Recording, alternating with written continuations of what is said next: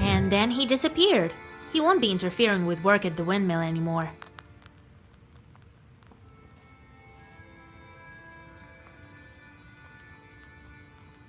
So, you took up a new chort. Hope it doesn't backfire. Well, while you were gone, I had some thoughts about the seals. Every single piece has its meaning, and every seal requires a demon. The second one is the Aspen one. We'll have to think what to do next.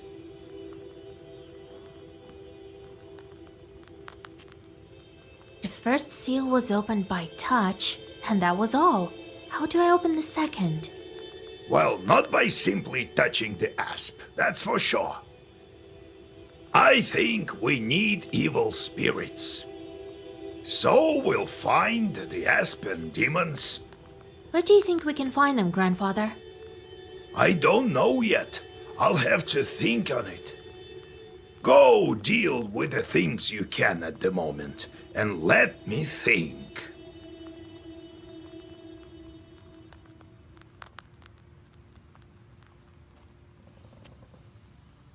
Can't we open the others right away? I doubt that, but who knows? Look around a bit and maybe you'll fortune upon the right chart.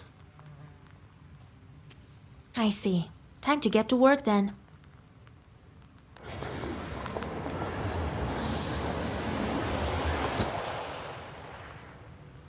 The chorts are back. I sent them to perform an arduous task. That's why they weren't around. Now I should give them tasks? Well, what did you expect? You knew what you signed up for. Everything has a price, especially wishes. If you don't want them to torture you, send them to curse people. That's the life of a Khaldun for you. And if I don't want to curse anyone? Then suffer. These demons won't leave you alone. I've seen them before in Yopestir. Not often, though. Now you will see them plenty. You can observe our entire gubernia in your Pister. In the end, you decide what you do with those chorts of yours.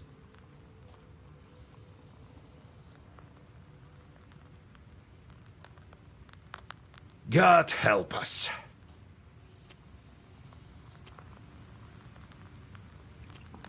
The moment I became a Khaldun, I saw the Uyezd in a completely different light. There is no such place where a demon wouldn't hide. You just noticed? Your own chorts are also a giant pain.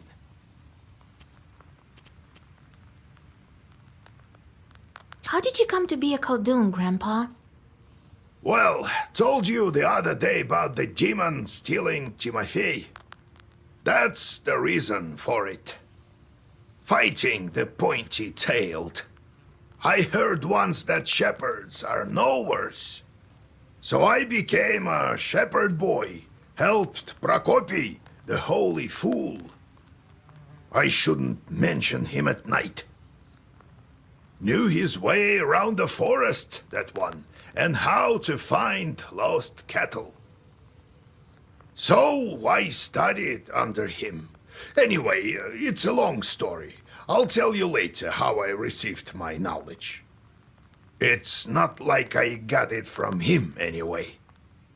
Had to bust my butt. In any case, see how I managed to teach you. Appreciate that. I do, Grandpa. What kind of man was he, that Prokopy? Not a kind man at all, but of great knowledge. Cursed a lot of people.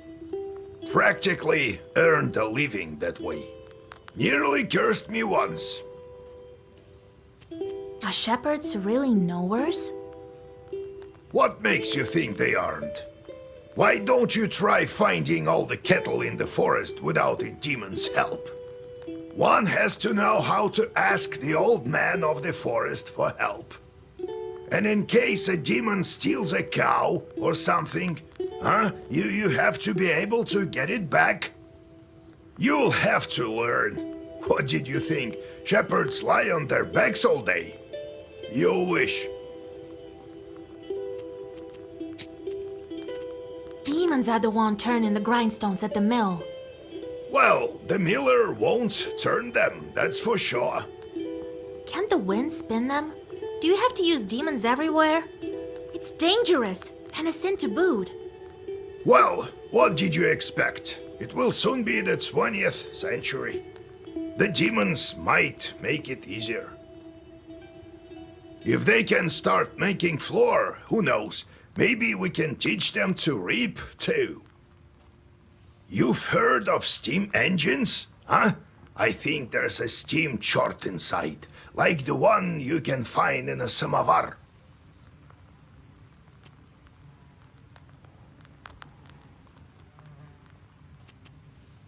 How did you manage your own chores?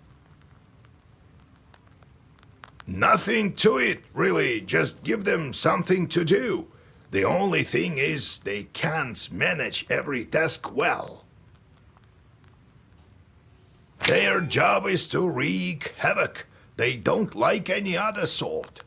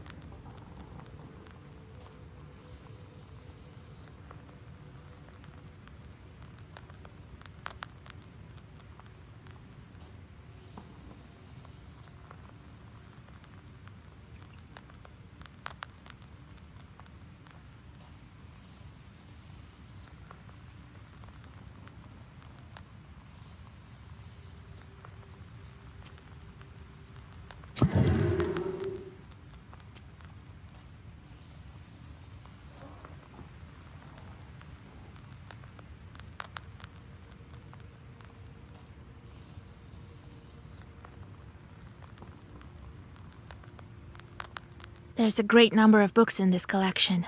Illuminated books of old as well. Black books are not kept here, however. They're in a secret compartment near the furnace.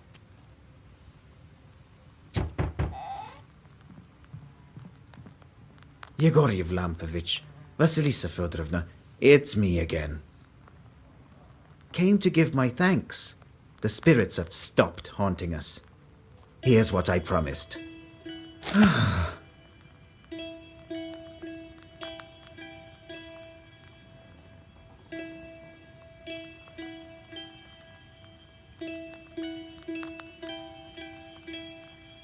The spirits, however, took the money I saved for my grandson's books. Well, it is what it is.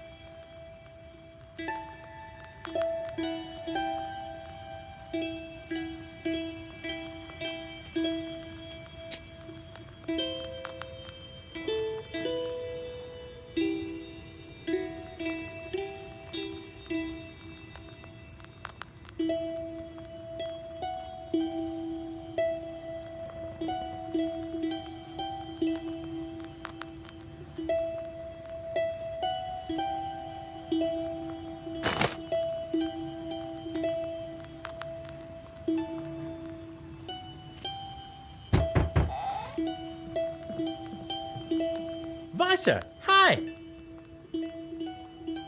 She swelled up, just like you said. You were nowhere for sure.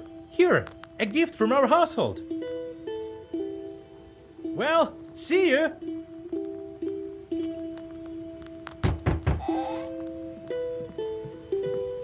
Be well and live long. My godmother sends a jug of milk and sends her regards. Kolya, is that you? Hello, old Igor. So, you're back. Yeah, it's been at least a week. You sure have grown tall. How tall are you, exactly? 12 vershoks?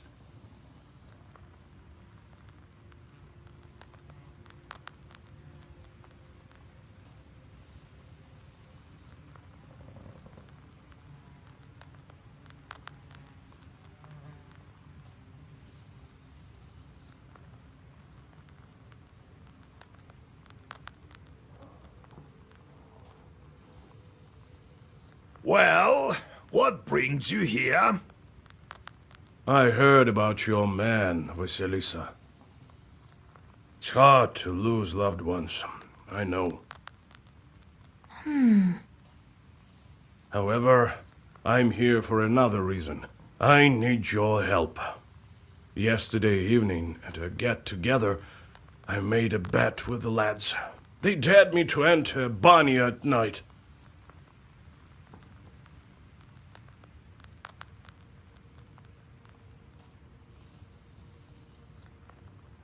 I don't believe all this supernatural stuff you see.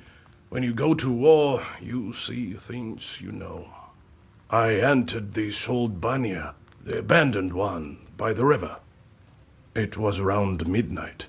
I opened the door and saw a sort of blue light. And it was quiet. I reached into the stove, to take a stone. They wouldn't call me chicken if I showed them proof later. Suddenly, a hairy paw grabbed my left hand. Here, look, it left a mark. That devil didn't let me go. All of a sudden, some female voice said, "Marry me." The hand was hot as fire, and then I just lost it, and it kept on asking. And she still held on to me, wouldn't let go, so I told her I would. Then she let me go. I ran as fast as I could.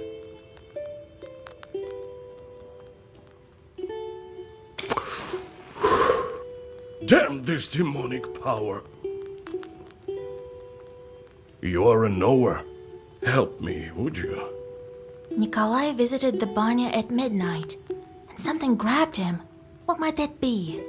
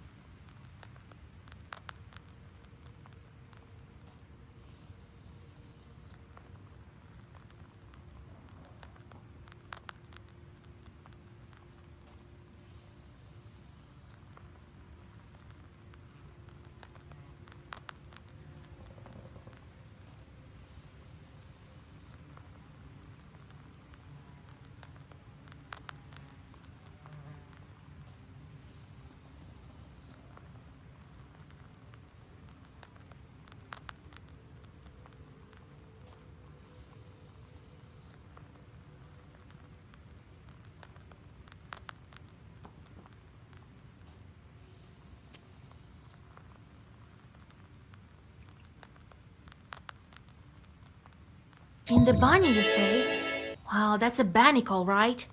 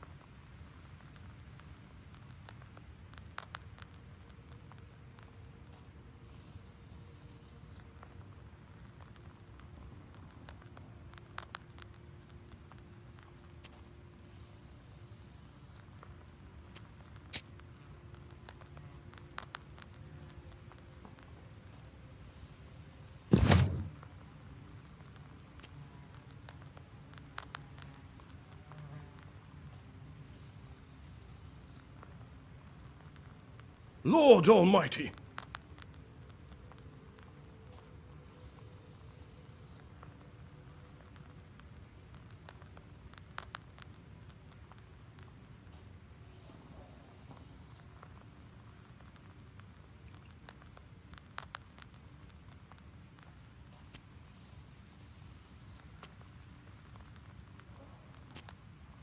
So its hand was hairy. What else did you notice? I couldn't see anything. It was completely dark. The hand was black and hairy.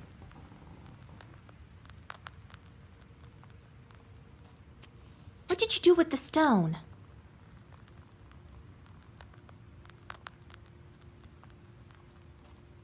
Well, I took it with me.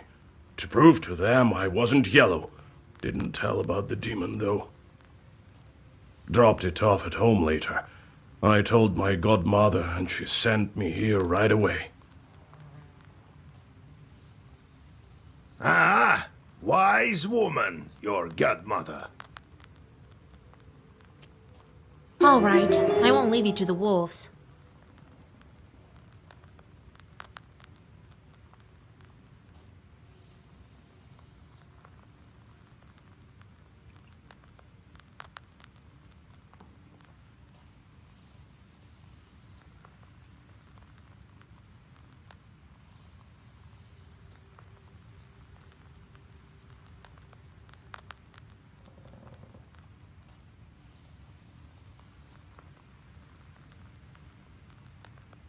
Vasilisa, take a closer look at the demon. this bannik may have an aspen seal on her.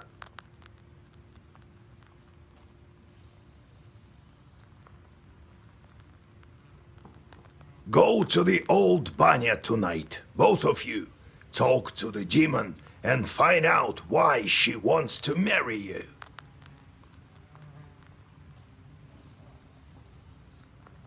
You, Kolya, use this balm on your left eye to see the demons. Don't forget the stone, Kolya. I'll wait for you outside. Didn't think I'd be seeking help from nowheres.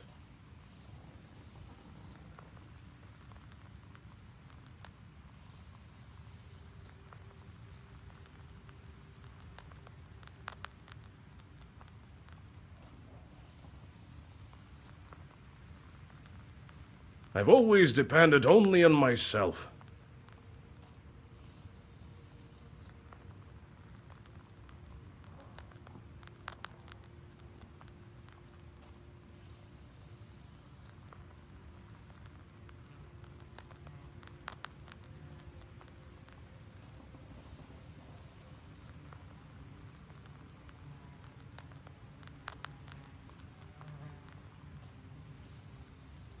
My military service? Well, it's quite a story. Maybe later.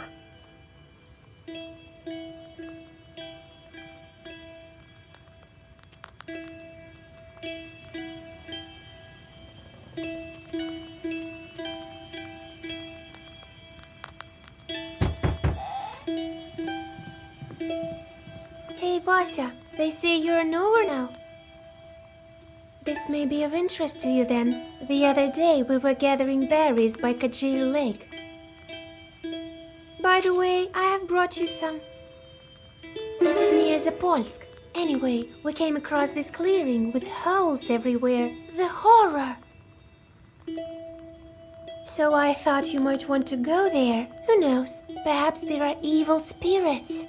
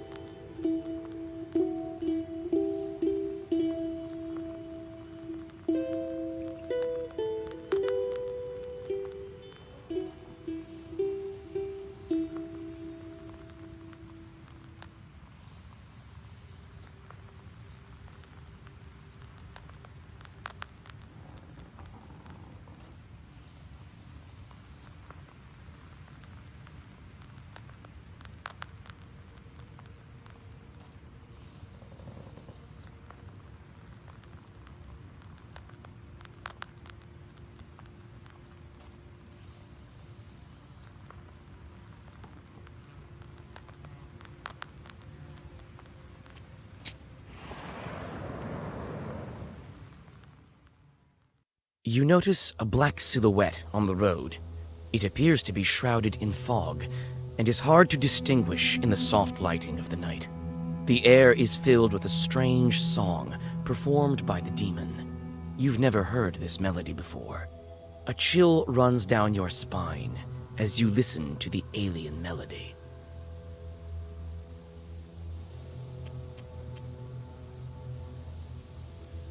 The devil continues his song. You listen, holding your breath and not moving. Soon, the melody stops, crashes against the tops of the fir trees, and dissolves in moonlit silence. You feel that perhaps now you understand demonkind somewhat better. Suddenly, a magic circle shimmers at the demon's feet. A moment later, another devil appears by his side. His burning eyes are staring right at you.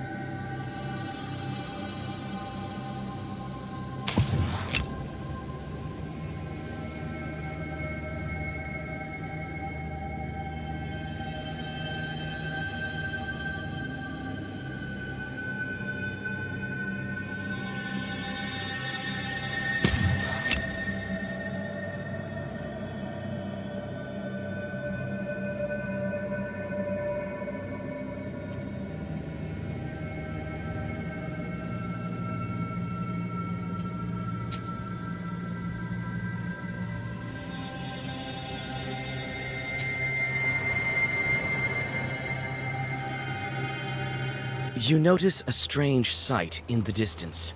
A ball of snakes is rolling around the woodland road, scales glittering in the moonlight.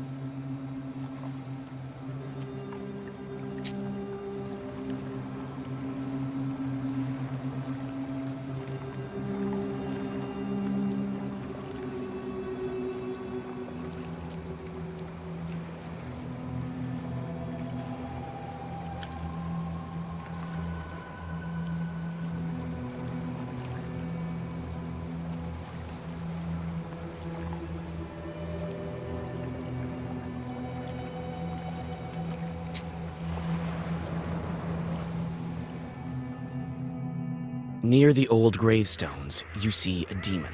His eyes are focused on the sky. It seems that he is in deep thought. He merely sighs when he notices you. Oh, it's you! I remember you falling into hell.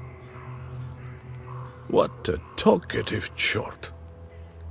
Well, what's so special about that? Me, I flew out of hell and decided to stay for a while. Help me find an answer to a question, and I'll reward you, witch.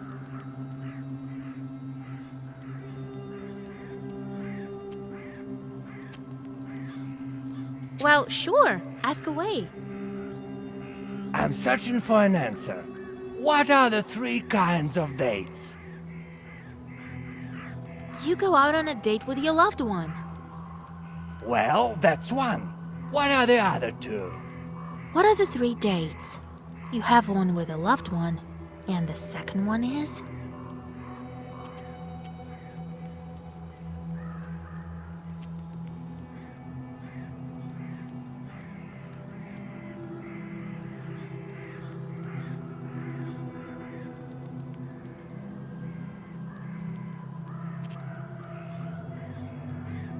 Kolya, you've seen a lot. Maybe you know. Well, let's think. The second date is a fruit. The third one is a day, like date of birth. You're a clever one for a soldier. Now I can win a bet in hell. Here you go, some coins for your knowledge. The demon disappears into flames. You continue on your journey.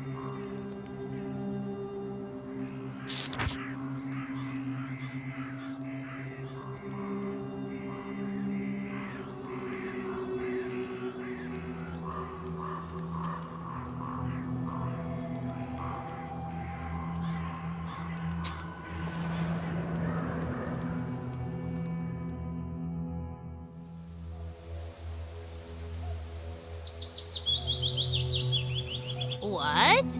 Want some pranics? I've sold everything already. Oh, you want some herbs? Well, take a look then.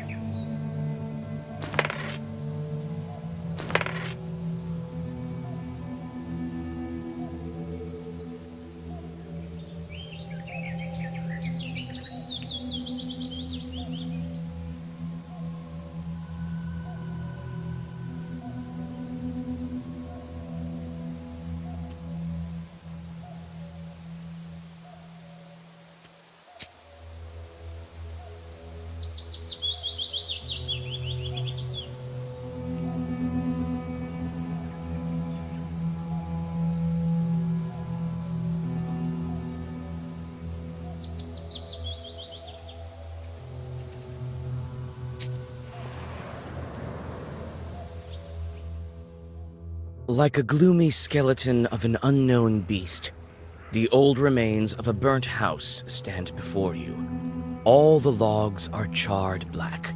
Some of them have collapsed and are covered with moss. Only the white stove gleams in the moonlight, still intact, even after the fire. You walk around the house. The inside is dark, with logs poking out like the rotten teeth of a dead man. You see a shaggy silhouette of a demon inside. It's hard to tell who used to live in this izba. You step inside, and you seem to sense the smell of burnt wood. Stars and pine branches are visible above instead of a roof. Suddenly, you notice a shaggy figure near the furnace.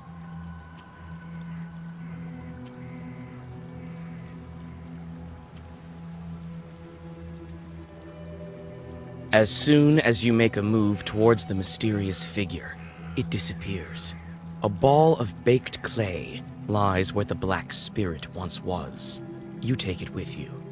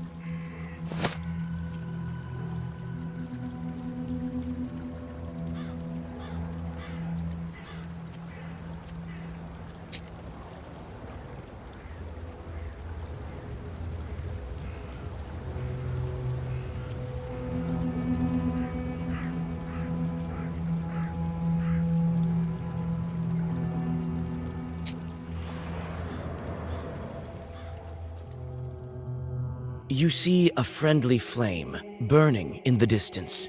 You come closer, and soon you are standing in front of a lonely church. Inside it is warm and cozy. It smells of incense and old wooden sculptures. Soon you hear a calm voice. I don't know if I should bless you, Vasilisa. Your road is a twisted one.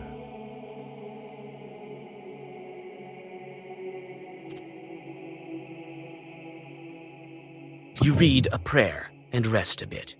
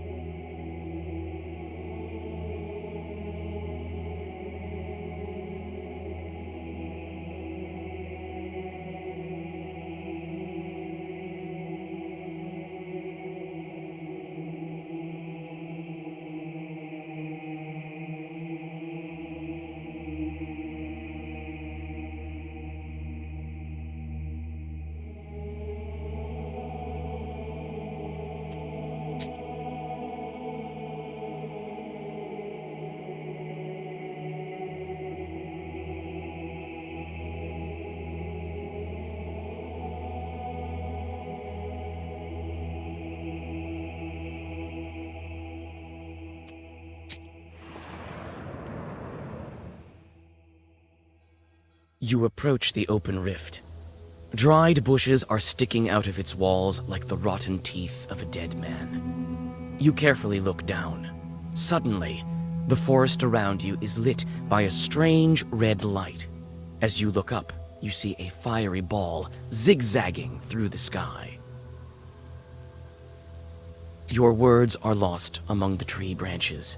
The fiery ball flies away, and everything is silent again.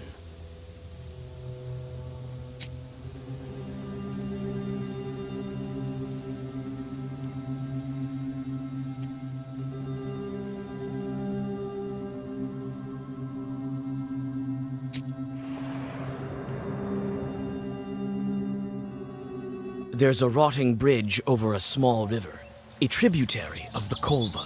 In the moonlight, you discern a strange silhouette on the other side of the bank. You take several steps towards the silhouette, but it disappears in the morning mist. A chill runs down your spine.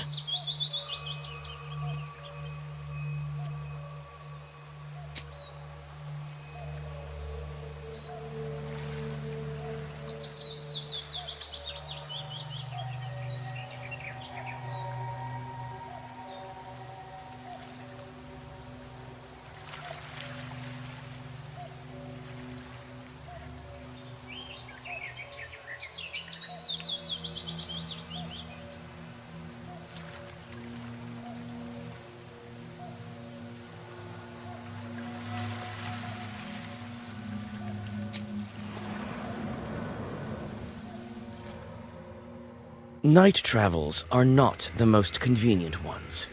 In the darkness, you can stumble upon any kind of evil spirits. This is precisely what happens now.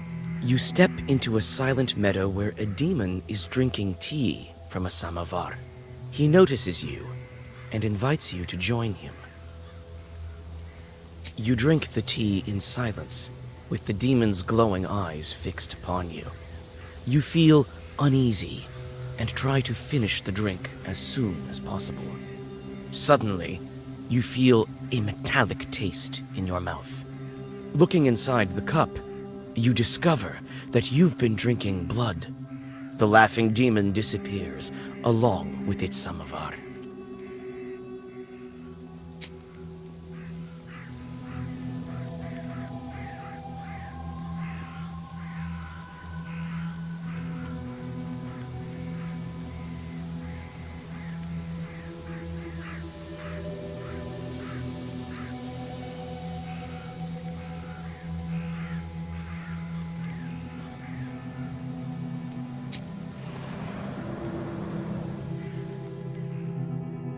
Dark pine branches move to the sides, and you see a meadow strewn with old, overgrown pits. You come closer and look into one of them. The green of the meadow drops into the open maw of the pit, from which you sense the cold of the grave.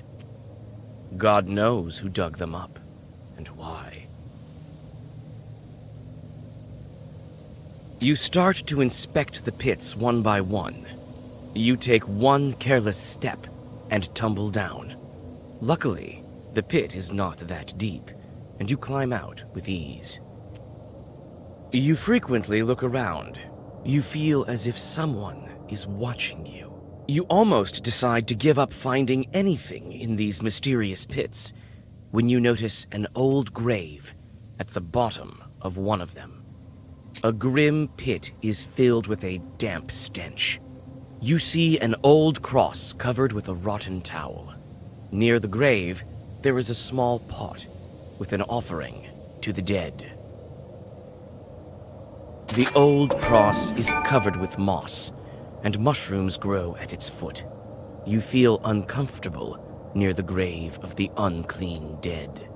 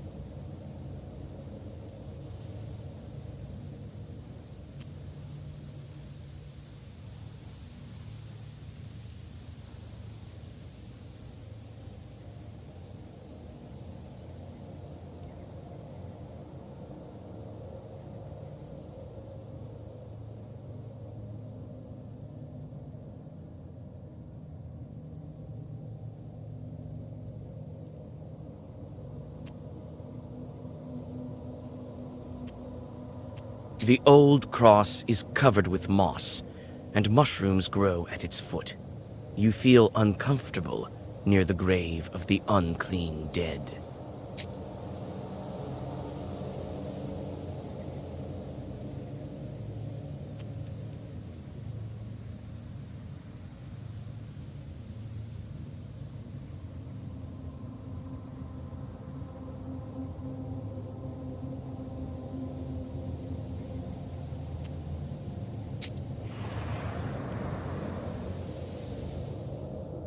You hear a familiar voice. Young folk are having an evening gathering, although it's not the best season for it. Hi, Vasya! I know you have no time, but sing at least one song with us, for old time's sake! All right, but just one. You sit by a house and dissolve in a deep song.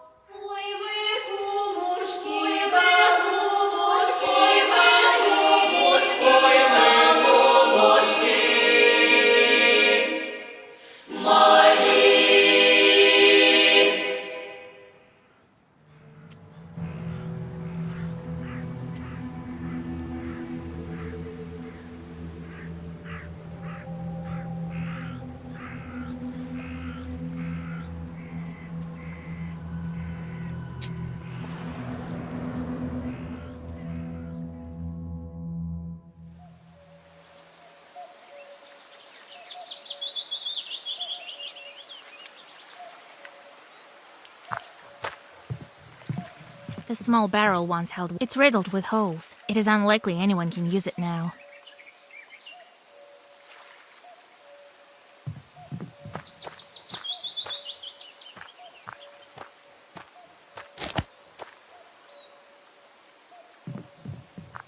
Here at last. And all these demons in these parts, I had never thought. Evil spirits have always been here, but you won't be able to see them without me. These chorts harm people, but nobody can even see them. Enemies here as well. No place is safe these days, I guess. I've been thinking, why did the spirit attack me? Someone must have been there before me. Well, first of all, it was nighttime, and evil is strongest at night. Besides, why did the evil spirit attack Nikolai?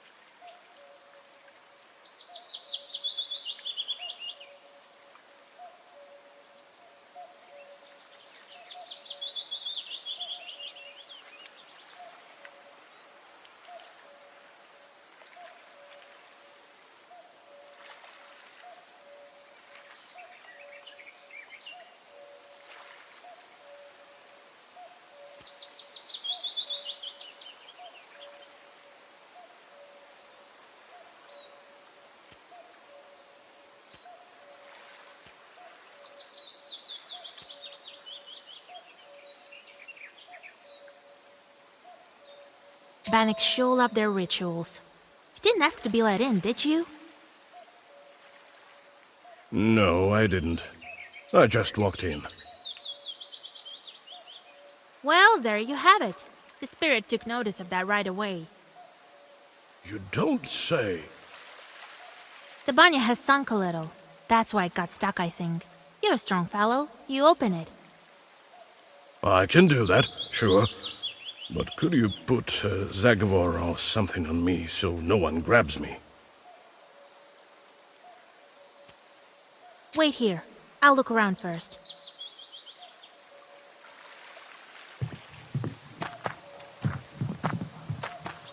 This banya sure sank low. The door is stuck.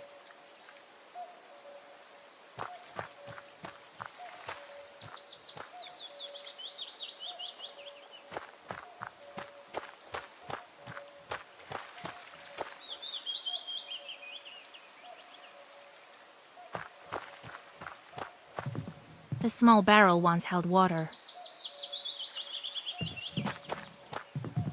Well, is it time?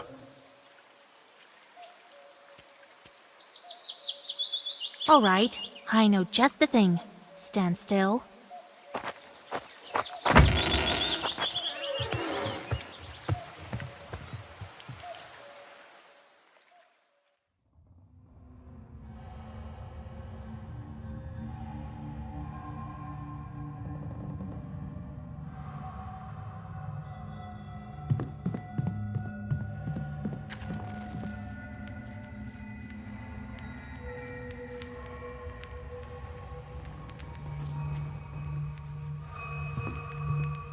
All the shelves have rotted through.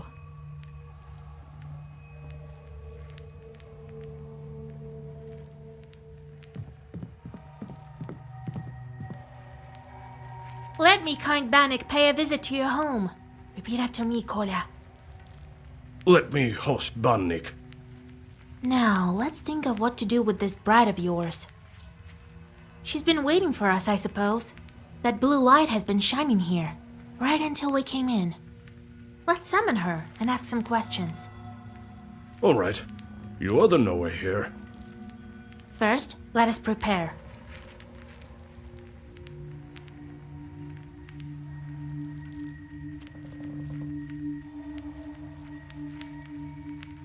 I'll draw a circle to be safe.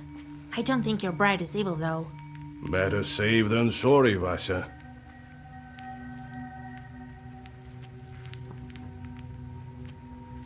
After that, we'll step into the circle. I'll read a special spell, and just like that, she should appear. Vasya, you are a knower, no doubt about it. In order for the Bannock to know we're here, let's heat up the stove. And that stone that you took, put it back. It's better if you do it. I sort of forgot how when serving in the army. Really? Very well. Well, let's get to work.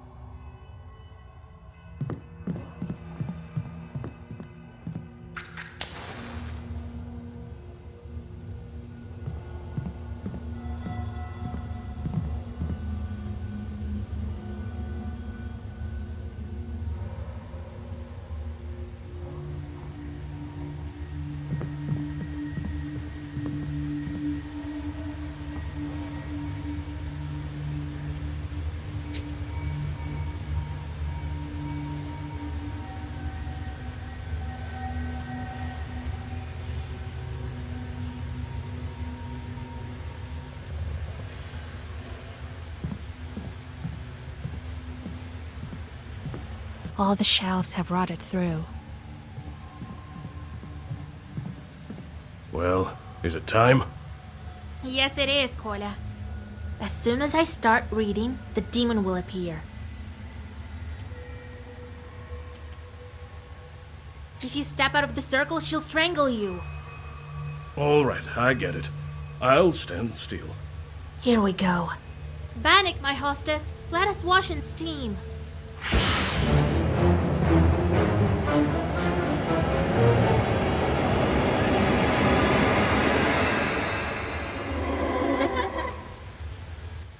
Wait. Don't run. Hear me out. Jesus and his troops! Don't move. Let me talk with this Bannock. Wait. I'm not a demon. I'm an ordinary girl. An ordinary girl, you say? Bannock says that she's but an ordinary girl. Is that a demonic trick? What is she then?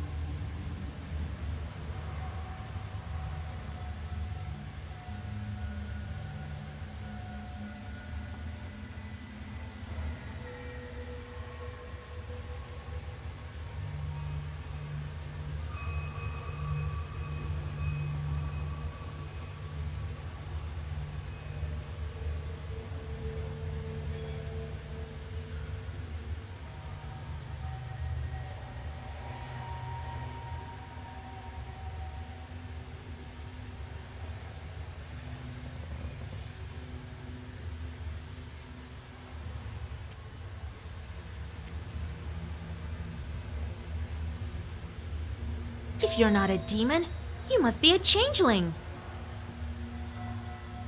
Yes, yes. You're truly a knower. Well, it is as I said. I've been living in the world of demons for a long, long time. 18 years. I've grown to resemble them.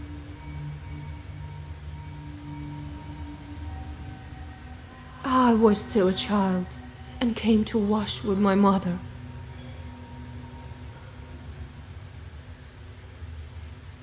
I did something wrong. I can't remember what, but my mother said, "Devil take you." And so, an Abdiricha took me.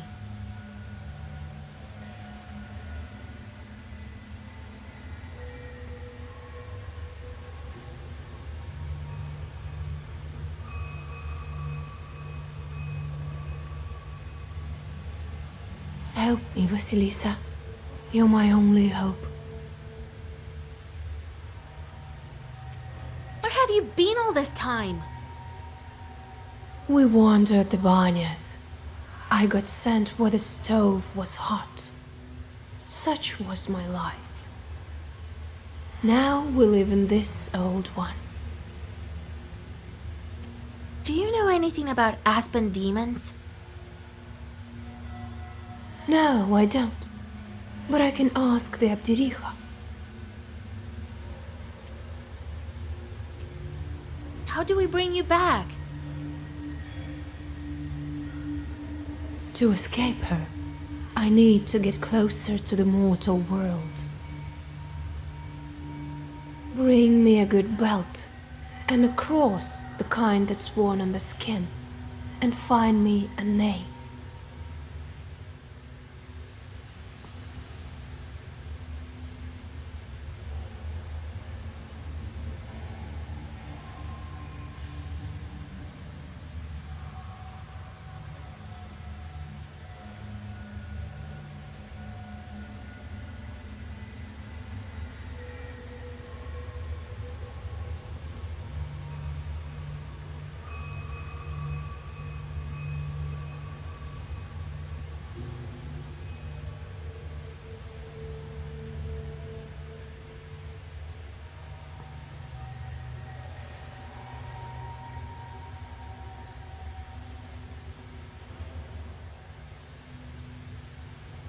Then the Abdiricha will have to marry me to someone.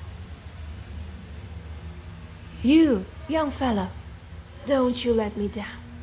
Only you can do it. I will help. I promise you my word. What kind of cross do you need? Just any cross won't do.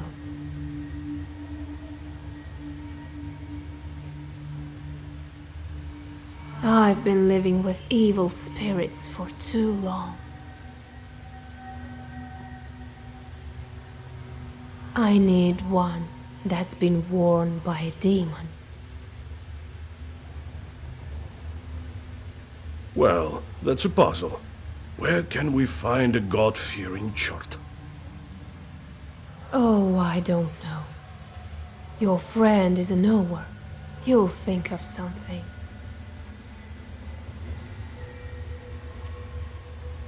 Where can we find the belt?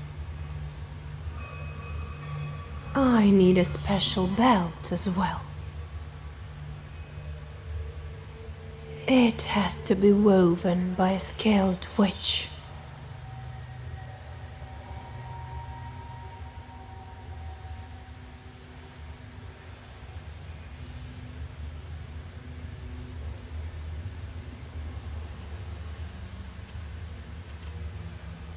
We can give you the name right away. No, that won't do. The name has to be one from Sviatsi and given by a priest.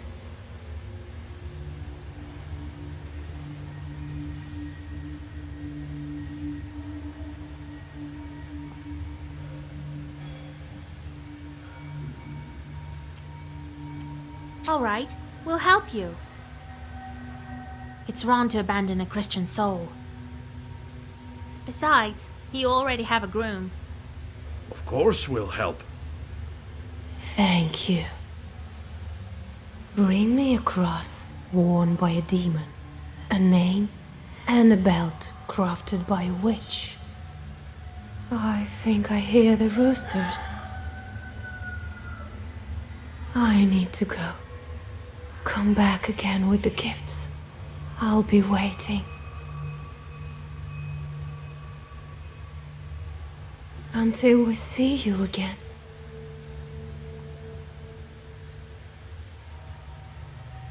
The demon crawls back under the bench and disappears into black flame.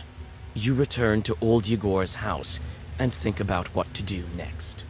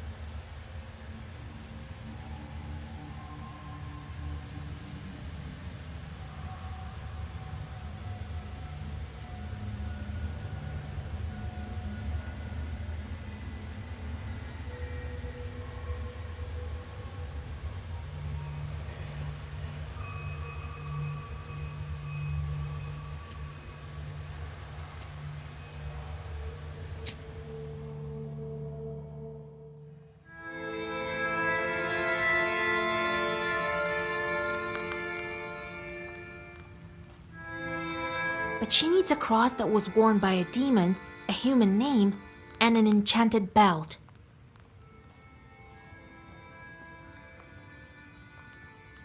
Then she hid under the bench. What a job you have. Worse than fighting the Turks. This is our destiny. A changeling, that bride of yours.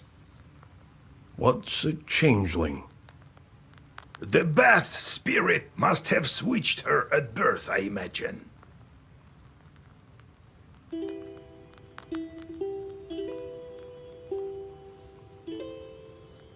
Now, Vasilisa, can you guess how shall we lift the aspen seal? What demon is necessary for the book to open the aspen seal?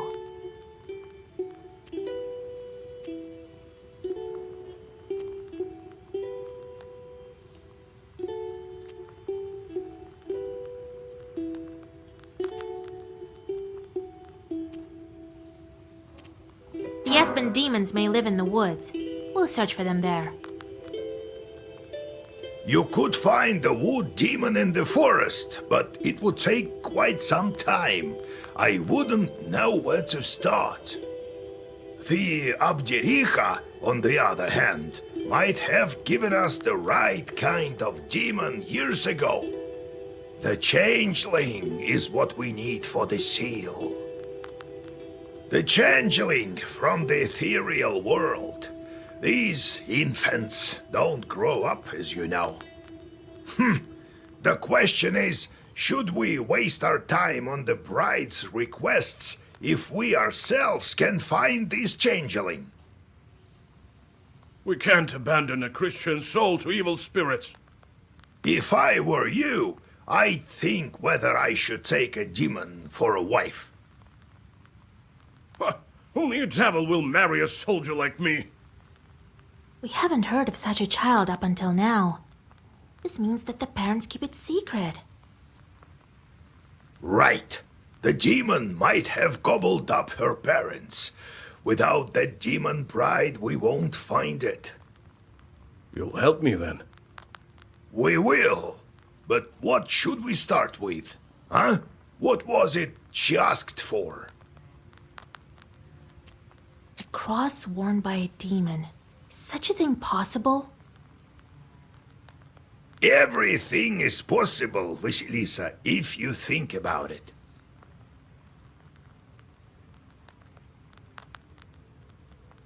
I heard that an Ikotnitsa appeared in Yenidor recently.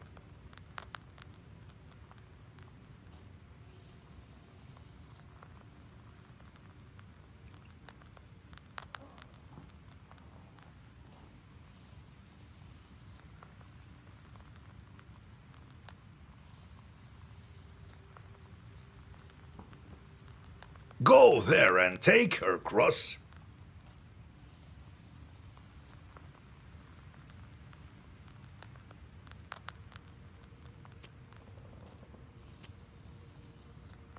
Let's look into the other requests first. A name out of the Sviatse. Well, that's simple. Go to the priest and he'll give you a name from the Sviatse, if you can convince him to. That is. Let's look into the other requests first. An enchanted belt woven by a witch. This is not as simple as it seems. You are a knower, yes, but not powerful enough to weave a belt like that. It also takes a lot of time. I know this witch, Kapitalina Ivanovna. People call her the Spinner. But she's not an easy woman to deal with. We'd better go together. Let's look into the other requests first. A cross worn by a demon. I heard. Go there and take her cross. Then I'll start with the cross. What could be more important? In Yanidor, you'll find Evdokia Fokovna. They say her daughter was possessed by Ikota. So, did you get all that?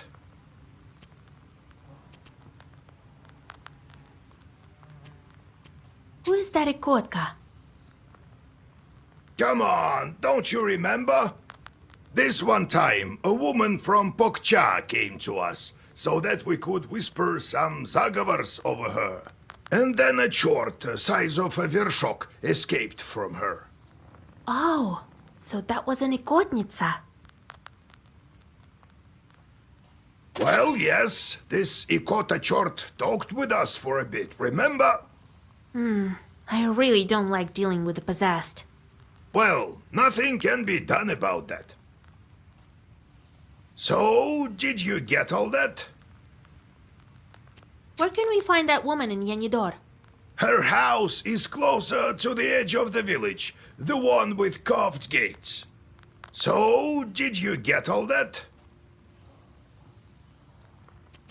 What not to get? Go to the Ikotnitsa and take her cross.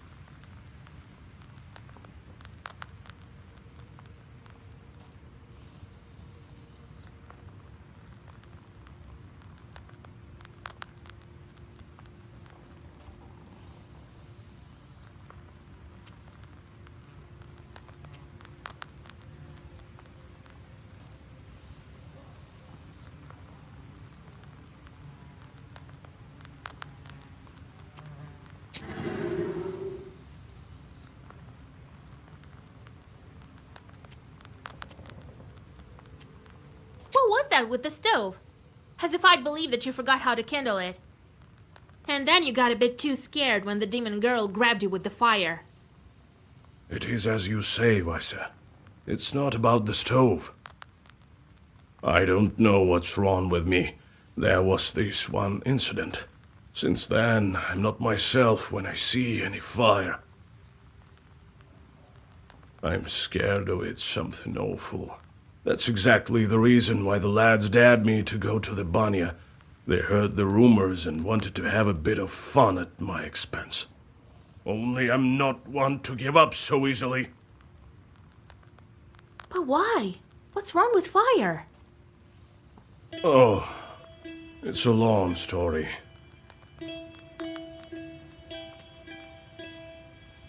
So how did you end up a soldier? Well, they took me as a recruit. You were just a kid then and don't remember much about it, I gather.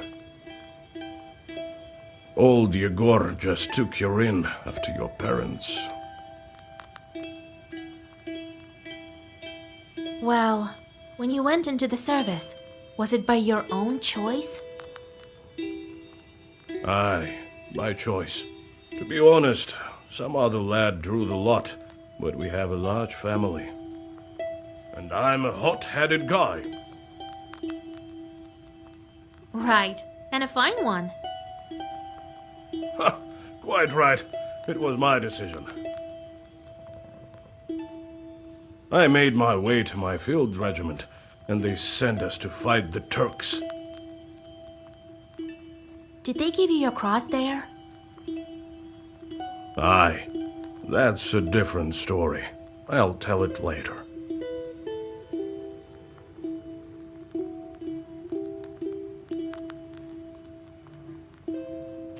Do you plan to marry that girl or not? Let's help her first, won't we? She must be a strong girl to pull through that sort of thing.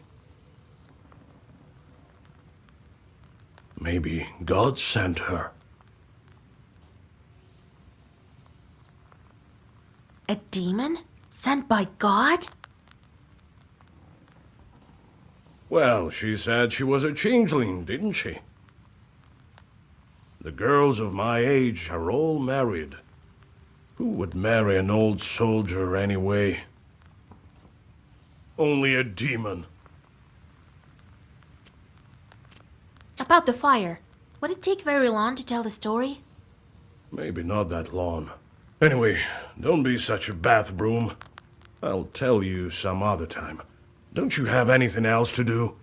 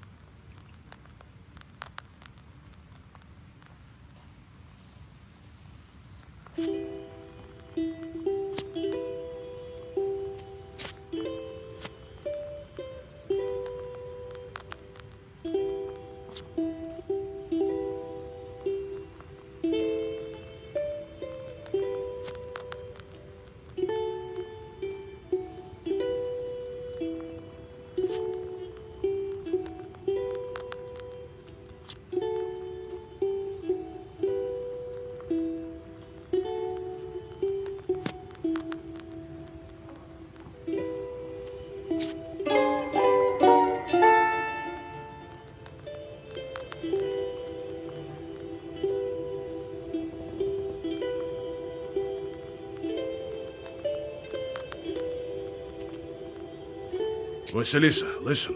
Thank you for your help with the banya. Don't thank me yet. We still need to free the girl. It's just that I wouldn't be able to go at all if it weren't for you. Here, I want to give you this. Here, take it.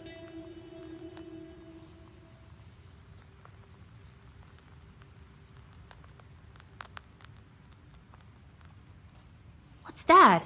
A deck of playing cards or something? Sure is. Been saving them for some time. They are antique, but first class. I'll teach you to play if you wish.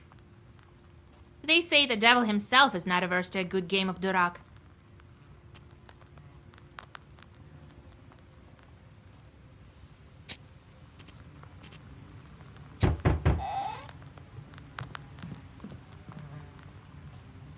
Get out of here, you meddling kids, or you'll get it!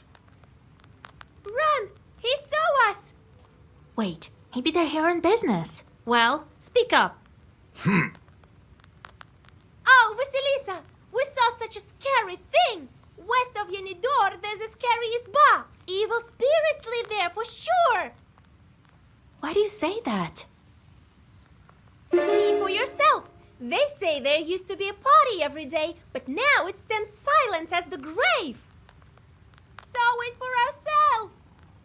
Well, you'll wind up in graves yourselves if you go wandering like that. Run!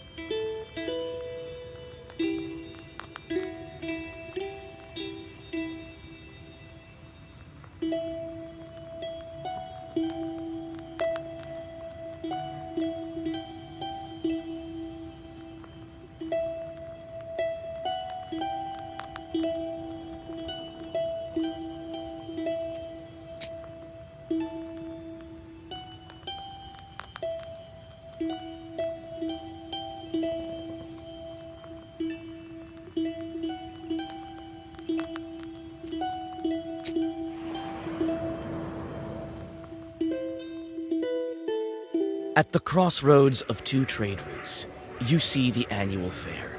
Despite the late hour, trading is still taking place. Perhaps you might buy something for your journey. A multitude of goods can be found. Prianics, as well as a variety of magic trinkets. There's something for everyone here.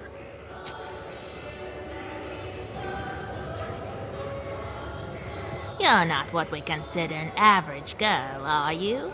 In that case, I'll show you some fine wares. Here, take a look.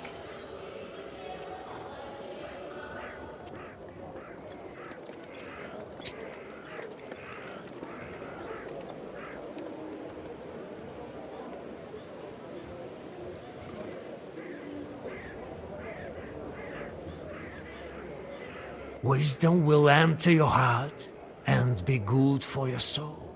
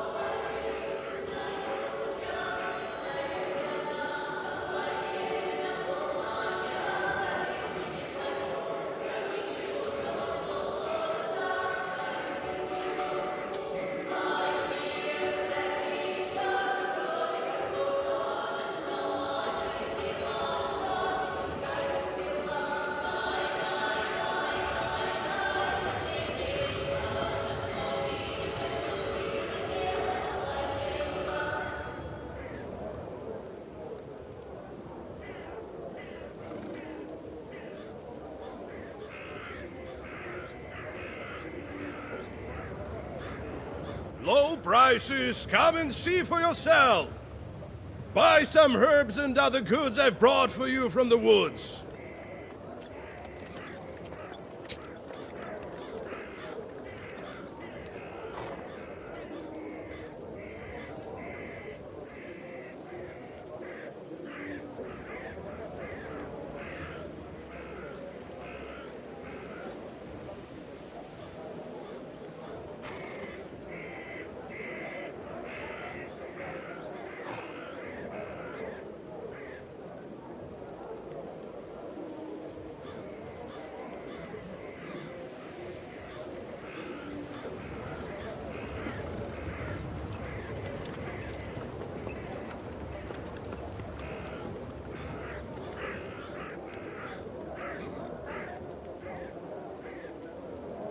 The players are carried away by a game of Durak.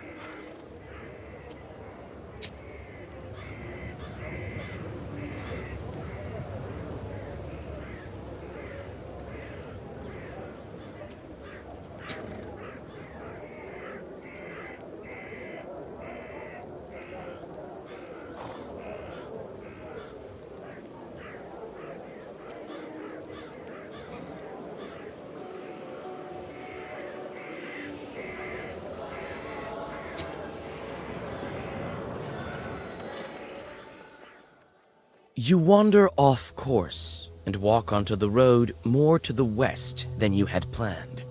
You stumble upon a ragged man with rotten teeth and rotten eyes. You realize that it's a brigand. Traveling by night in Perm Gubernia is dangerous. And not only because of the evil spirits. The silence is broken by his hoarse voice. Hey, what do we have here? A girl or something? Right.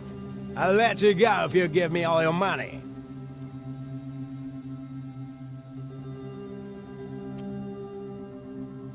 It seems to me you can't see so well in the dark. I'm not traveling alone. Come on over here, brigand boy. I fought the Turks, went toe-to-toe with demons, but your kind are the filthiest of all.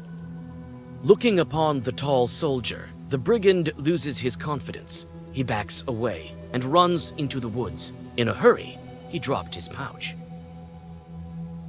You go on your way.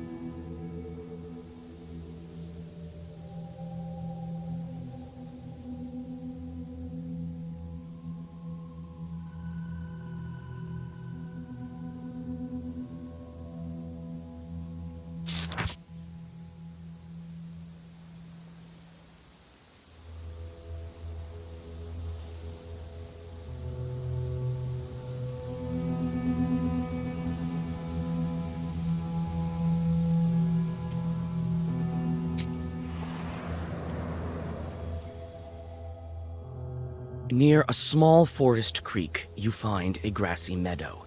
Among other vegetation, you see one beautiful flower.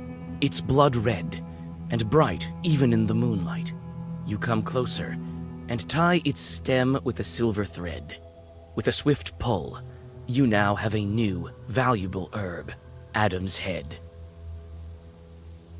You take the herb and get ready to go on your way.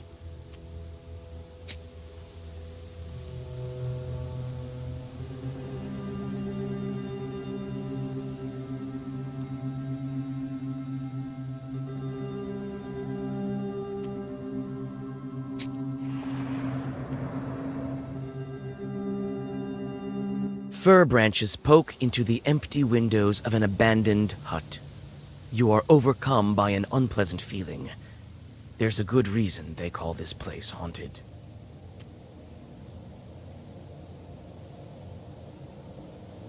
You squeeze into a slightly open door and clear away the cobwebs. It is dark and empty here. The dead silence gives you chills. You step inside the house and freeze in horror. Under the broken red corner lies a dead man's body. A broken accordion lies nearby, torn as if by a wild beast. You search the dead man and the izba. The former has a pouch with some rubles inside.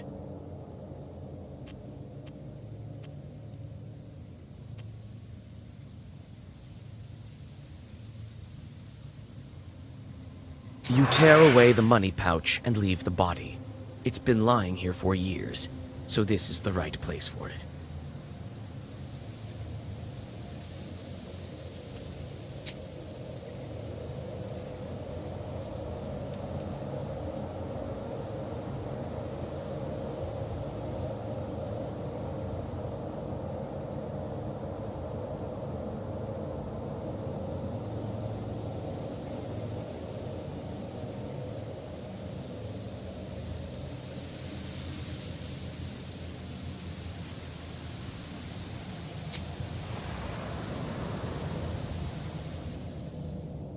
You walk through the forest. Grim trees hang from all sides, and strange noises are coming from the dark of the night. You freeze with fear when you notice two demons near an unearthed grave. They have already opened the coffin and are methodically skinning the dead body.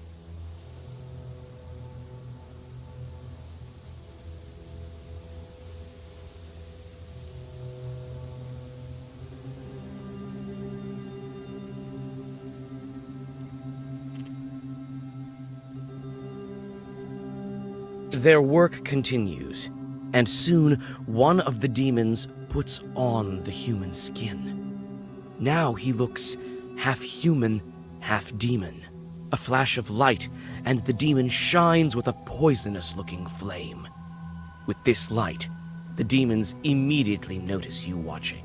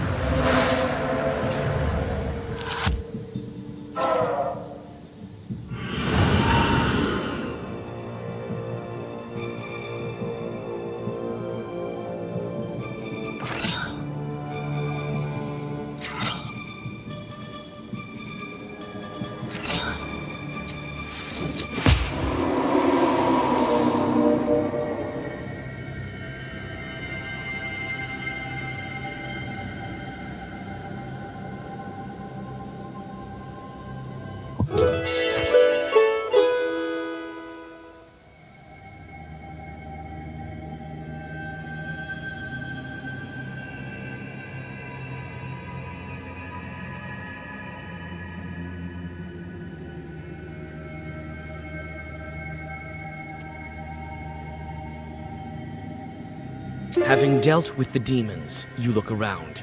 A narrow trail stretches from the grave to the forest. You remember hearing about this place. This overgrown trail leads to an old cemetery.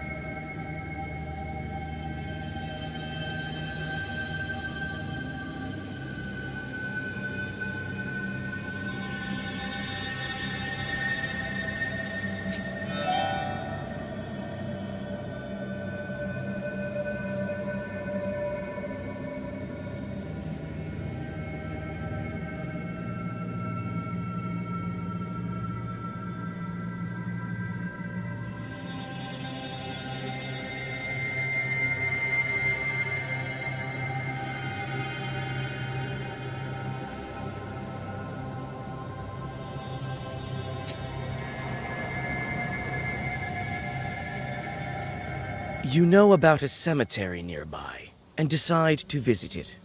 The tombstones that stand among the trees are enveloped in a gray fog. You look around, expecting an ambush, but everything is eerily quiet.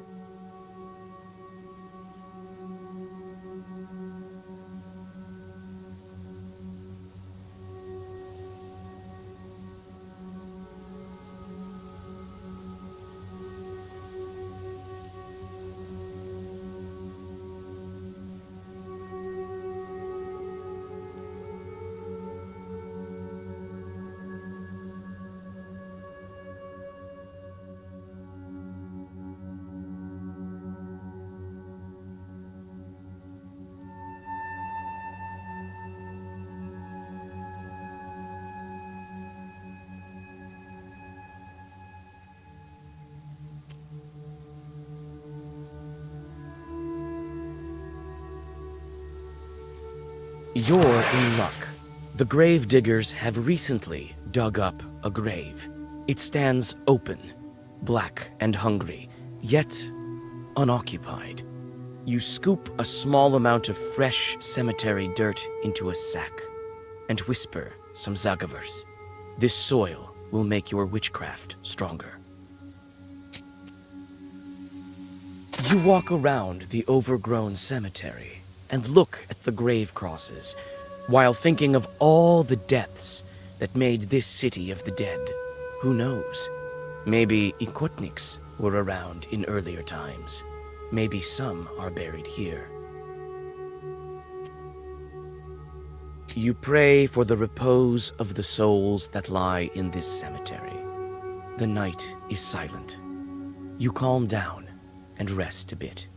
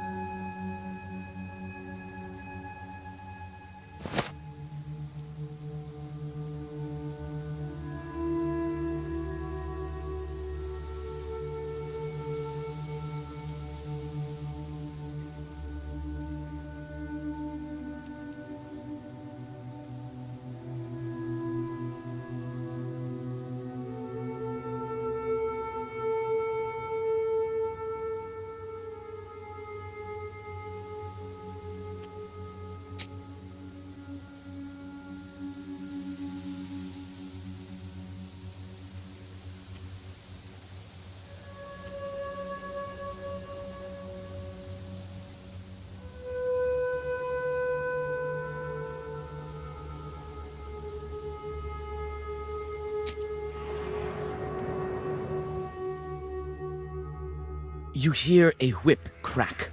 Shrieking in pain, some unfortunate soul is being driven to hell by a devil. You pause in hesitation. Is this sinner's soul worth a fight?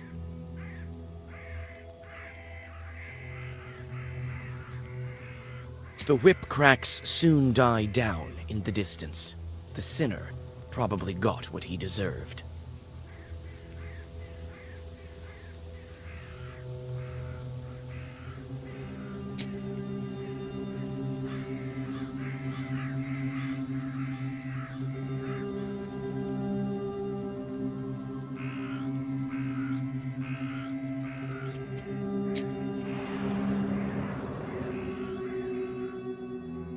In the shady ravine lies a great stone. It has the mark of a foot on its top that's filled with morning dew. There are quite a few candles around it. Here and there you notice offerings from the peasants of Yanidor. You drink the holy water and feel a surge of strength and confidence.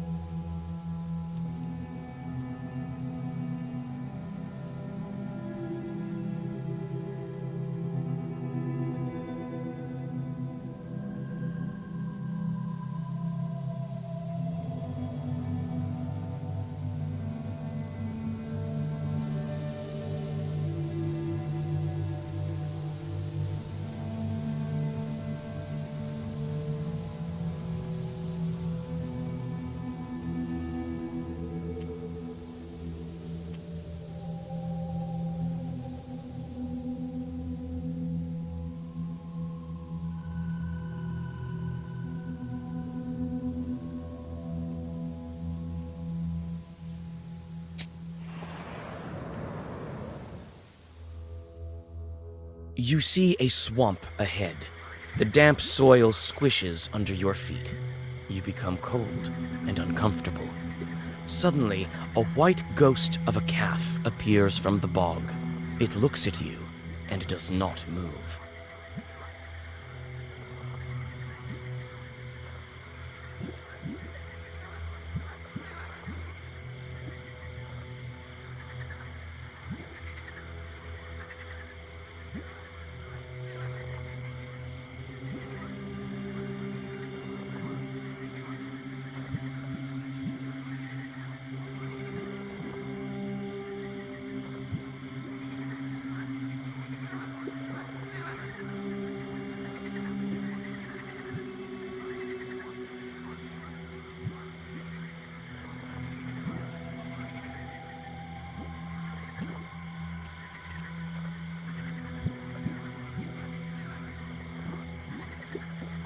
You read a protective Zagavar, and the ghost disappears.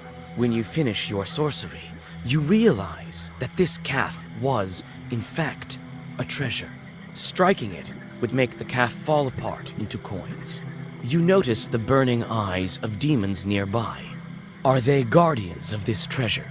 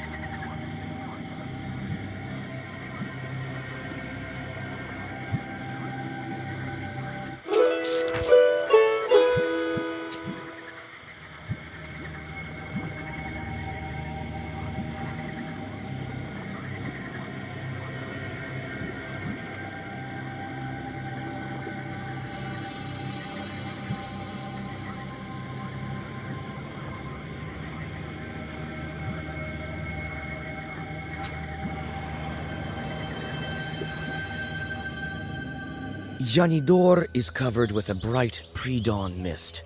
Amidst the hollow silence, you hear sounds of the village waking up. With old Yegor's directions, you quickly find the house of Yevdakia Fokovna. Nikolai knocks on the carved gates, and you are soon greeted by the hostess. Yevdakia Fokovna, God bless. God bless. God bless indeed. And who might you be? We've come to speak to your daughter. Ha! Came to make fun of my Akulina.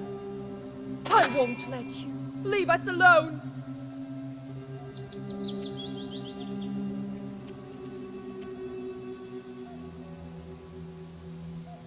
Oh, we wouldn't dare. We want to help her. Help her? Many have tried. None have succeeded. What makes you think you can?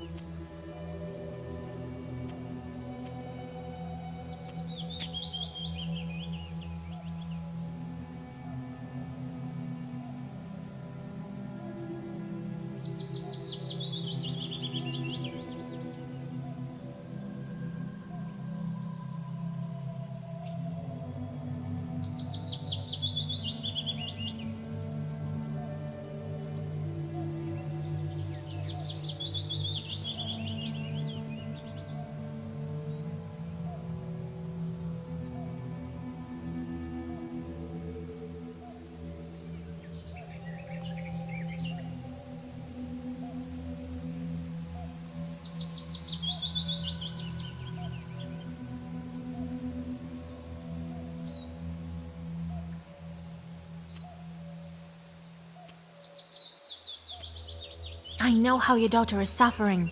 That's why I want to help. I know how. Very well. Couldn't hurt, I suppose. It surely couldn't get any worse. My girl suffers from an ikota, day and night. Akulina hides in the old Church of Transfiguration at night. The ikota is not so violent there. That's where you'll find her. Thank you. Don't worry about your daughter. We will help. Well, God willing, God willing. Goodbye, Yevdakia Fokovna.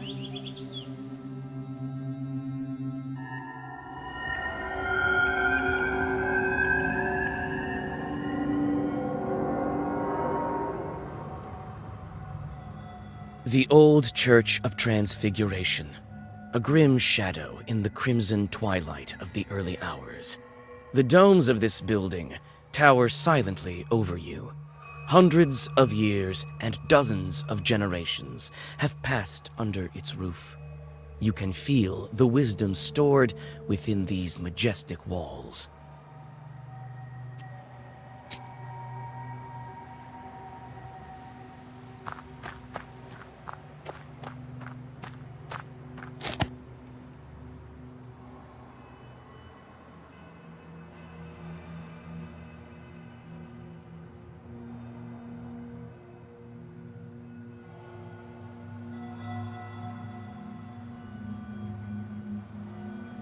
An icon. Someone must have knocked it off the porch.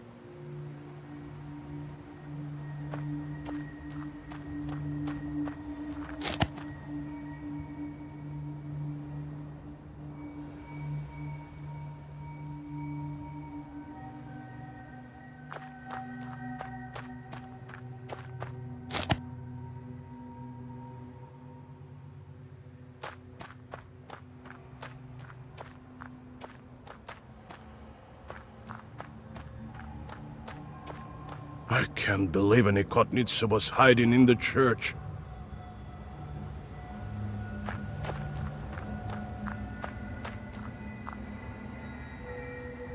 Old stairs lead inside the church.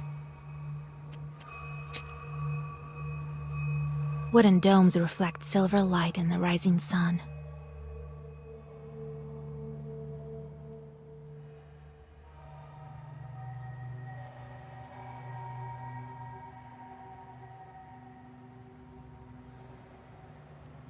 Old stairs lead inside the church.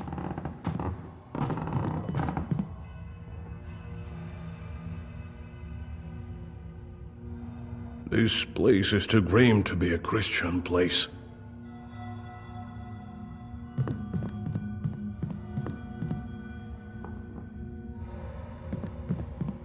The iconostasis has collapsed partially, as if it suffered a strong northern gale.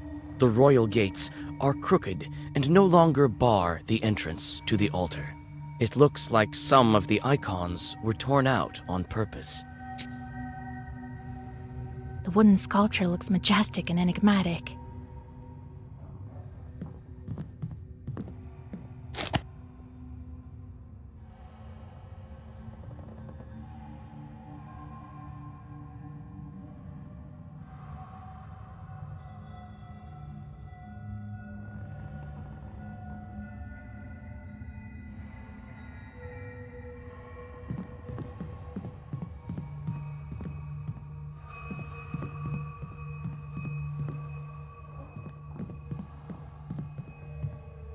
The iconostasis has collapsed. In the dim light, you notice a heap of rags where the Ikotnitsa Akulina lays.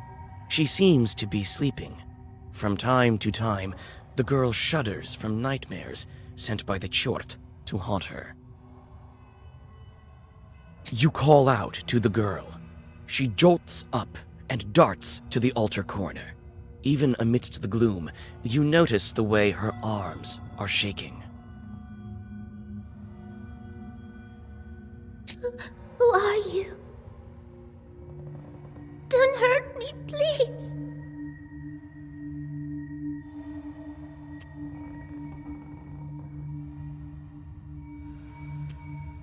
Don't be afraid, Akulina dear.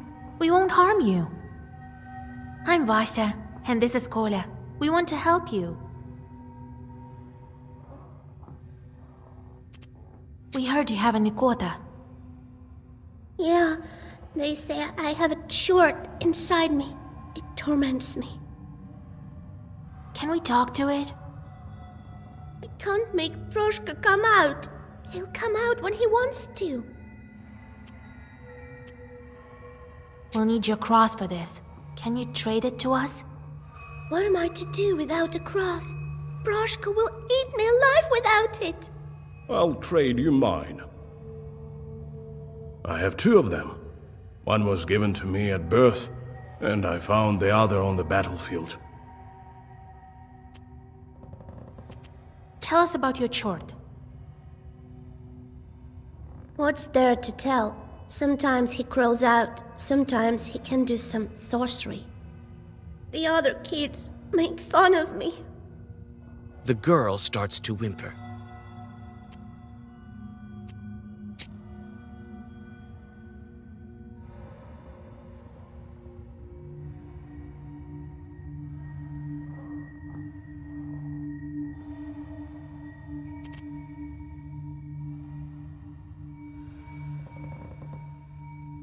We can get rid of Proshka. Get rid of him? Really? But he won't leave by himself. Don't worry. I think I know how to draw his attention. I have to make the Ikota mad enough so that he leaves Akulina. How can I anger this particular Chort?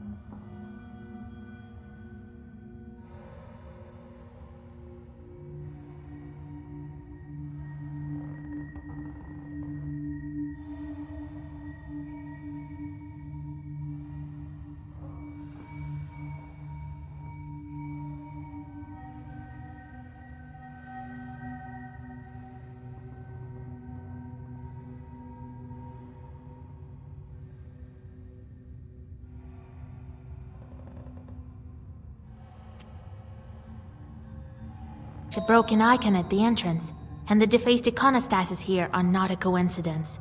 It seems like he doesn't like icons, that Broshka of yours. Yes, he made me deface the icons here. I'll draw a circle, and we'll start.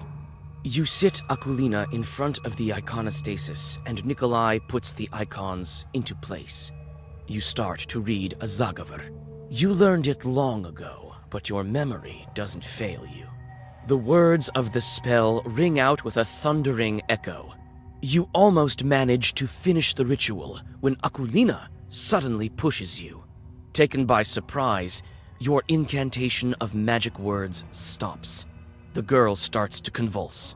The Ikota has emerged out of her.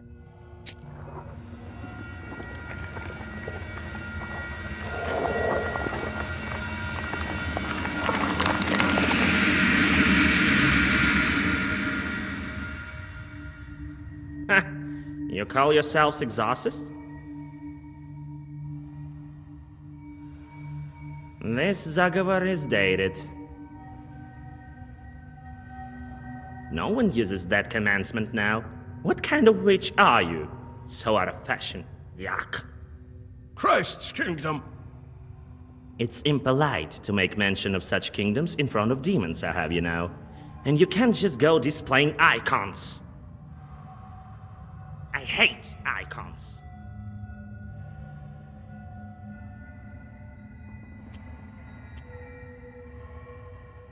So why don't you like icons? Have you seen many churches that do? Or maybe we should open a church. We could call it Saint Chart, eh? You're a smart girl. Figured out that I don't like icons. They make me mad as hell. It's not that I'm against this new church. But you could at least make do without icons, right? These drawings, not my cup of tea. Gives me shivers. So you're the Ikota Chort? So what if I am? Ain't I fine looking like a feline? What did you expect, a frog or something? We need Akulina's cross. Yes, I've heard.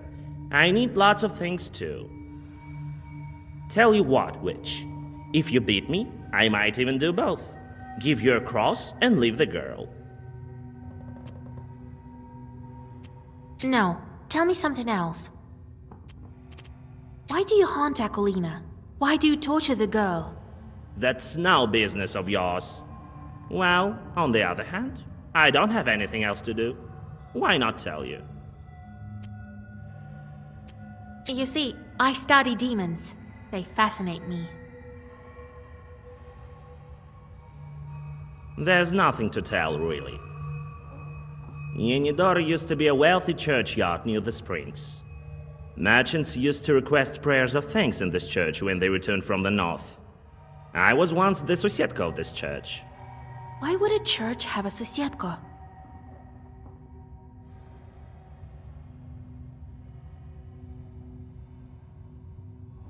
Why not?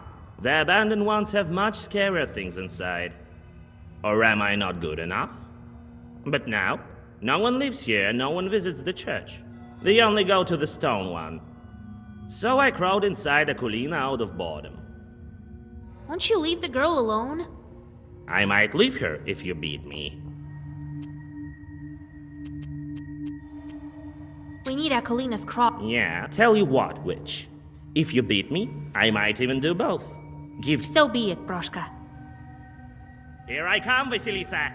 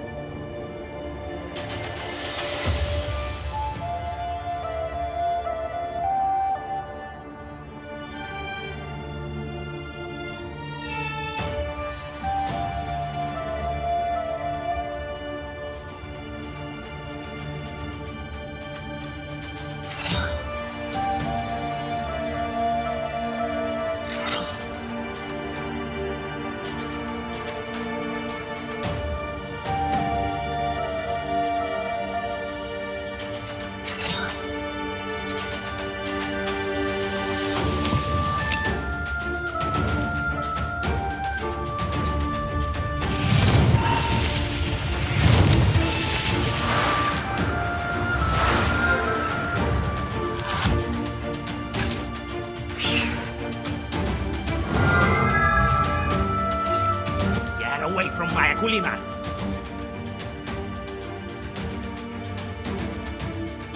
Away with you, demon!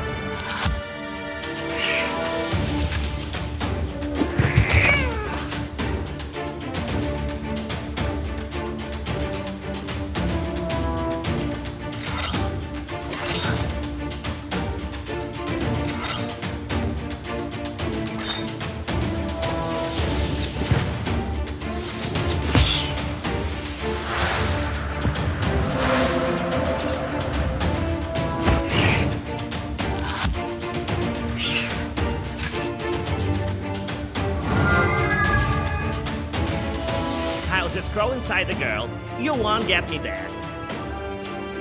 Oh, no, you won't. I have a Zagover with your name on it.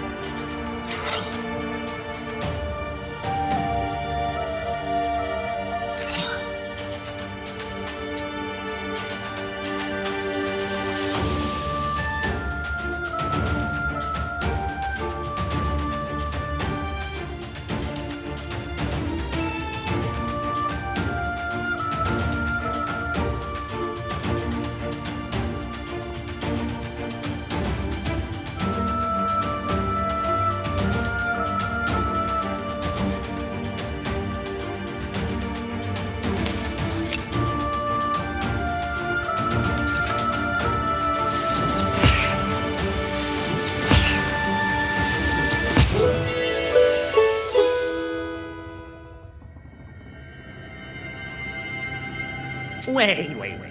Don't finish me off, Vasya. I'll tell you what. I'll leave Aquilina and come work for you. I can be useful, you'll see.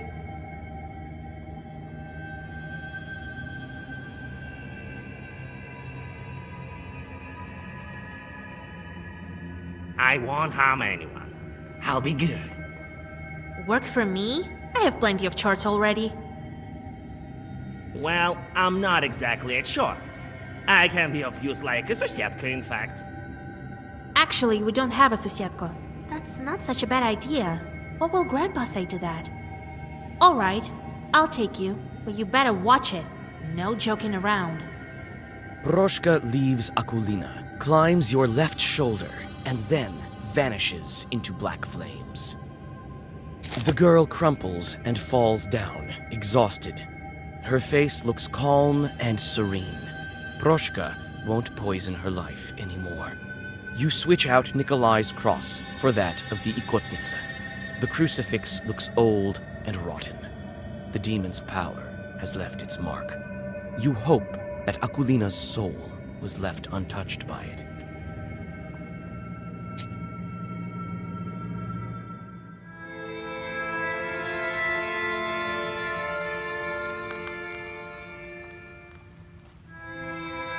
Now we have a cross. You see, Vasya, ask and ye shall receive. Big deal. A demon's cross. Susietkas don't shun crosses either, I presume.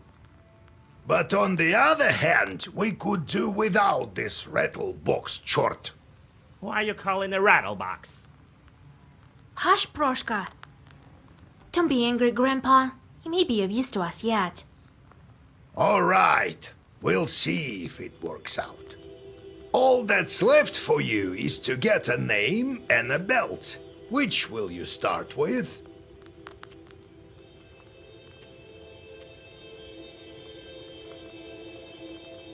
First, I would like to get a name for the girl. Well, go to Vilgurt. You'll find a priest there. Kolya, you should go too. It's decided then.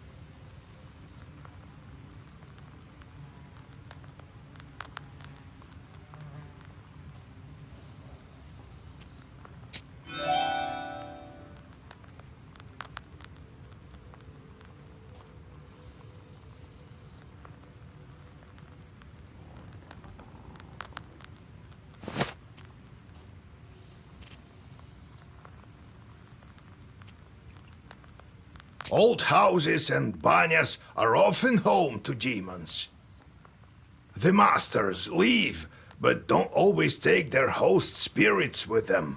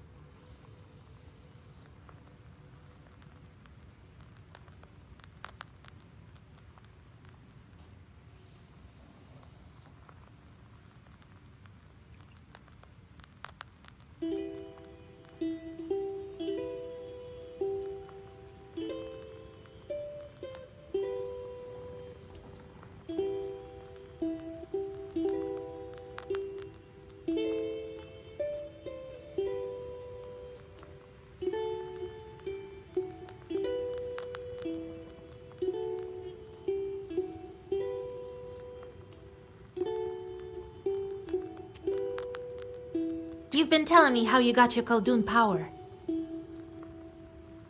Right. Where were we? So, I became a shepherd boy.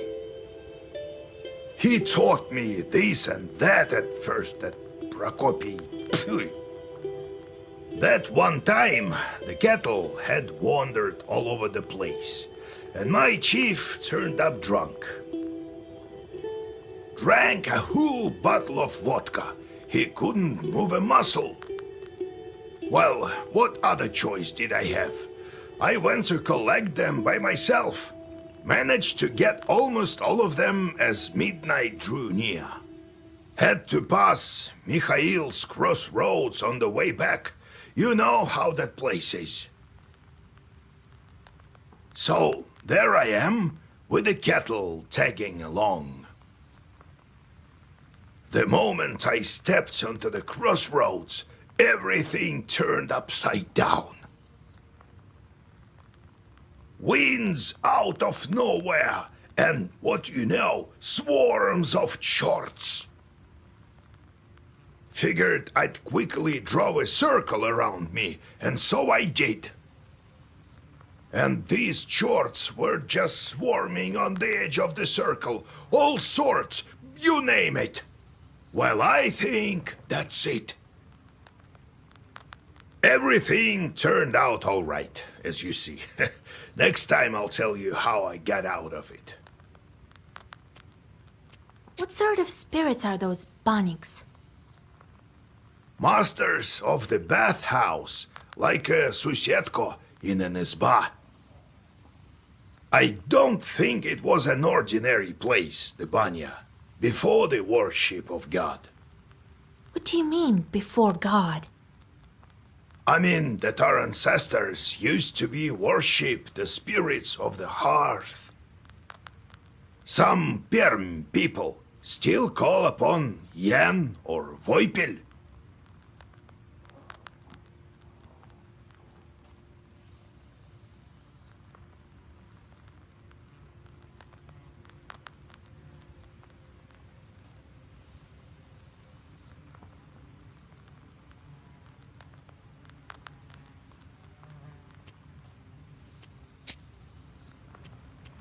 We should tell everyone about the chorts we've met. You know, to warn the good people, right? Everyone knows, but not everyone believes. How did you end up with a cross? Oh, it's nothing. Yeah, right. There's no such thing as a cross with no story behind it. All right then, I'll tell you. We were near a town. Plevna, it's called. It was a real massacre there. Did you encounter any chorts there? Worse, The cannon fire was so loud that all the Chorts fled, if they were any. It seems they all fled here, to the north. So, there was this redoute ahead of us. Couldn't take it. Redoute? Well, it's a kind of a fortress. No one could get any closer. And what about you, being such a gallant lad? Hey, no jokes. Listen. I think God helped me. I went from the side and then found some barrels full of gunpowder and lit them. They blew up, started a fire. There was a lot more ammunition there. A lot of our enemies burned that day. I can still hear their screams.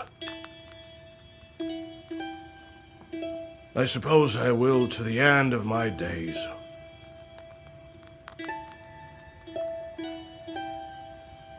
I nearly died there myself.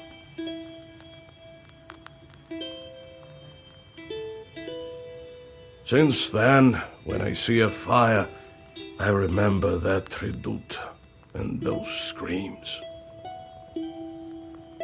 I fished the cross from the river of blood, Vasil. Are you happy now? Do you understand about the fire now? Ah.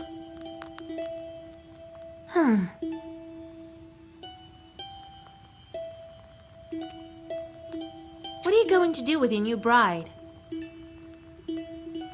Well, we'll get a farm.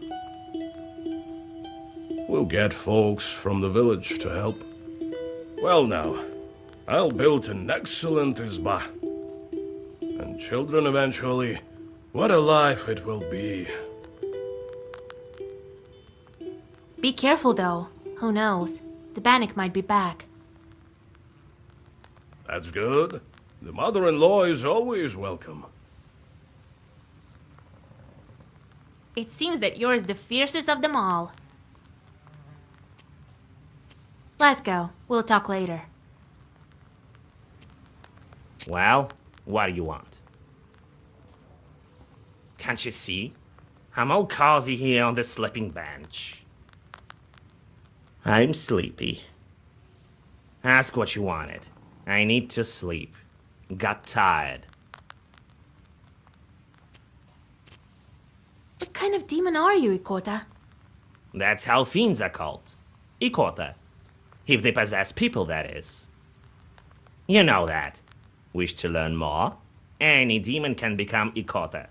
Climb up on someone, got it, that's it. People will call you Ikota. Bet you can do it better than me. Wanted to learn more about you. What were you doing before Akulina? Alright, I'll tell you. It's a long story, mind you. I've told you before, I used to be a Susetko. For quite some time, I've lived there. The Transfiguration Church was built how long ago? Must be over 200 years. I am wise and old, you see. So you'd better heed my advices if you know what's good for you. Never seen cats any wiser, that's true. Good then. Maybe you'll stop swooping your fur all over the Izba in 200 years, eh? What? What about it? None of my concern. I have to look after the household anyway. You could have fixed the bench yourself, by the way. It creaks as hell. Oh, I'll show you, you damn short. Wait, Grandpa. You will do a better job, won't you, Proshka? Sure, I bet one alright. What with the church, then? So, about it. I've stayed at Susetko there from the time it was built.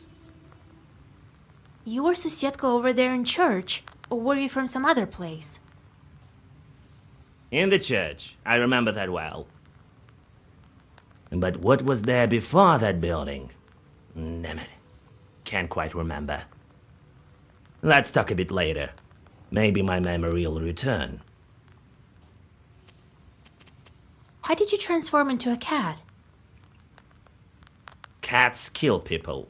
For protection, that is why. Well, what you looking at? Scared, eh? Yeah, right. Cats give no quarter. It is good that our father Tsar's army keeps them in check. So you don't believe me then? Let me tell you one story.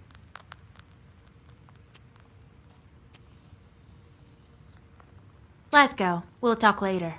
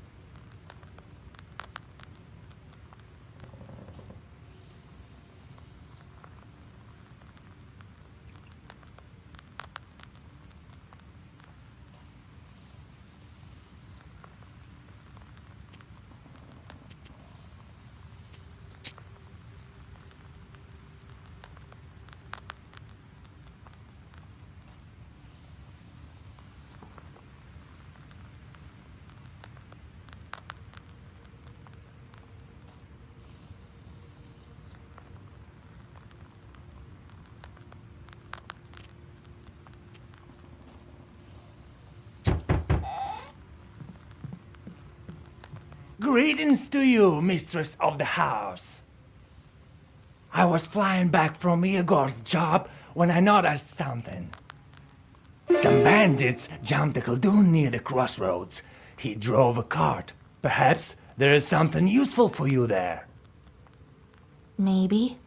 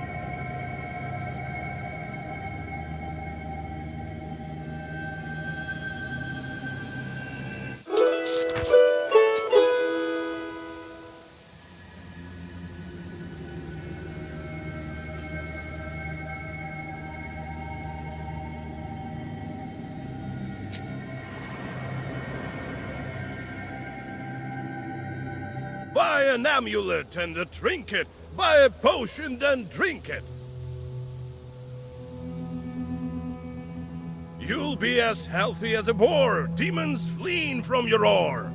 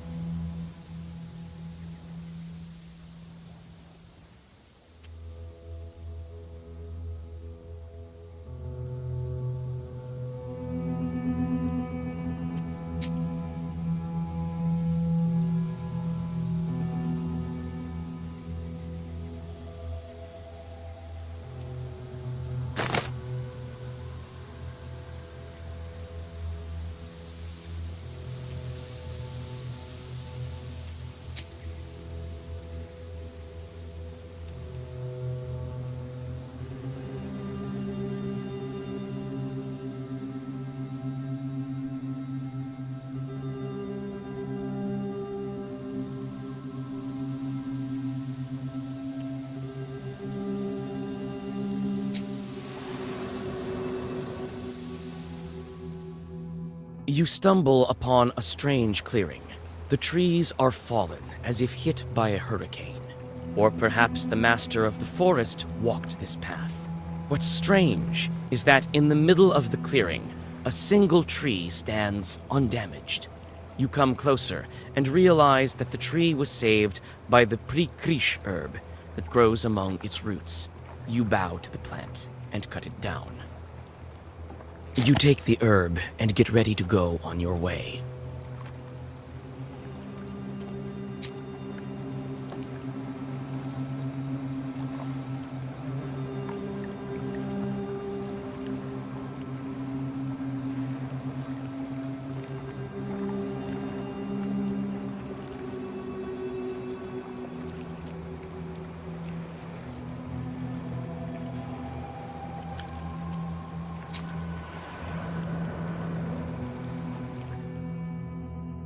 Near the covered crosses, you notice a jug of milk and a loaf of bread. It would seem that someone still visits these old graves. With sadness, you wonder if dead men need any treats.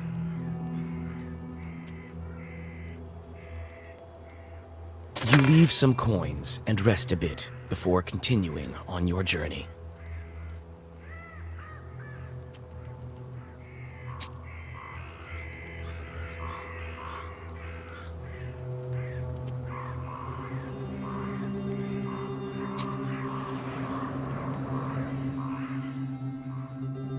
A cart has gone off the road, but no one seems to be around, neither its owner nor the horses. The cart itself is empty except for one jewelry box, obviously left behind by the owners. Its lid is slightly ajar. Glass shards of various colors gleam inside, reflecting the moonlight.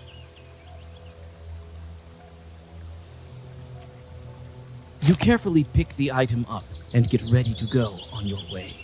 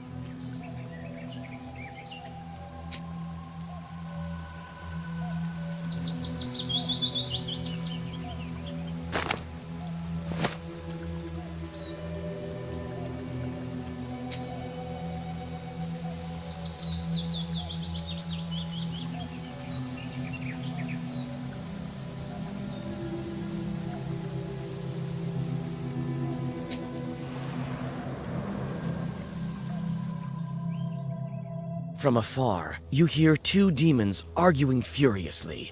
Their shouts make the treetops sway.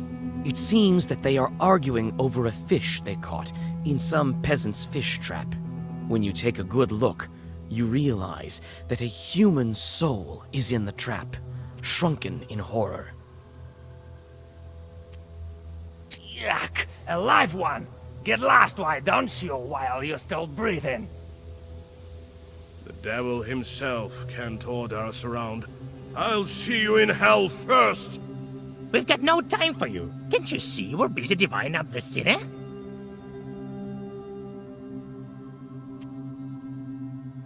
It's likely to take you until the end of days, arguing like that. You're lucky I'm a witch. I can help you. You can? I know how to settle devilish arguments, you bet. Those who solve my task first will get the sinner. What sort of a task? All churches like tasks. There are no exceptions, it seems.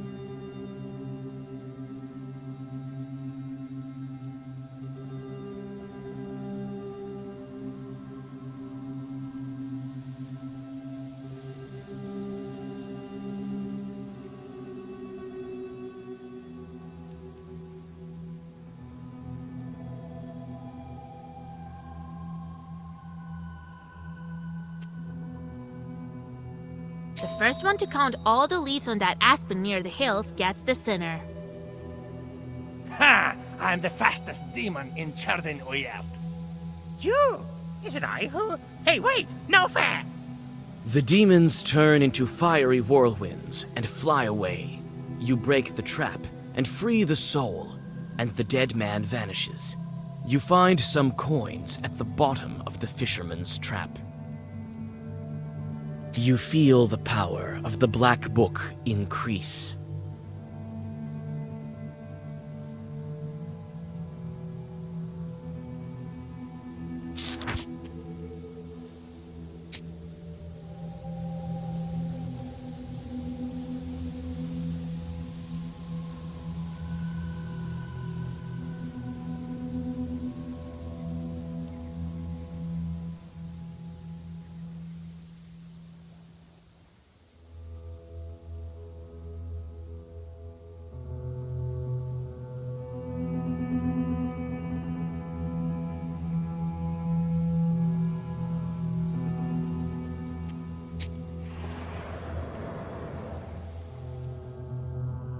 On a bridge over a small river near Vilgert, two cart drivers argue over who should have way first.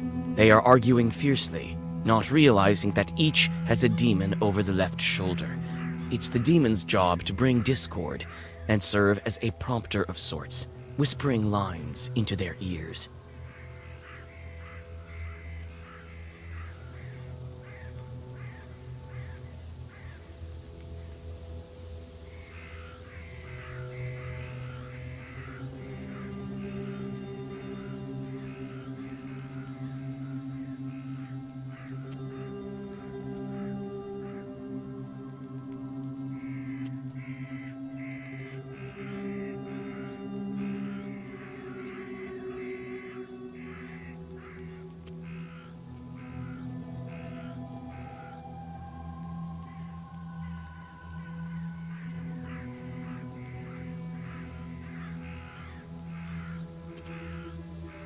Nikolai bellows at the peasants, and they quickly forget their argument. A seasoned soldier is much scarier than any Chort.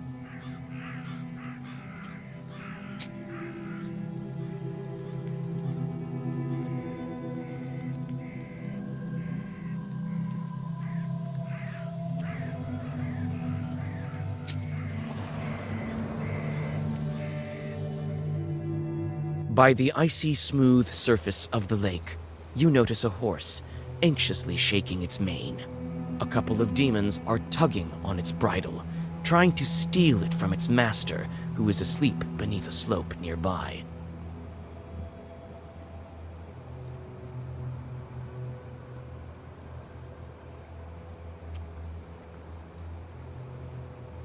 You shake the peasant awake and point to his animal walking away to the forest. The vexed demons let go of the horse as soon as the peasant crosses himself and takes the reins. As a token of appreciation, he gives you a handful of rusts.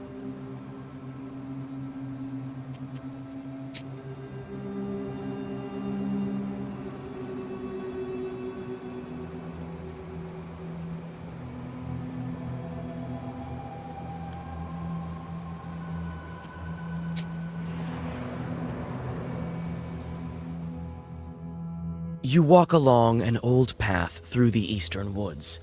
At this hour, the moon shines especially bright. Everything around you glows with a mysterious light. All of a sudden, you hear loud voices and metallic ringing coming from the woods. You can only guess what this late-night commotion is all about. Trying not to make a sound, you go deep into the woods. Finally, the branches part, and you see a curious sight. Some Khaldoons, unknown to you, are trying to agree on the price of a pile of copper samovars. One of them looks deeply upset and constantly knocks on one of the items. It seems he wants to demonstrate its quality. You notice a pair of red eyes peeking out from the samovar. Having taken an interest in the wondrous samovars, Nikolai buys one. You buy one of the samovars from the bewildered Khaldoons.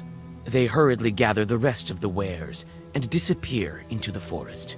As soon as they are gone, your samovar turns into a demon.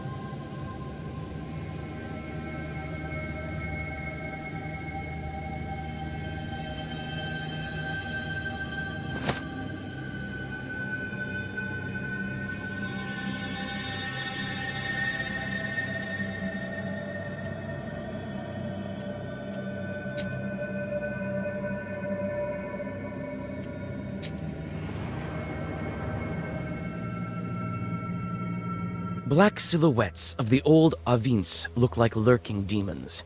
You search one barn after another, but there's nothing of value inside. You sigh and get ready to leave when a chill runs through you. You notice dark, demonic figures in one of the old barns. Greetings, Master of the Avin. Let me pass into your domain. Ah, a live one.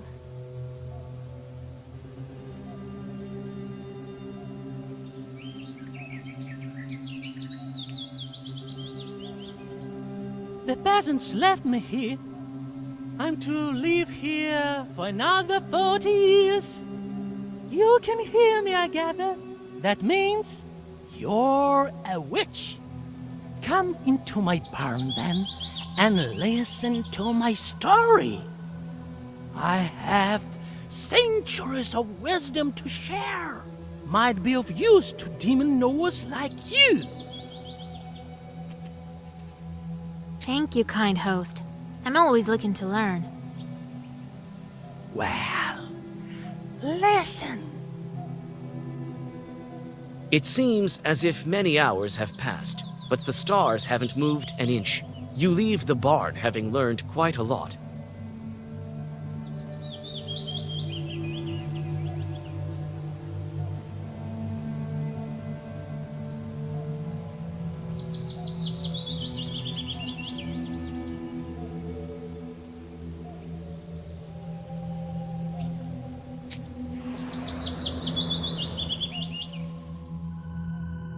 You see a flickering light among the graves.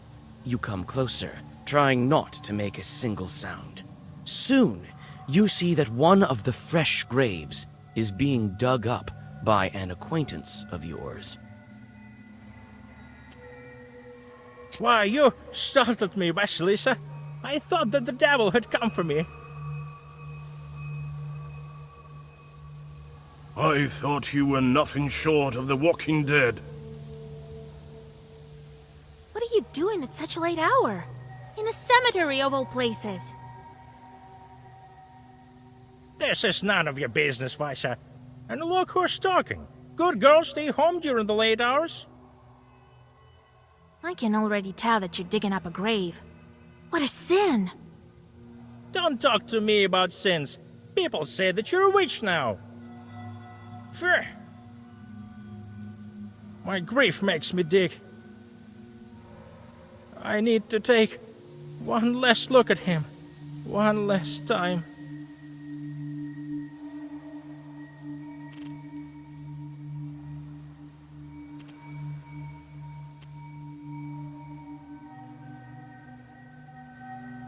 Listen to me.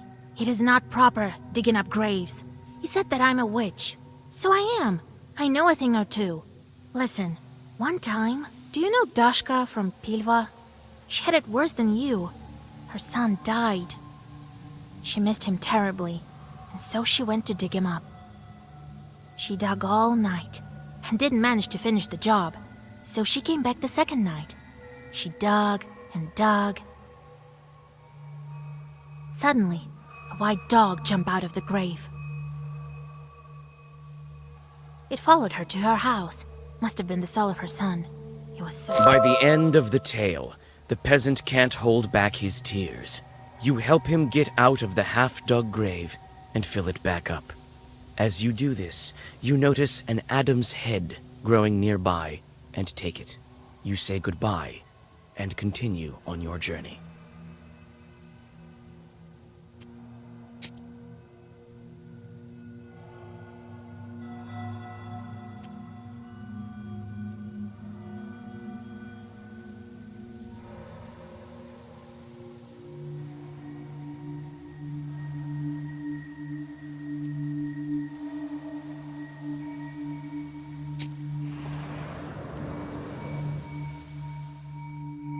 You arrive during the long, pre-dawn twilight. Sharp points of age-old fir trees from a jagged wall far behind the church of Wiedelgort. The priest has already begun preparations for the morning rituals. He notices you, puts aside his chores, and greets you. Who goes there at the crack of dawn? Is it you, Vasilisa? Cover your head, girl. Tfu! Morning, Holy Father. Kolya? Is that you? And don't tell me you want me to marry you to her. Well, it's too early for me. Kolya, on the other hand. Hey, Vasa. Don't go deciding the things for me. We came for another reason, actually. We need a name, an Orthodox one, from the list of the holy names, from the Sviatse.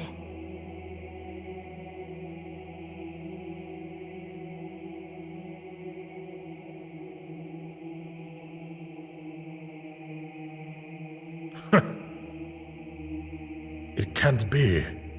Are you expecting? No, we want to give a name to a demon. You want to what? Father Yefrem sways, walks back to the nearest wall, and sits heavily on a bench. Are you sure you don't want to marry? It's all for good. We want to free this girl. You explain your encounter with the Banya bride and what she needs for her freedom. I've heard about the changelings.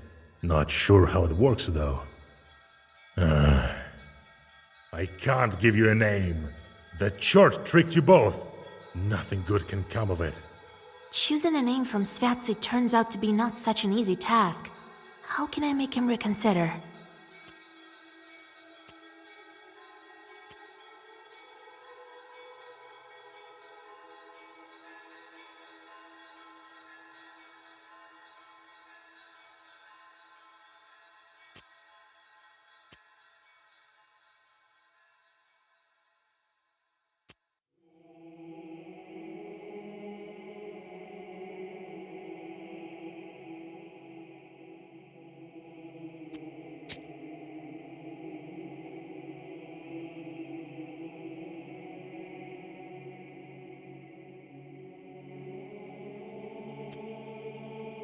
What if it's not a demon, but a Christian soul doomed to suffer?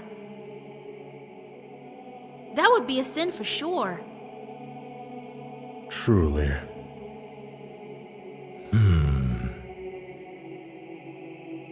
They say you are a witch now, Vasya. It will soon be the harvest day of Ivan the Long. We need to disperse the dry winds. Help our village, and I, in turn, will help you with the name. It's a deal. I know a ritual to thwart dry winds. We'll go visit the field. All right.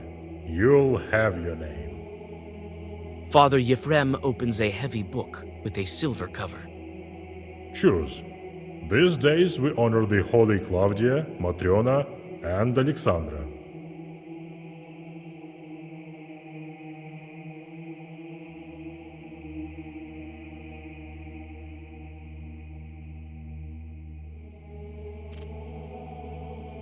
Kolya, she's your bride. You choose.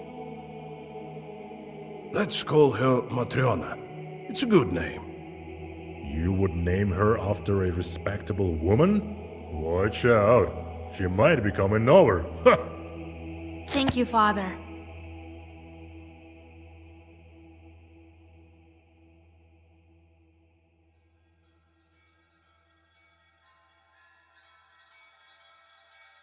Well, the field is about a mile to the west. I'll try to thwart the winds. See you later. You soon arrive at your destination. The field looks empty in the twilight of the dawn. Cold wind seems to penetrate you to the bone. When you step onto the plowed field, you sense a familiar shiver. This field harbors evil spirits. You find a poorly hidden bundle of old wheat ears. It's a Khaldun's zalom. The stems are tied in a knot and dusted with ashes and salt. Fresh grave soil, eggshells, and steamed grains are laid around it. You draw a circle.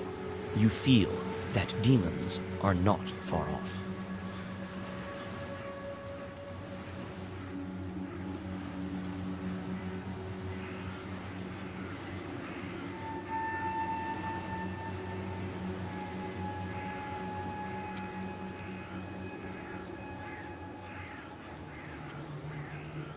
Wind, O wind of the seven brothers, the oldest one, do not blow from the rotten corner, do not bring rain from the west, but blow us warmth, render good service to our people, bring forth pleasant rain.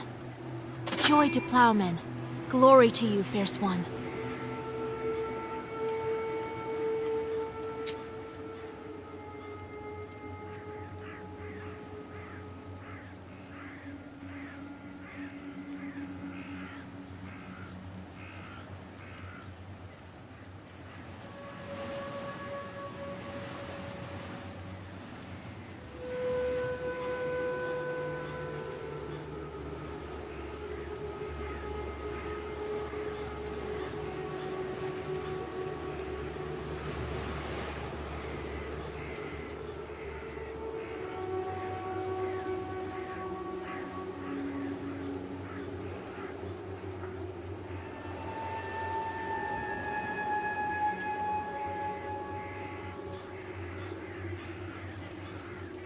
You finish reciting the Zagavr, and for a moment, silence falls.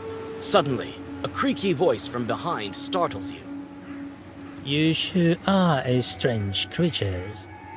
First you curse it, then you bless it right after. By you, do you mean us Khaldoons? Ha! Humans. Always on the border between worlds.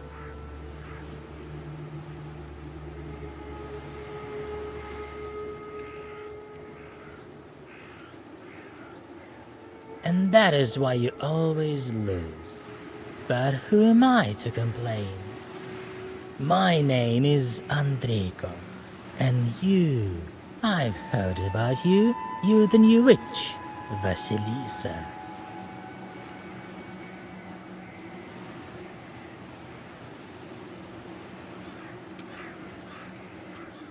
So is it you who spoils the field, sending dry winds? Spoil? You used the wrong word.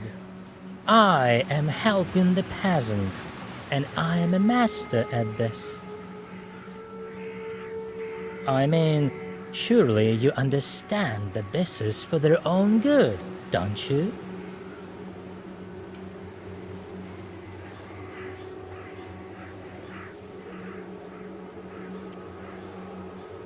What possible good can Broken Rye do? Oh, you disappoint me. Alright, here's the thing. The peasants will have a bad harvest this year. That is so. But it will make them search for new, better ways to grow wheat. So when the real famine comes, people will be ready. Their newly gained skills will help them overcome the true hardships. As you can see, I am a visionary. Well, now, shall we go our separate ways?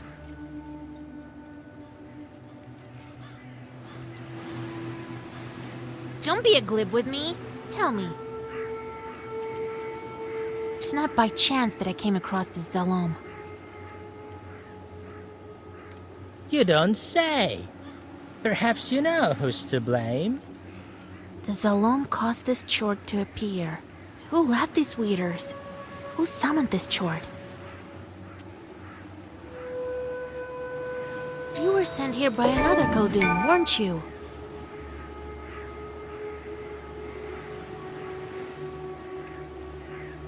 Ha! Right. You know, I'm starting to like you. I could even tell you who the Khaldoon is who sent me. If you weren't so careful, the Zalom had already been enchanted when I arrived. Want to make a deal? Let me finish what I started. I'll send some dry winds, And after that, I'll be a servant the famine will cause.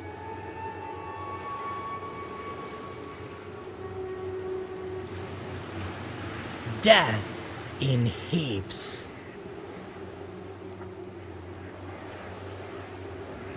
Have it your way. Come to my pistieri when you're done with the field.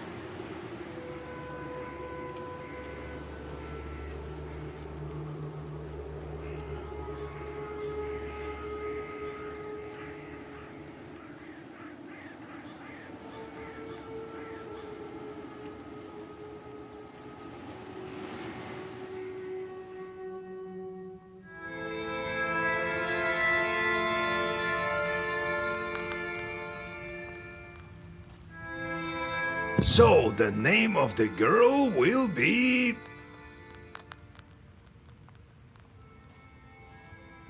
a fitting name. You did the right thing sorting out that demon. Won't spoil any good crops anymore.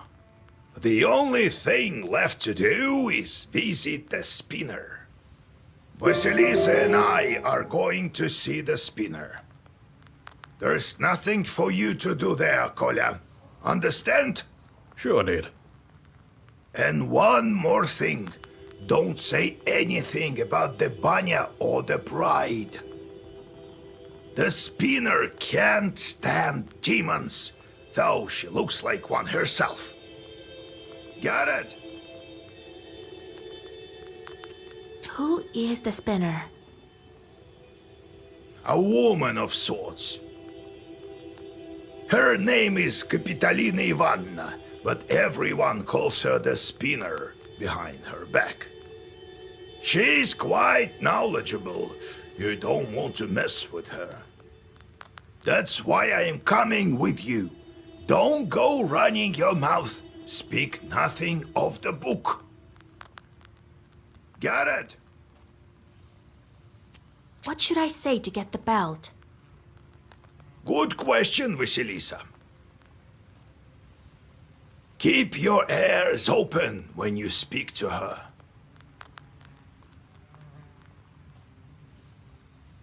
Remember, do not mention demons. She does not like them. And you might as well disregard the fact that we needed the belt for a changeling girl.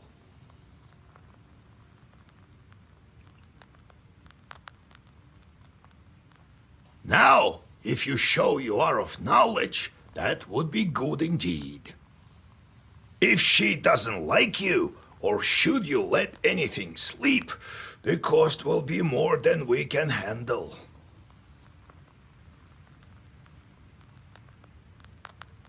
Got it? Understood, Grandpa. It's time we were on our way. Yes, it's better go to her at night. I've arranged a cart for us. Do you have any Kupala salve left? If I only knew. We could fly, but feet will do. And another thing. There's this rich fellow, Petrov is his name. He asked me to check on his field. Says demons are ruining his crops.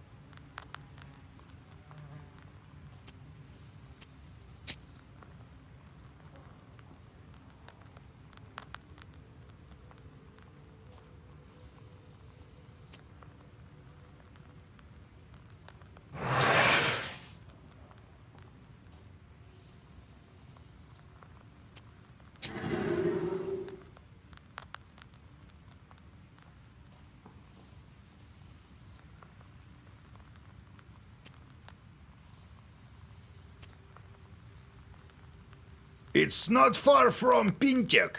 It so happens.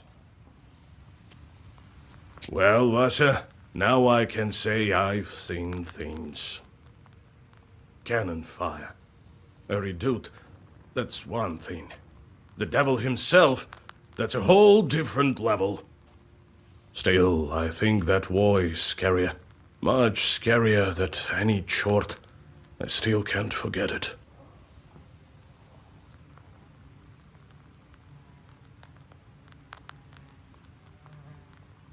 You've seen too few chorts, Kolya. Perhaps that's true, but that's beside the point. I'm not going to put up with it. I know how to get over this. I have an idea. What are you thinking about? I'm thinking of stepping right into the fire, if only something turned up. You could die, you know. No. I'm not talking about something like a campfire. And I'm not planning on dying either. It's not the devil I have to overcome. Man's greatest enemy is himself. That's what I think. What happened down there, in the war? Bah, Vasya, you wouldn't be interested. This war was thought up by the devil and none other. Not by the Holy Spirit, that's for sure.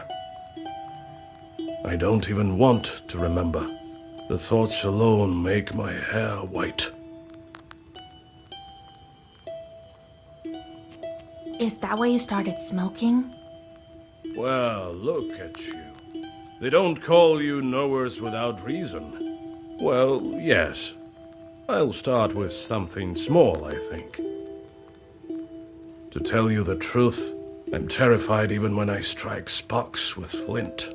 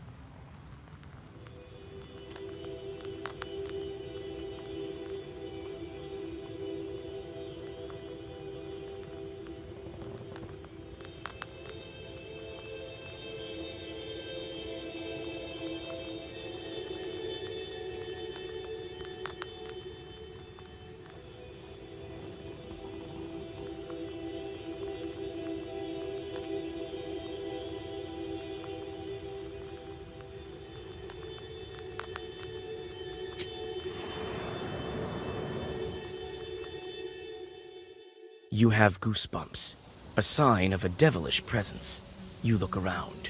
Your only companion is humming among the silence. Suddenly, a dark figure steps out from the shade. It is a scribe, a Zagavr dealer. The wisdom that lies upon dark pages is not that of madness. You cannot paint me as a liar.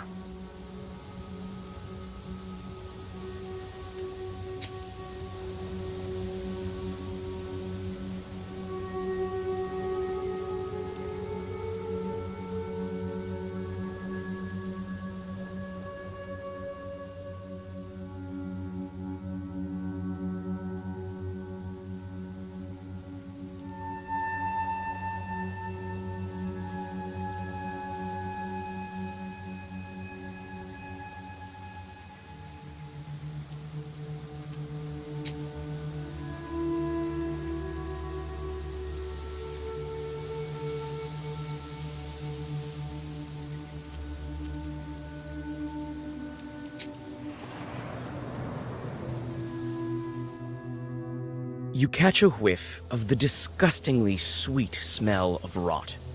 Cold fear enters your soul when you guess what might be the source of the smell. A human body lies nestled in the grass. It is already unrecognizable from decay. You see an old wooden cross upon its breast.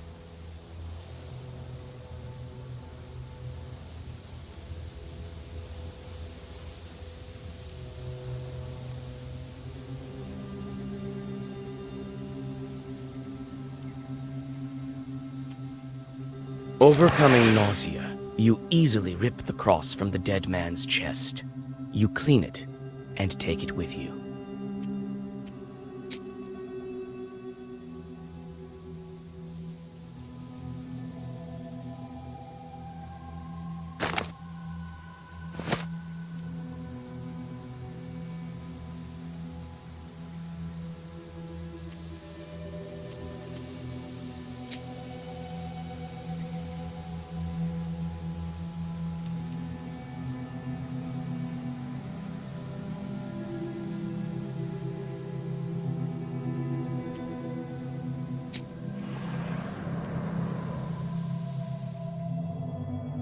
You see a small demon sitting on a hillock. In his hand, he is holding a snake by its tail, swinging it from side to side. A swishing sound of the snake's body and its angry hissing fill the swamp area.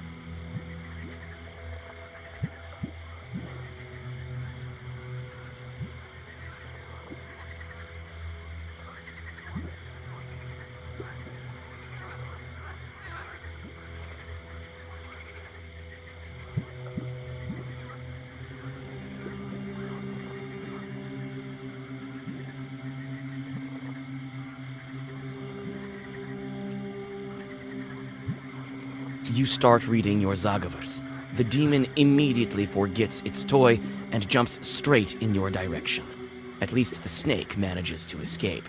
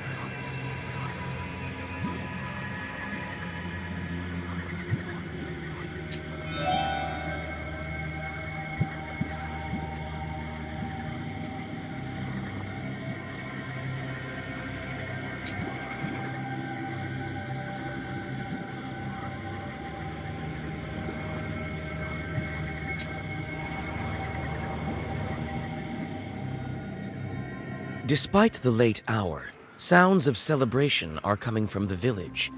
It turns out that a festive dinner has dragged on and turned into a non-stop festival. You notice the worried host, who looks like he can't wait to say goodbye to his guests.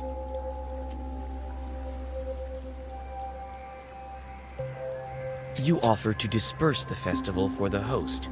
His distrust of you vanishes when, after a couple of your zagavers, furious winds send the suddenly worried guests scurrying home.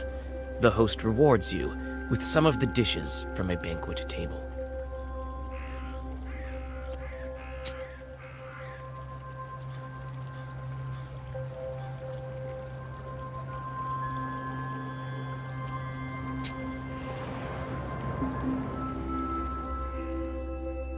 Bathing in the moonlight, a moss-covered idol is hidden among the tall trees. You walk closer and see a fresh towel wrapped around it. The forest around you is silent.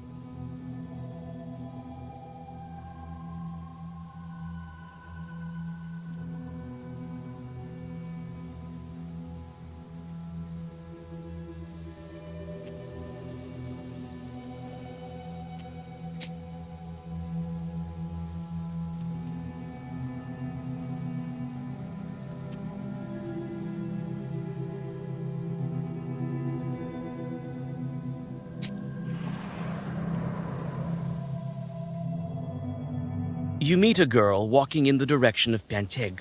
In her hands, she clutches a spindle that is emanating dark power. Old Yegor smirks, another of the spinner's victims.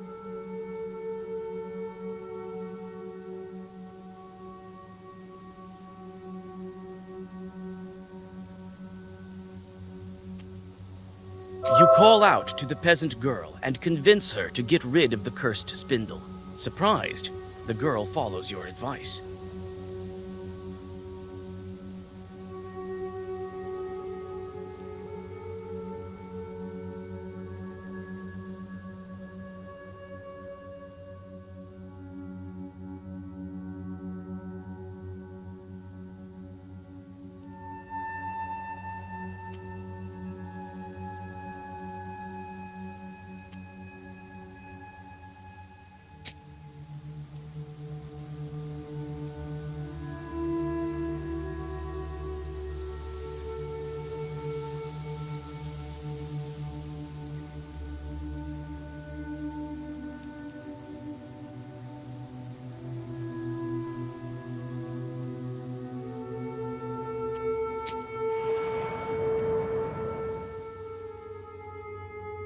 You freeze with horror.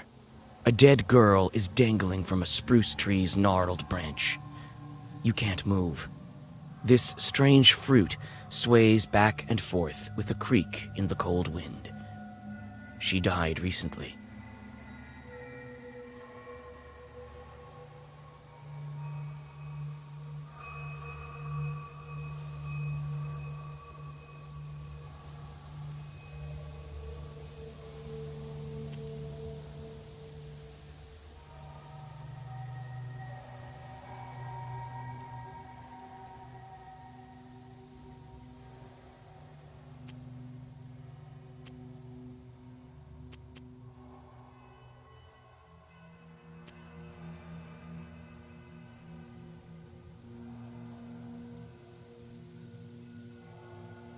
You summon the strength to go to Panteg and tell them about the dead body. You see the despair in the eyes of the peasants. It seems the girl was well loved in the village.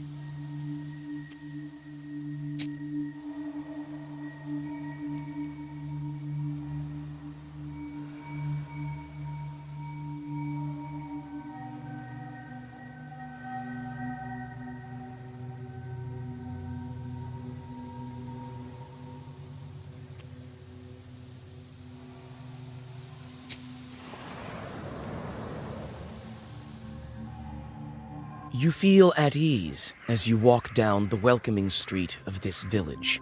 A calm silence surrounds you. You almost pass through the village, but the silence is broken by loud laughter and the sounds of an accordion. Vasilisa, is that you? Come on, join us! I don't have the time. Come on, your work is such a bore. 5 minutes here won't kill you. All right, I have a little bit of time.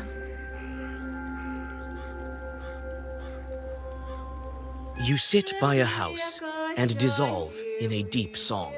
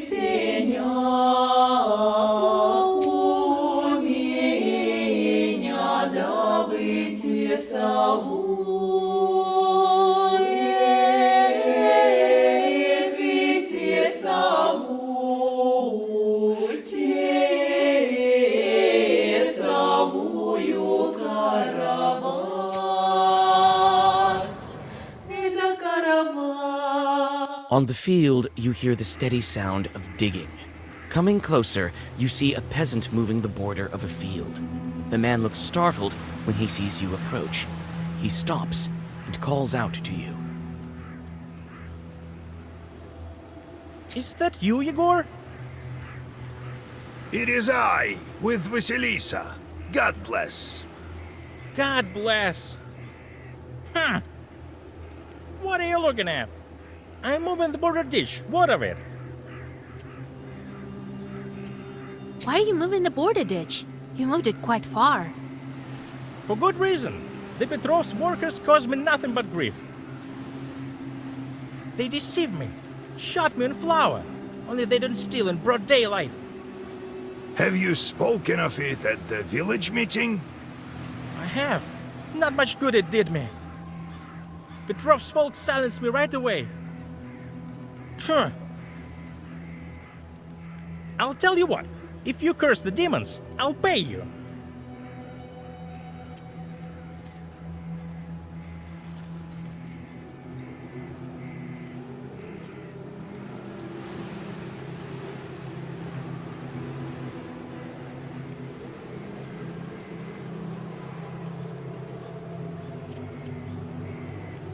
Curse? The only one getting cursed today is you!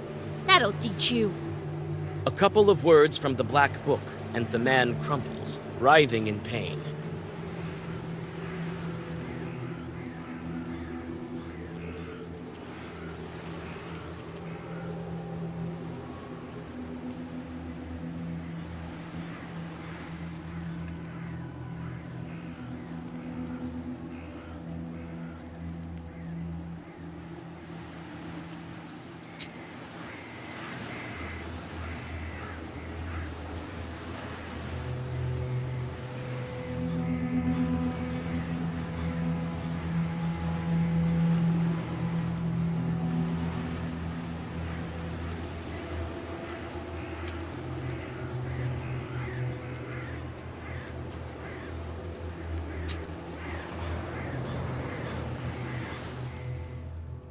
Near a small forest creek, you find a grassy meadow.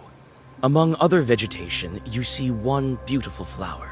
It's blood red and bright even in the moonlight.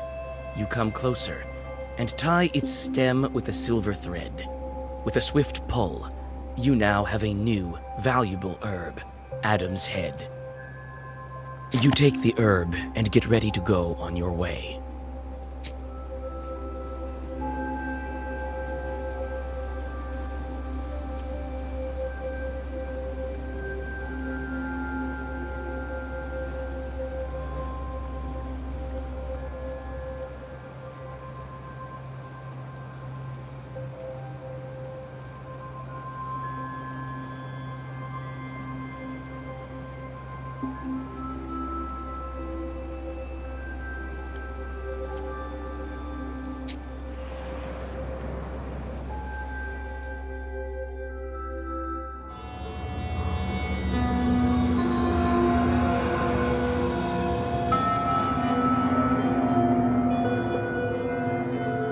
The closer you are to the House of the Spinner, the more ominous the woods get.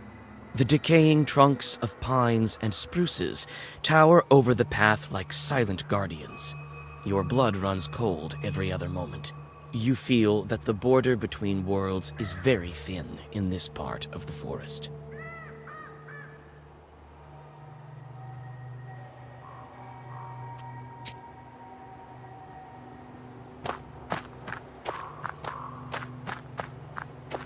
There are bright strings of some kind on the path.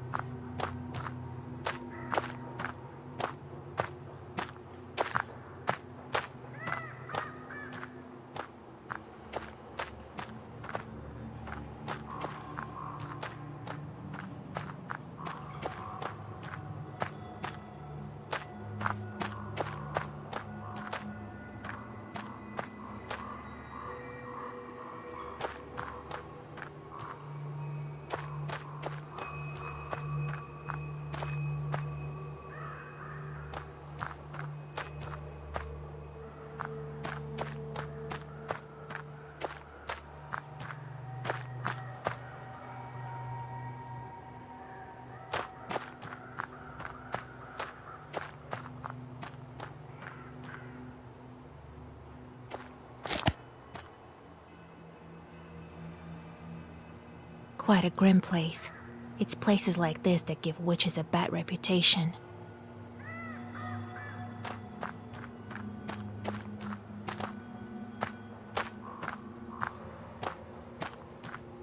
So, how do you like this Isba? Ours is quite a bit cozier, isn't it? Go speak to that skull. He's a doorman of sorts here. That's the Spinner for you, always thinking up something crazy.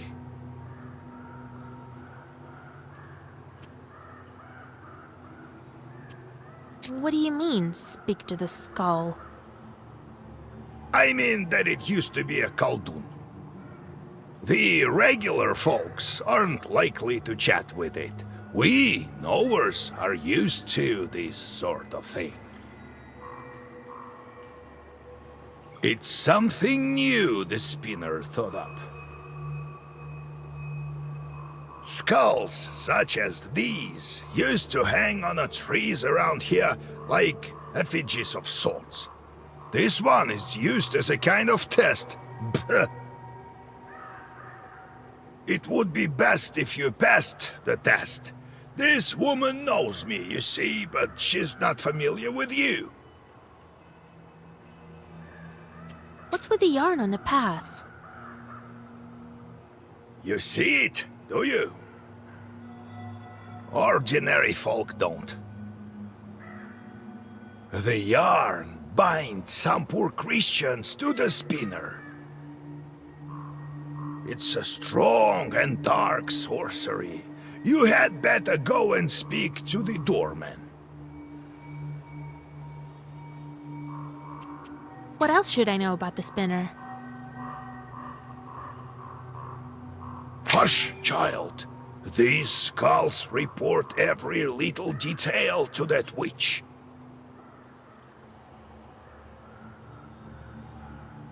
Keep your lips sealed.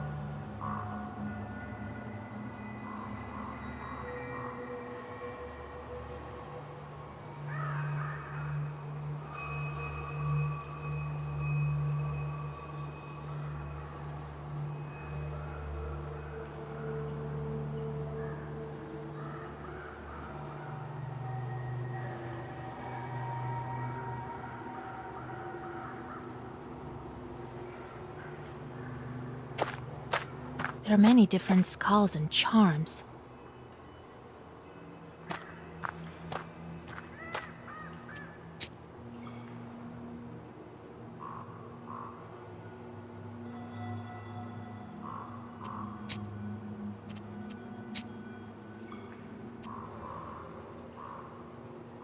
You approach the skull hanging by the door. Suddenly, the bony head starts shaking. A burning coal that serves as an eye socket stops you in your tracks.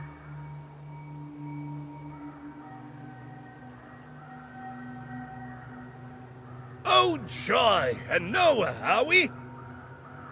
Finally, some fun!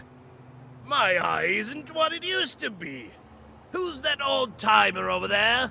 I think I know him. Will you let me pass to see the spinner? With pleasure, but I'm ordered to test Noah. If it were up to me, I wouldn't be hanging around here in the first place. Anyway, we'll do it just like in the fairy tales. I'll give you 3 riddles. Solve any one of them, and I'll let you through. Solve none, or refuse to answer, I'll take one of your eyes. I'm short one, you see. I'd say that's the least of your problems. Well, are you up to it?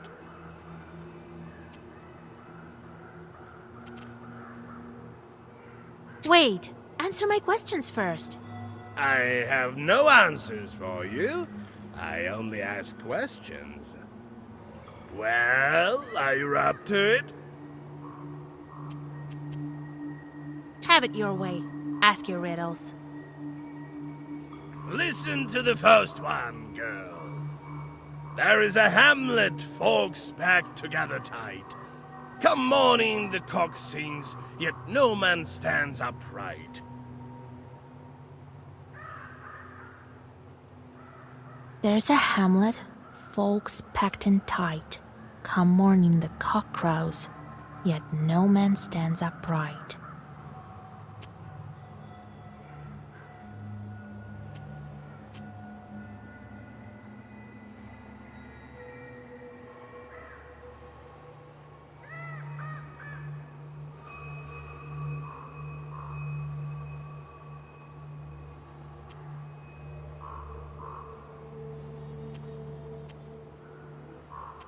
A cemetery. Proper dead men do not rise from the graves. Correct. You solved the riddle. Only dead men don't rise in the morning. Believe me, I know. You may pass, or you may try to guess another. Let's riddle some more. Listen to the second riddle. Lame chicks sing along, dry wood they haul. Wound up in a ditch, can't move an inch.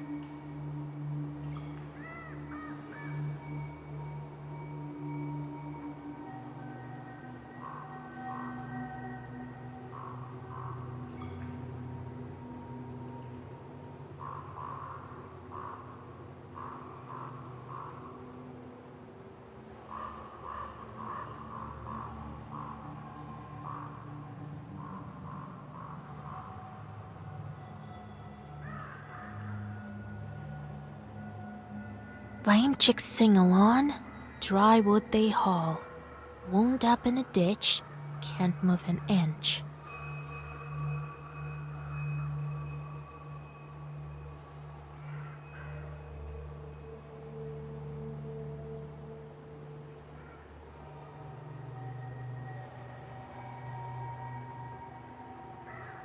The priests are singing for the dead. It's a funeral procession. Correct! You guessed it! I remember those songs. You'll hear them too soon enough. You may pass, or you may try to guess another. Let's riddle some more. Steal a quine tale of twine.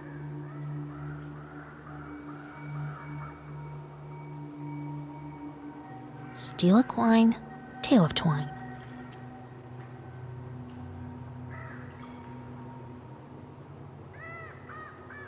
Well, that's easy. I'm here to see the spinner after all. It's a needle and a thread. Correct. You guessed it. Look at you. You soon know your riddles. That makes you a powerful witch. Well, you may pass. We can riddle some more. No eyes involved, just like that, for curiosity's sake. Let's riddle some more.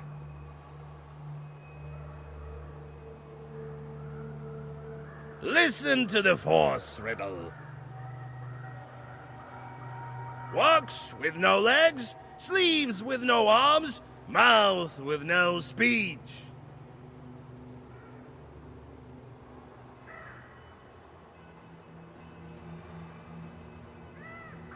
Walks with no legs, sleeves with no arms, mouth with no speech.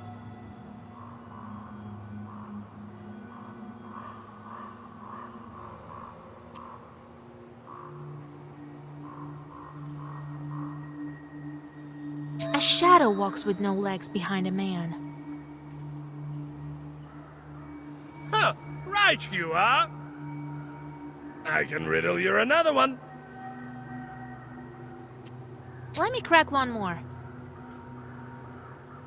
The ship broke to bits over meadows and deeps, over cities and streets. No popes and no dukes can bring it anew. No money, no books. Ship fell to beats over meadows and deeps, over cities and streets. No popes and no dukes can bring it anew. No money, no books.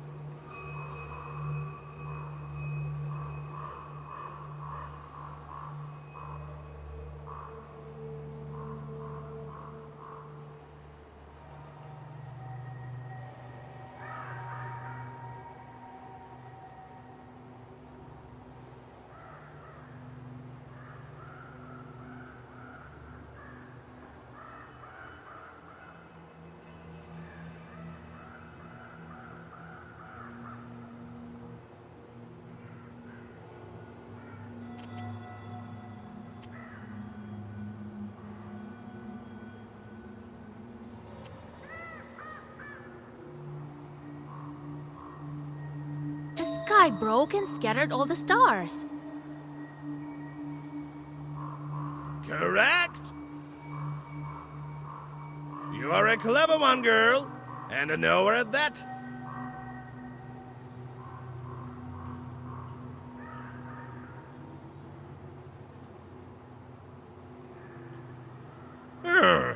You might be powerful enough. Listen, you might be even more knowledgeable than the spinner. Why don't you take me along? I can look after your isba and whatnot. I can make myself useful, you know.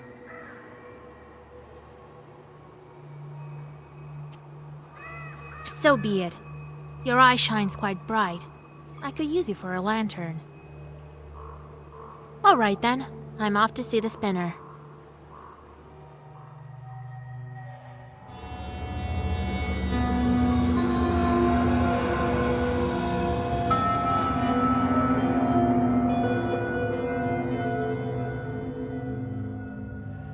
Evening, Kapitalina Ivanovna. Evening to you too, Yegor Yevlampevich. The voice of the spinner is quiet and smooth, like the rustling of pages in the Black Book. Brought you my little orphan. Became a knower recently, this one. You sure did. But what are you thinking, poking around in my business? You took my spindle. It was doing my bidding, you know. I let it slide on account of you not knowing and all. God bless, Kapitalina Ivanovna. I see you're a fine girl and a smart one. Yes, I heard your replies to the riddles.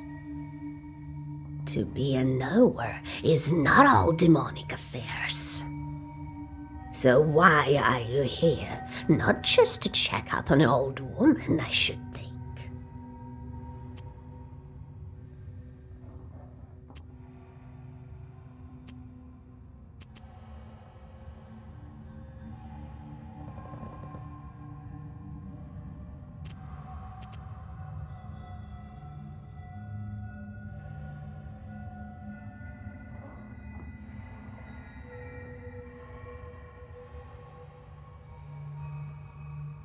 I need a woven belt. A powerful one, Kapitalina Ivanovna. Yes, I know you came for a belt. Only why would I give one to you? Old Yegor warned me that I should watch my mouth around the spinner. How should I answer her?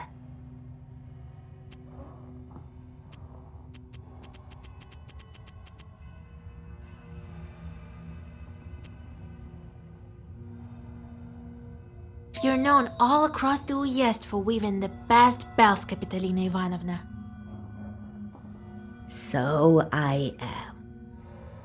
You aren't here without reason. I can indeed make good belts. You've become a knower, so I'll give you an enchanted belt. So what are you going to do with your chorts? How am I supposed to answer that? I really don't know what to do with them.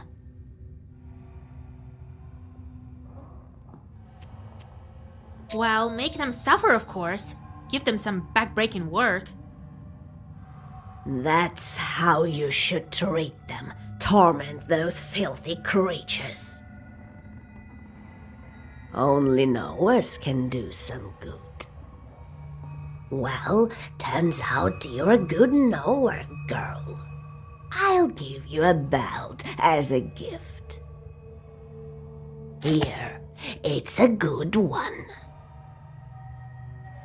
Later, I'll put you in touch with a pupil of mine.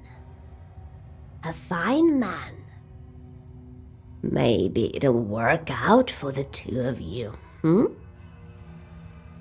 Thank you for the belt, Kapitalina Ivanovna. Well, thank you, Kapitalina. See you again sometime. See you soon. Farewell.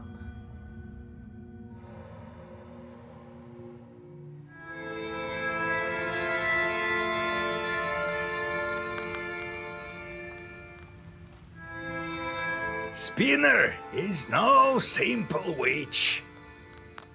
It's not the last time we'll hear of her. Well done, Vasya. She's taking a liking to you. The meeting couldn't have gone better. All right, we've got the belt. Now we must plan our next moves. Well, you've got all the items you need. Now we can try freeing your bride. Since you have the book now, I can't go. I'm not that strong of a Khaldun anymore, to tell the truth. And Abdericha is a powerful spirit. She can charm and skin you alive so fast that you won't know what hit you.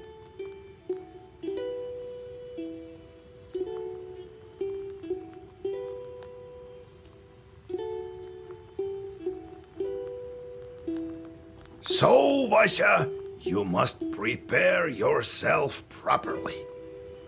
Perhaps you have some questions. What kind of ritual should we perform? I don't remember you teaching me any such things.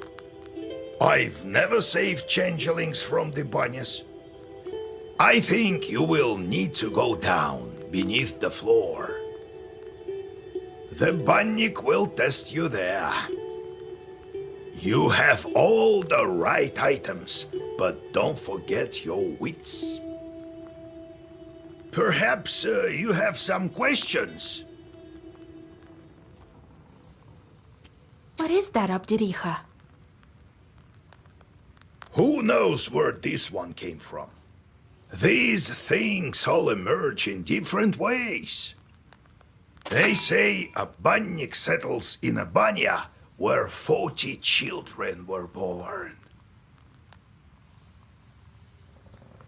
As for this one, the only thing we can say for sure is that she switches out children. Is it an accident or not? Only the Abdiricha can answer that. Perhaps you have some questions? Time to hit the road.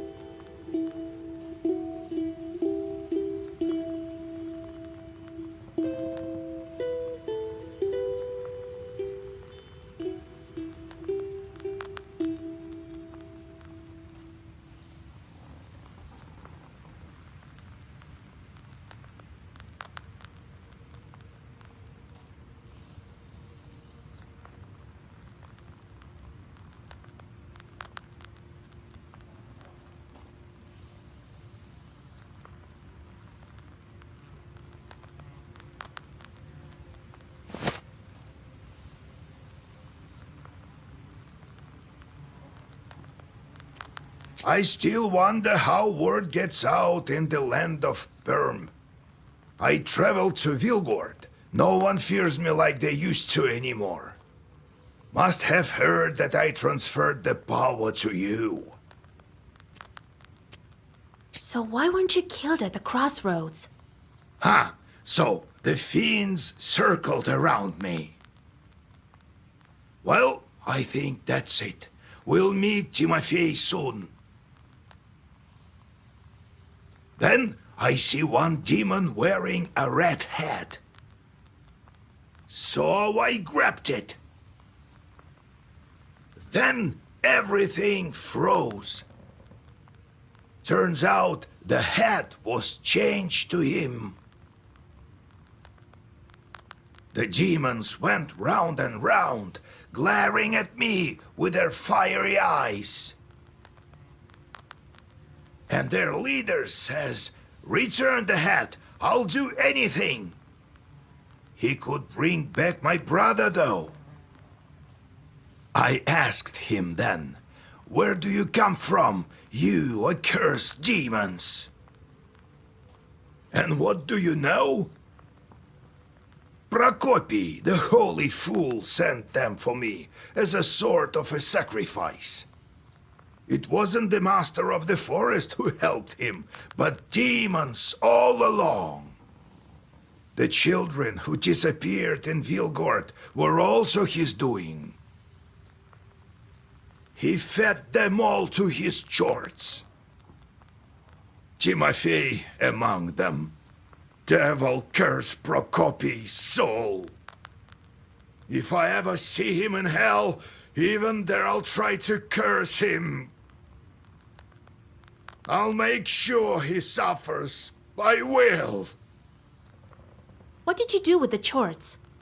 Send them to kill Prokopy. In the end, everyone thought he had drank one too many. But it was my chorts. That's not the end of it, but I'm tired. Next time I will tell you about the Black Book.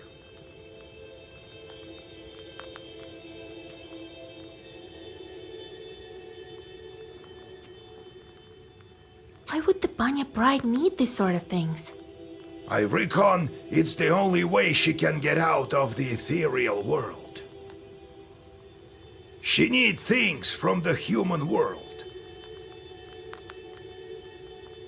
You see, there's no living man without a cross, a belt, and a name. This girl never had any of that. That's what I'm talking about! Finally, no riddles! I wonder if this corpse will tell on us to Capitolina. We should carry him to the forest and bury him under a tree somewhere.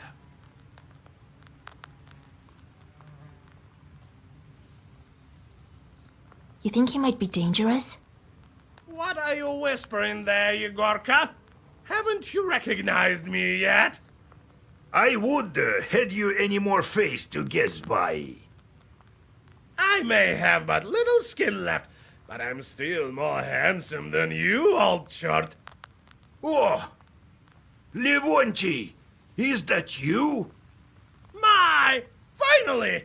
Looks like your memory isn't any better than that of the rotten head. Tote, why aren't you dead yet? I guess it's all right, Vasilisa. This undead is safe. He won't tell anything to the spinner.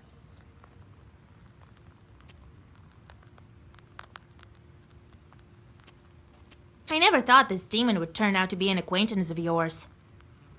I know every Khaldun enthusiast, both living and dead.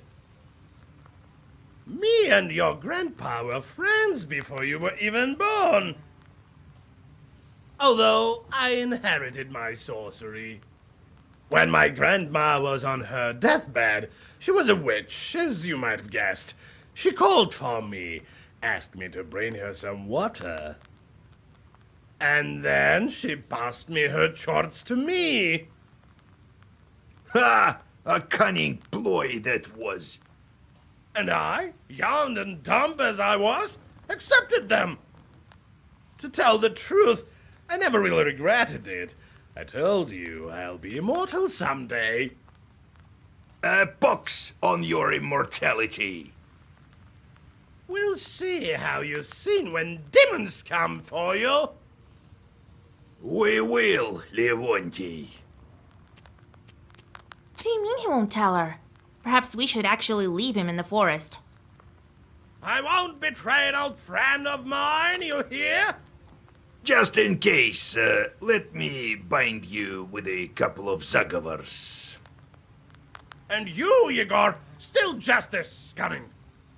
You waste your strength, though. What little of it you have left? Only 3 teeth worth, as I see it. Don't worry, I have enough. Why do you look like that? Only a white head with no body. You try being undead as long as I did. Time eats away everything, even steel. It's only thanks to sorcery that my head isn't completely gone. I can teach you this trick. I'll doubt I ever want to leave as a wrecked skull.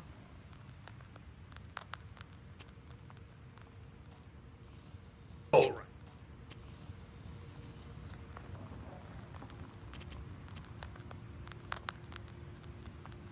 Listen, Vaisa, I have a problem. Before we go searching for the charts, can you help me with this business of mine? There is this old friend of mine. Trofim is his name. The hunter from Kishkanogov Sloboda?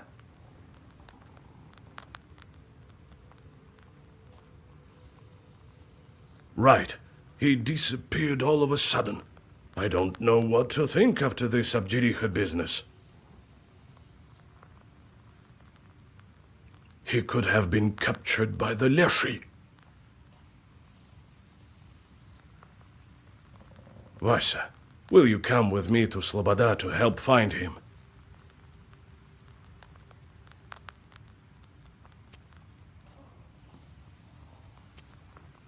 All right, it's not far after all.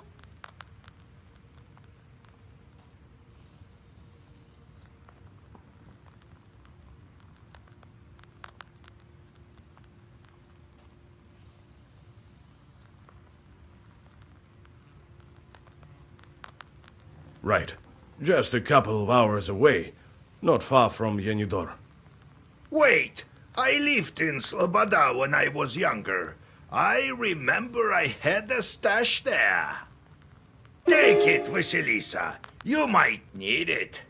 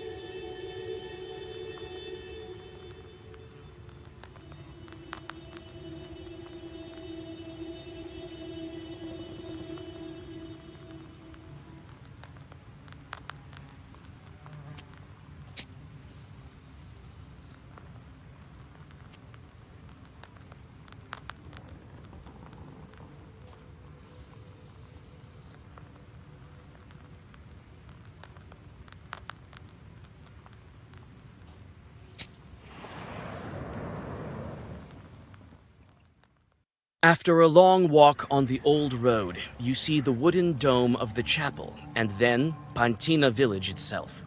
Tired from journeying, Nikolai walks into the first izba he sees to have a mug of kvass and to catch his breath. You grow weary. Something isn't right about this building.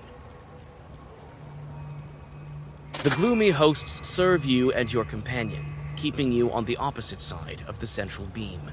Judging by their faces, it seems to you that all is not right in this house.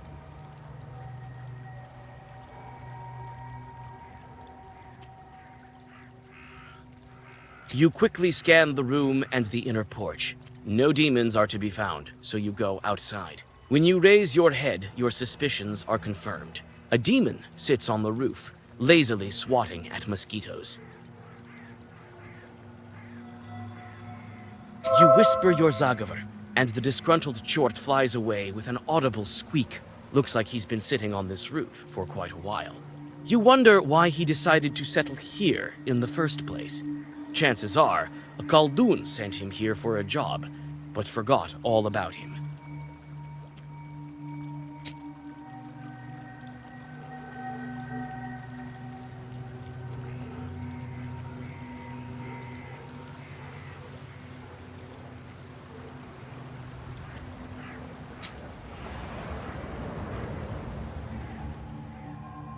A dry wind drives small whirlwinds along the road in front of the person who is walking towards you. You calm Nikolai down. This Zaghavar peddler is familiar to you.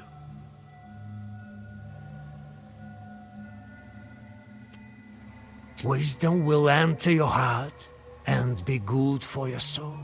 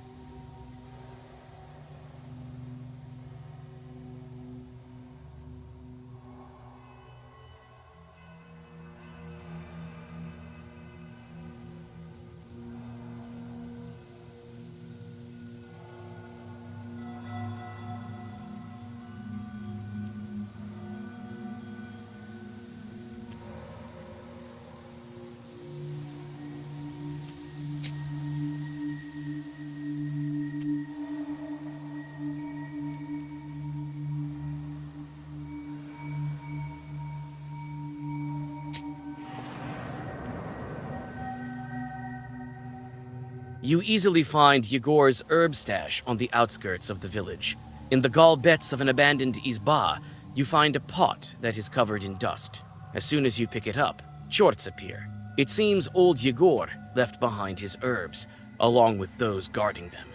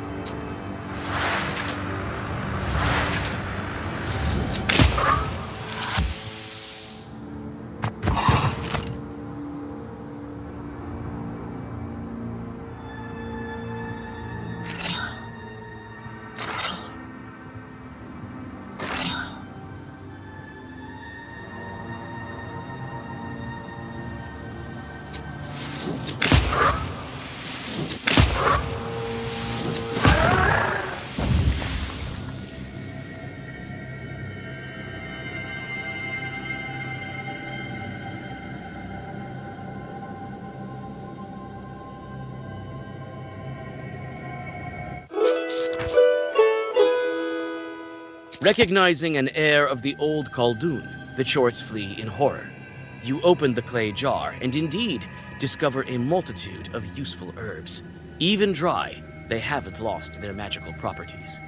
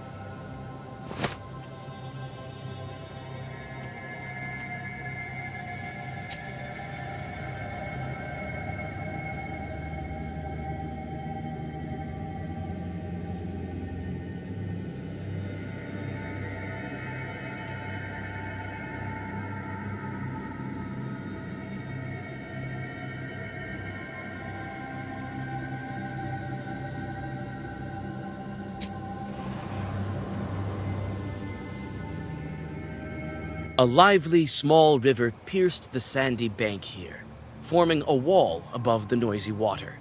You see a strange, dark figure sitting by the water. You sense it's not a demon, but not quite a regular human either. When you come closer, you see it's the Holy Fool with her revolting smile. A witch and a soldier. What a pair. A lord and a lady. God bless. Is this the way to Sloboda? It is. What are you leading there for, huh? Old woman, maybe you've seen a friend of mine. He's a hunter. Trofim is his name. I heard he's gone missing. Well, such is life. But I haven't seen him, no. You haven't, you say? Not since the first snow, no. He's a hunter, wanders around the forest. And you, old woman, what are you doing here at this late hour? Can't I have a drink of water at night? I've got no time for you. No time! The woman abruptly jumps up and with impressive agility disappears into the bushes. A strange woman. Gives me the creeps. Might she be a witch or a demon? No, doesn't look like it. But I did sense something odd. Well, Sloboda is close.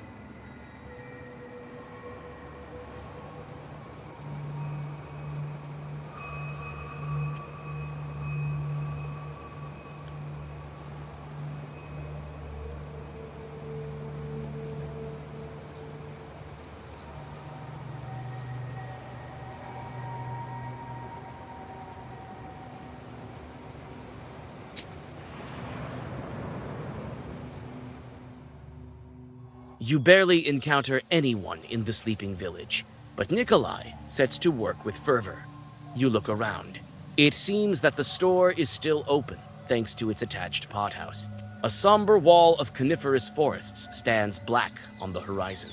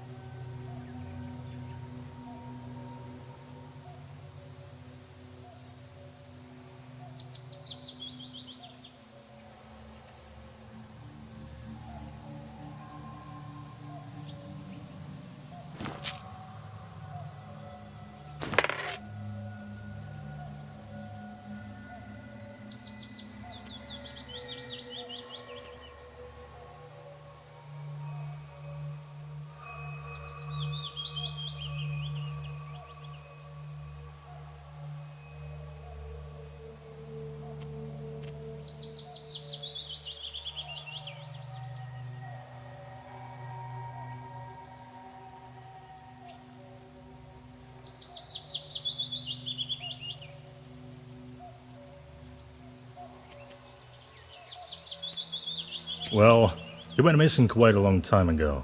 We've been searching for him for a week or two already, right?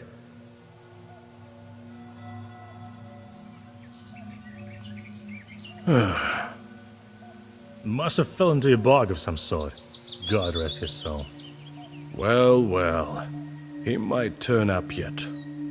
God willing. Did he go missing before? In the middle of the summer? Never. During the hunting season it is to be expected. He went away for a long time. And now? Strange thing. Not even a drinker, that one. People saw him speaking to Lucaria, the Holy Fool, before he disappeared. People asked her, but she knows nothing. A fool, what do you expect?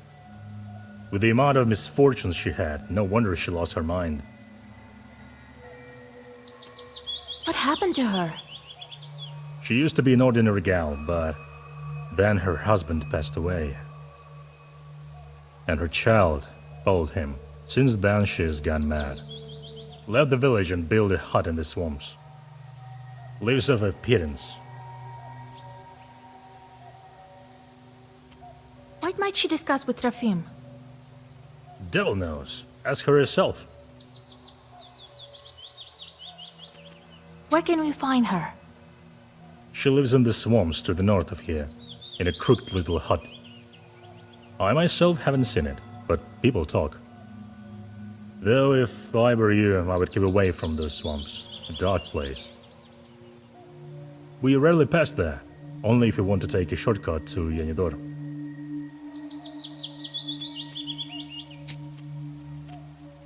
Tell me about your swamps. They are called Kasyan swamps. I don't know who Kasyan is, but one thing is for sure. The paths through these swamps are winding. One could easily lose their way.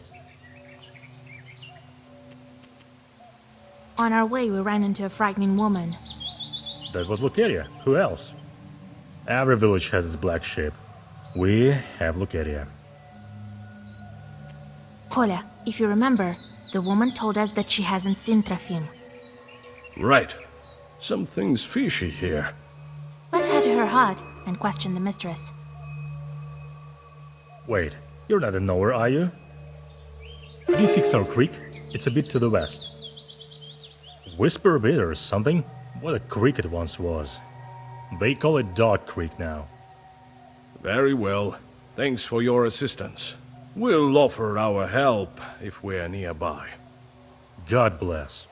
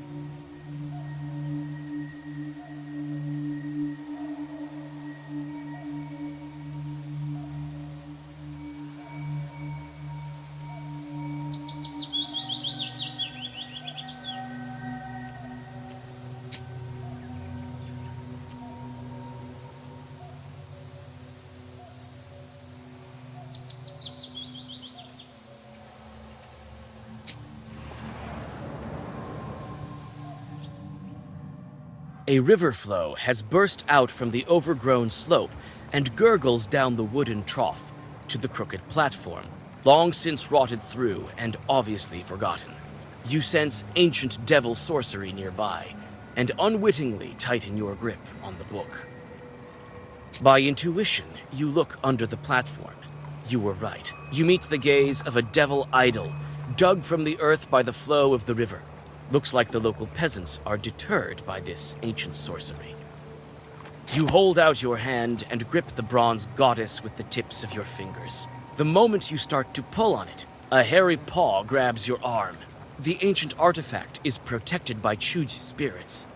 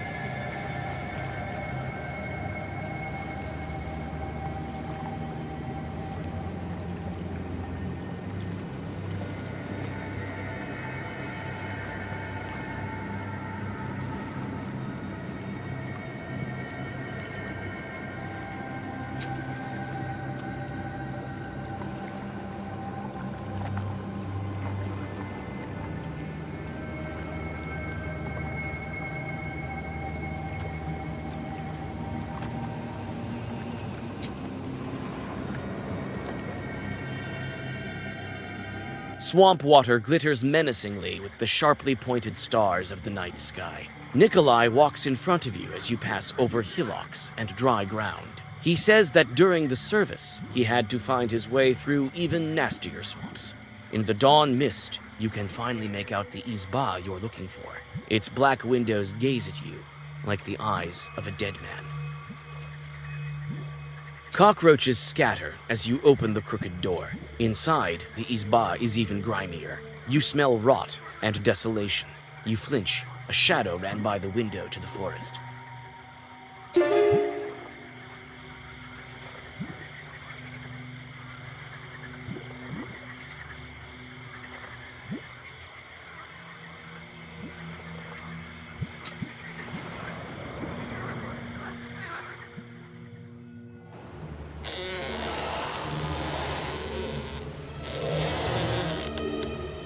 Though you lost the fool in the dark, Nikolai follows her tracks as if you were following her in broad daylight. You step under the thick canopy of the unwelcoming forest and pause. You hear a terrible crunch in front of you that evokes the image of dry bones. You're greeted by a huge chort.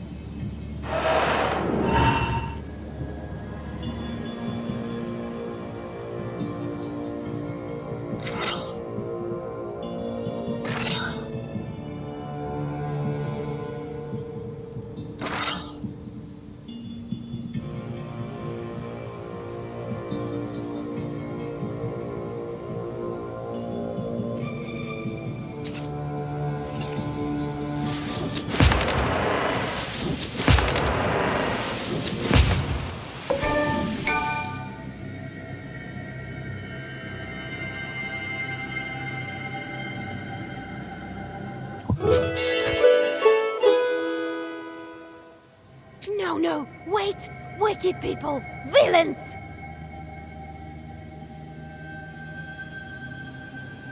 Don't touch my child! Jesus and his troops. Does she think it's her child? Get out of the forest! I didn't call you, nor would I ever wish to, you damned Kuldoons! Is she out of her mind? Or is it something we're not seeing? What sort of demon are we dealing with here?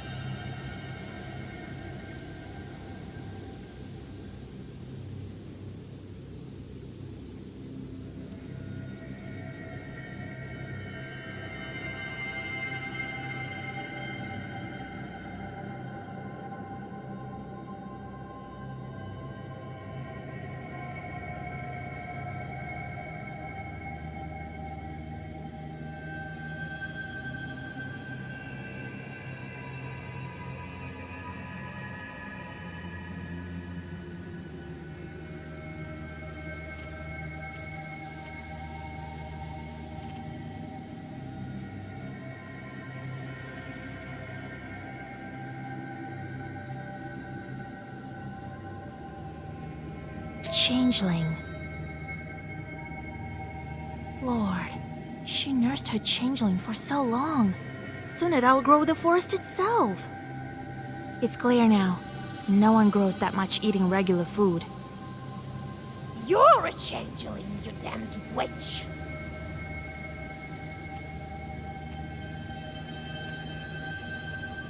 Where is Trifim, you hysterical woman?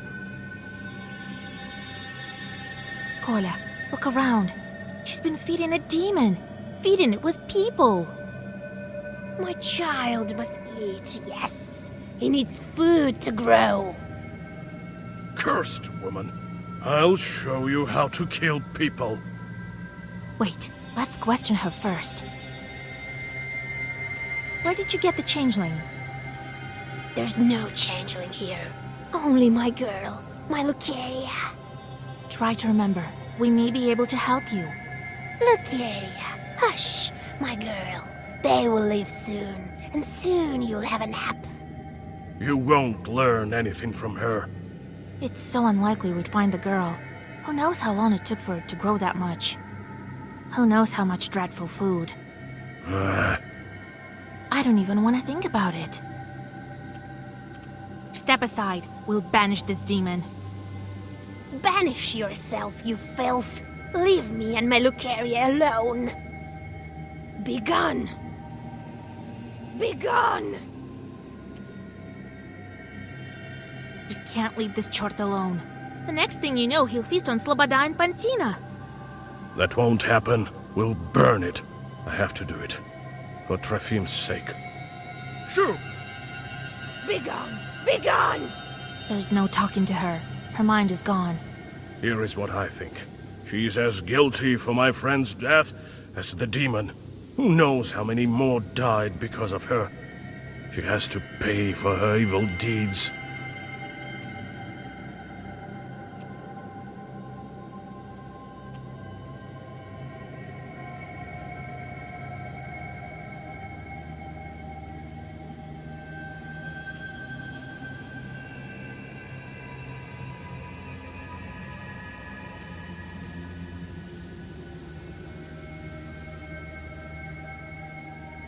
Can't do that. We're not executioners. You're right, Vasilisa. You've saved me from this sin.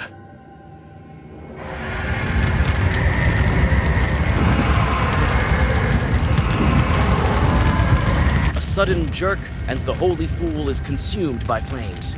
Nikolai tries in vain to pull the unfortunate woman out of the fiery trap. In several moments, she has passed to the other world, following her beloved changeling.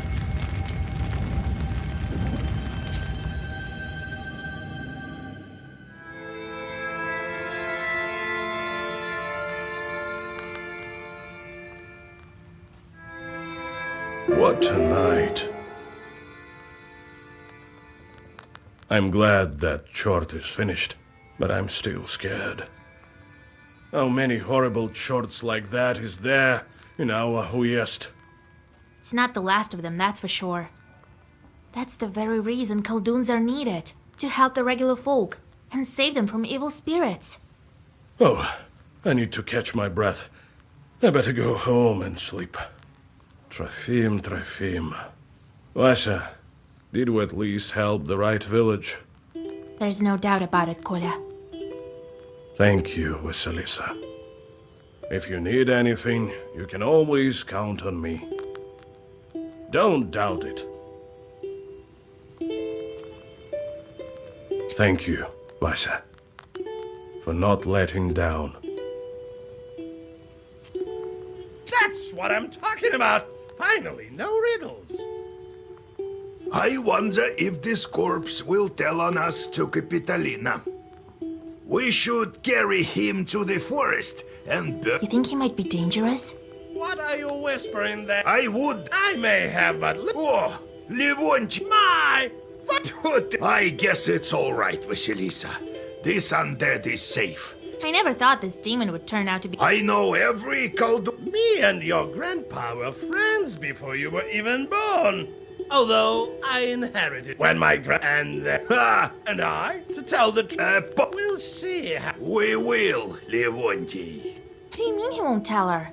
Perhaps we should actually... I won't be Just in case. And you waste your... Don't worry, I have enough. Why do you look like that? You try being under... It's only thanks to I can... I'll doubt I ever want to leave as a wrecked skull.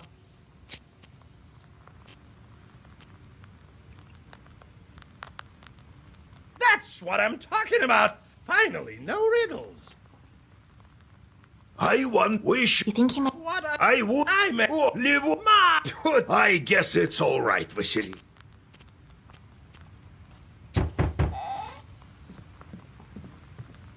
Oh, Yegor, thank God I caught you. I am not in charge around here anymore. Vasilisa is the one you're looking for. What kind of life is it here? 1 minute it's hunger, another war. Oh well, at least my cow is still healthy. What was I saying? Some time ago, I was walking along the Bonevsk road late at night. There, on the other shore. A frightful place, I tell you. Then, all of a sudden, something clattered and shot past me. Like a whirlwind, I tell you. God help me, I made it home. All right. I'll go check if there are any demons there. I'm not worried about that. Put a Zagovar on me, will you? Don't you know there's nothing better than the sign of the cross? All right. I'll whisper something. What with you coming all this way and all? Oh, thank you, kind girl.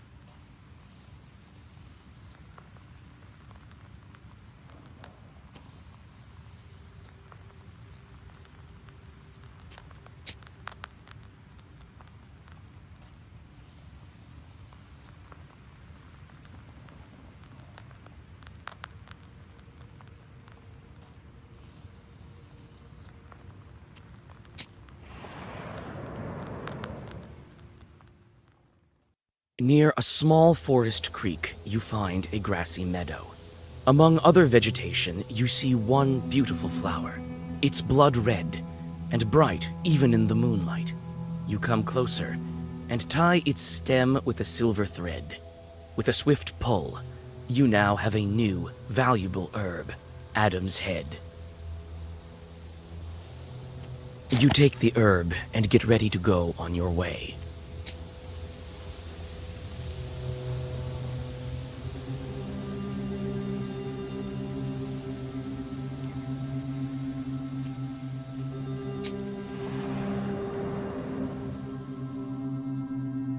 While passing a small birch grove, you notice the golden flowers of the Tirlich herb.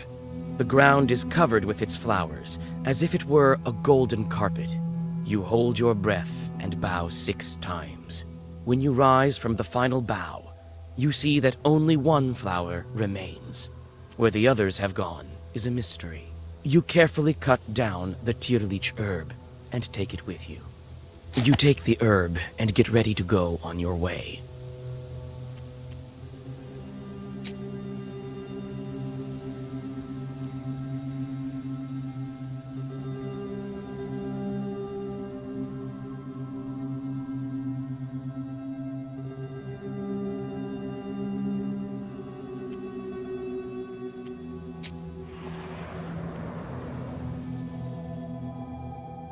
You notice deep, humanoid tracks.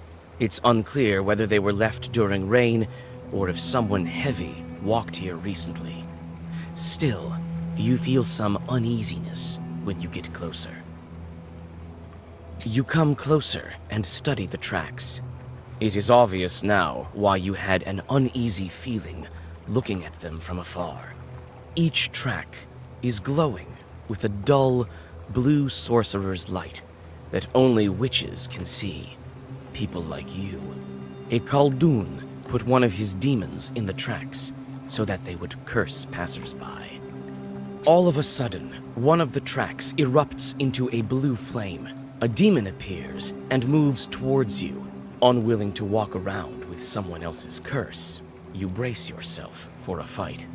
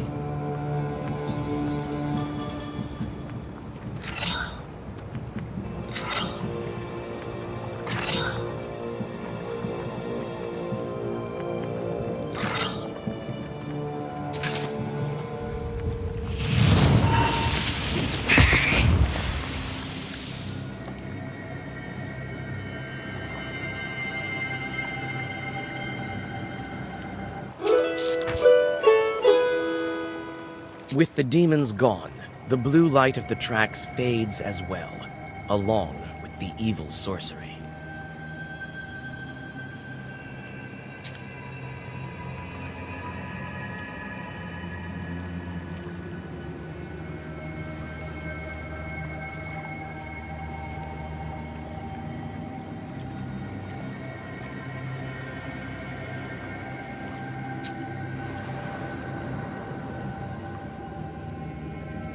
It's lonely and scary on the road at night. Around you is an unfriendly silence, broken only by the sound of your footsteps. The old graves at the crossroads have no offerings.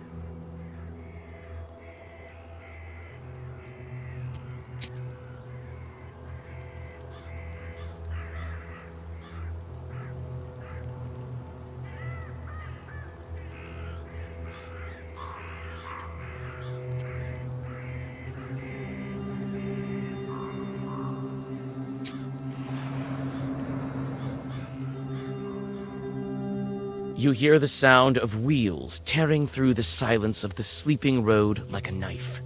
Ahead, you see the silhouette of a wagon moving in your direction. The cart is filled with freshly cut ears of grain. You shout your greetings, and the wagon stops nearby. The driver looks at you with cold, staring eyes. I wish you a good harvest. We thank you kindly.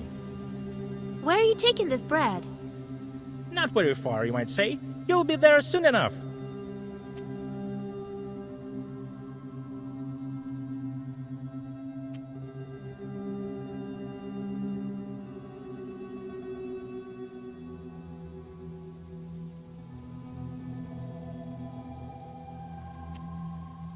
Don't avoid the question. Where's this place? a bit to the south. It's quite a bit warmer down there than in your Sheridan.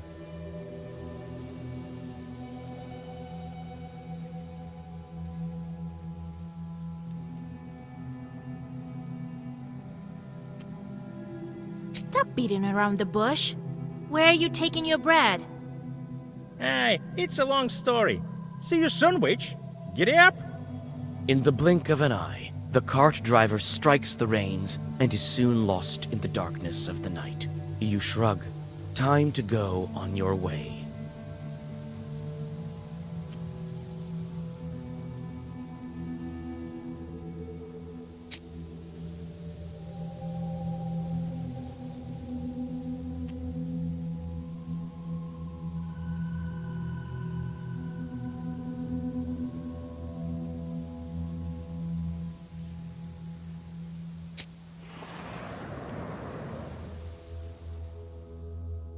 Amidst the branches, you notice a glint of the demon's eyes.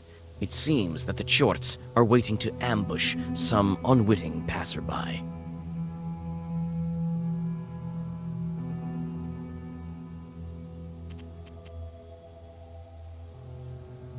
Nikolai walks forward, pretending as if he hasn't noticed the Chort. As soon as the demon lunges at him, Nikolai grabs the demon and shoves him off the cliff. One less demon to deal with.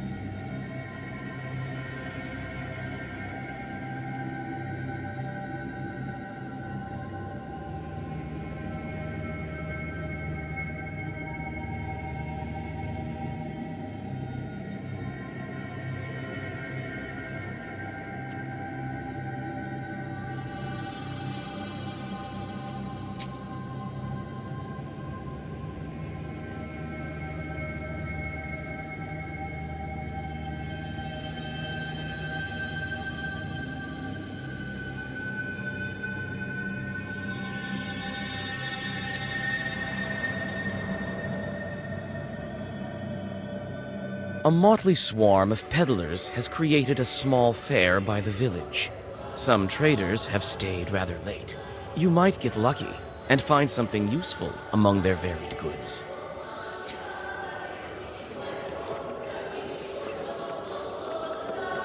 You're not what we consider an average girl, are you? In that case, I'll show you some fine wares. Here, take a look.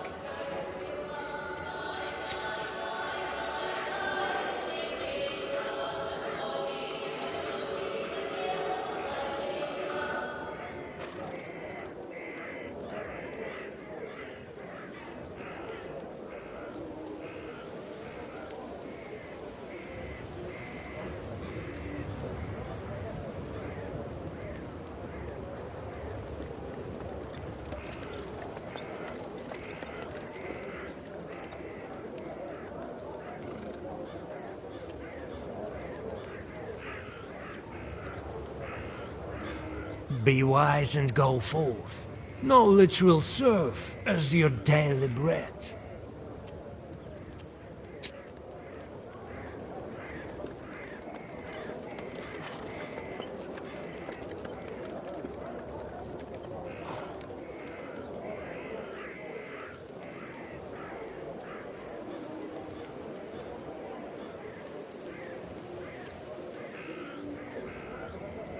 Low prices, come and see for yourself. Buy some herbs and other goods I've brought for you from the woods.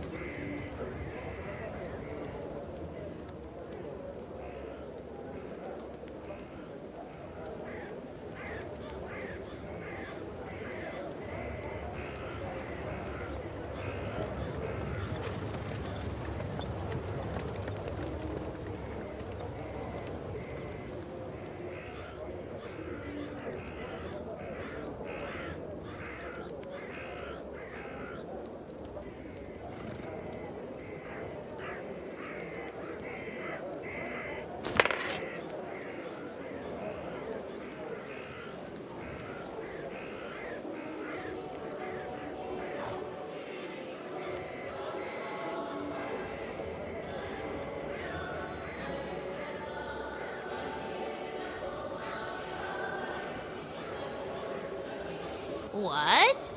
Want some pranics? I've sold everything already. Oh.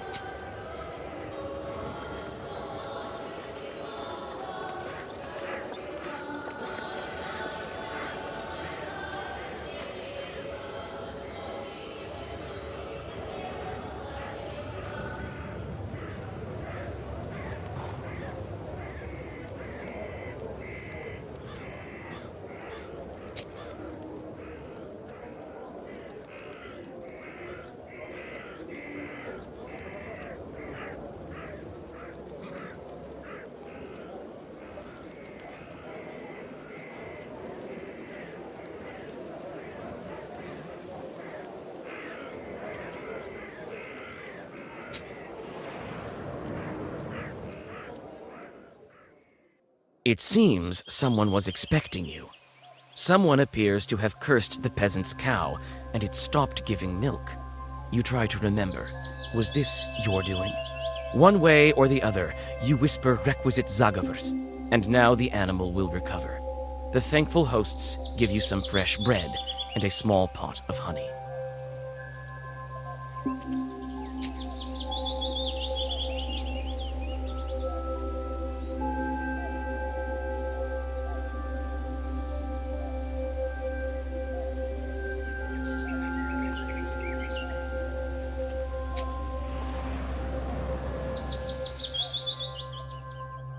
The door to the abandoned banya opens with a shrill creak. After that, the old building is silent, waiting for the ritual to begin. You can only guess how this ritual will end. Some fitting spells come to mind. However, none of them were made to free changelings. Your heart skips a beat when you look upon the unknown, dim as the dark interior of a stove.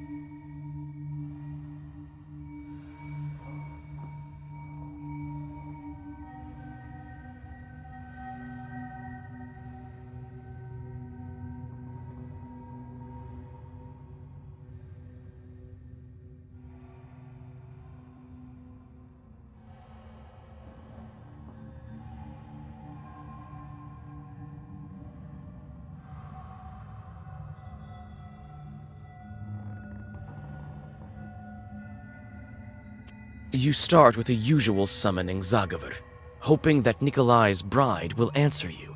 Perhaps you'll just have to give her all of the requisite items. The Zagavur soon comes to an end, and the changeling girl stands before you. We brought the things we promised. Soon you'll be free.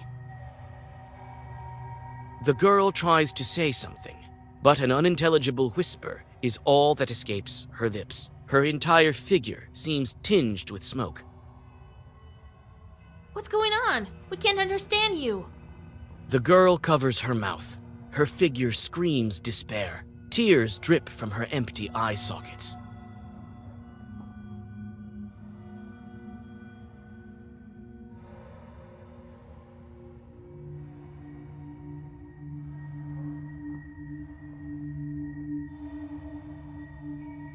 You whisper an old Zagavur, and you finally understand what she's saying.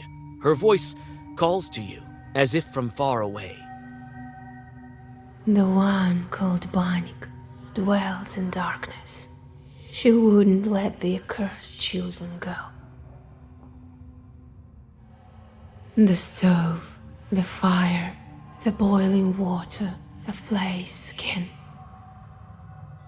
These are the keys to her domain. I am the third from the left, and all that is colored with blood.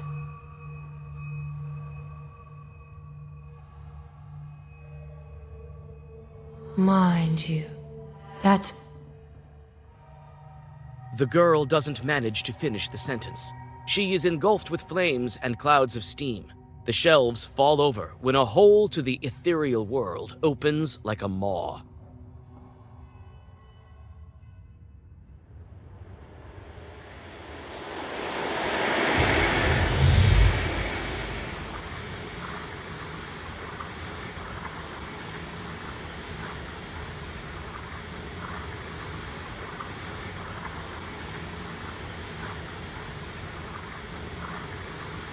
So what now? We enter the abyss?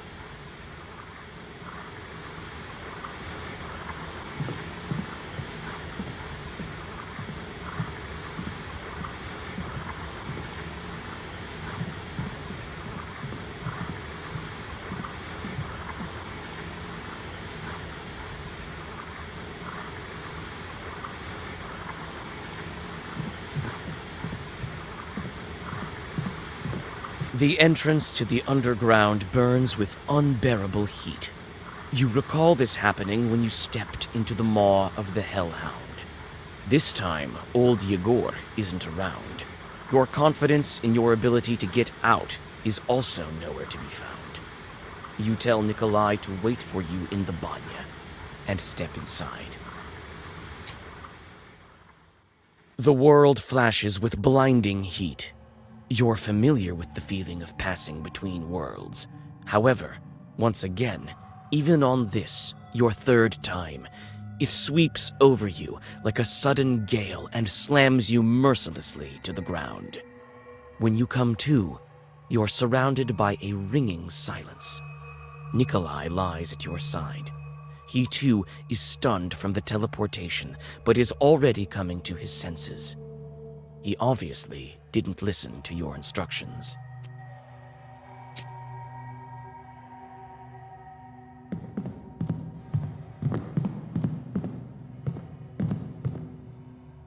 Kolya, are you alright? I told you to wait in the banya. But I couldn't just leave you like that alone. I can keep it together now, I think. Well, the more the merrier, I suppose. Anyway, there's no way back now. Follow me. Such a fearsome girl. You'd better stay behind me. Don't get yourself killed.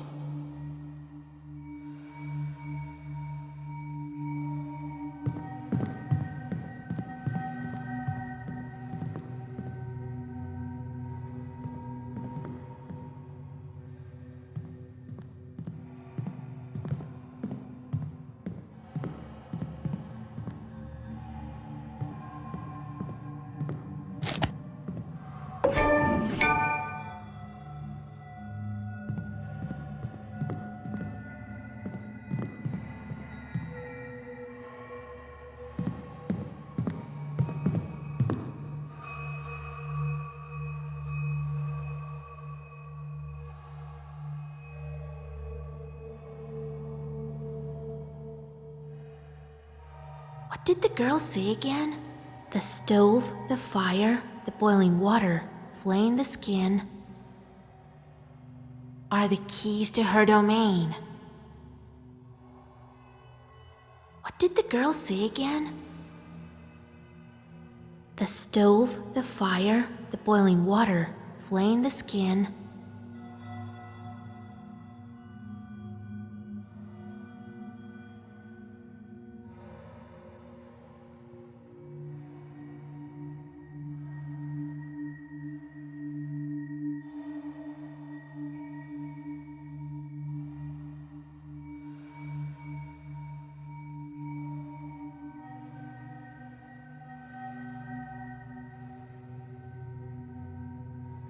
Are the keys to her domain.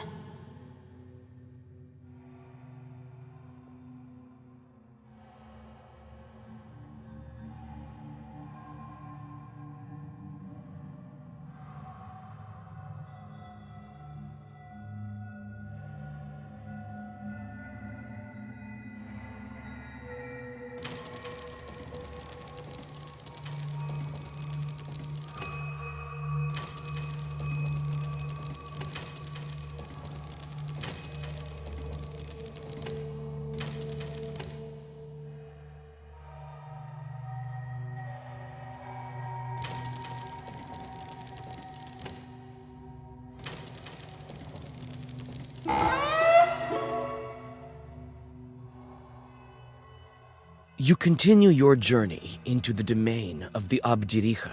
Nikolai tags along, constantly glancing around. You don't blame him, for you are also alarmed. And suddenly, it seems you are right to be. A couple of chorts bar your way.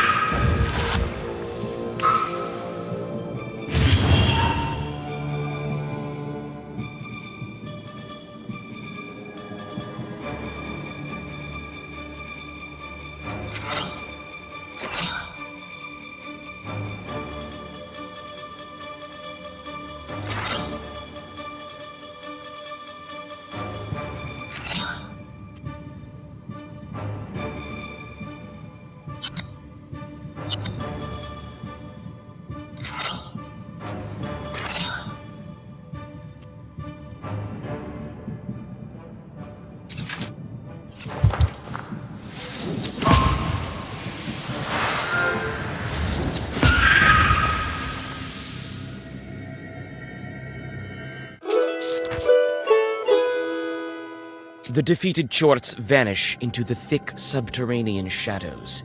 You move further along the grim corridors. Nikolai follows you. You notice he's clenching the cross taken from the Ikotnitsa. His knuckles are white, and his hands shiver. but his eyes are full of determination. One tight corridor leads to another. The lower you go, the harder it is to breathe. Your path is lit only by burning embers and the scattered rays of the dawn coming from the human world somewhere above. It seems this journey will never end when suddenly a black figure bars your way.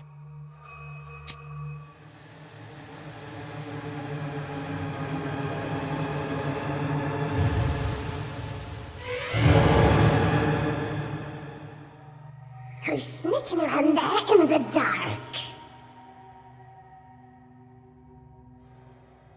We can smell you. We can. Reeks of life will clean you up. Get rid of stinking skin as well.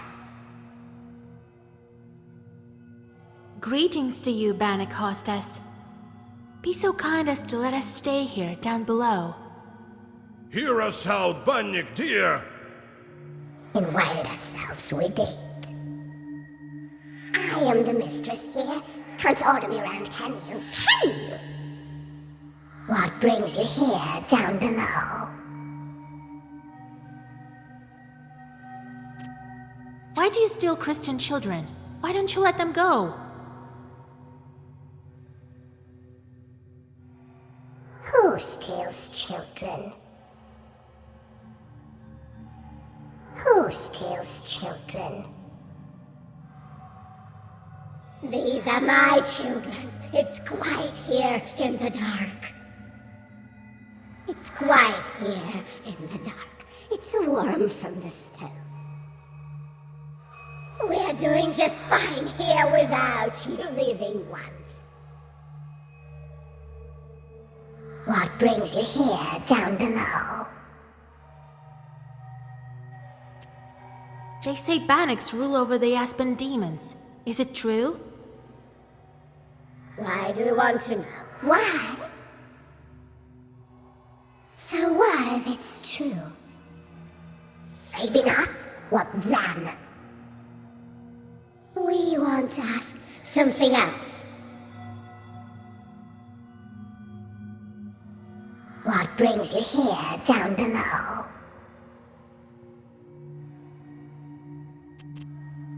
We came to ask for your daughter's hand. I have a young groom, you have a fine bride. Can we bring them together? No! There's no brides here below! Only embers. Embers burn? Warm old bones. Yeah? Who burned my arm then? An ember shaped like a hand? A mark! A seal on the hand!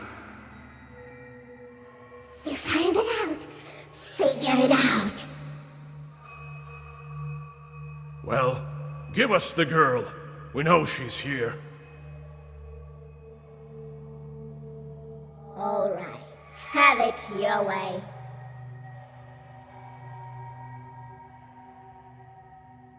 We'll show you a bride.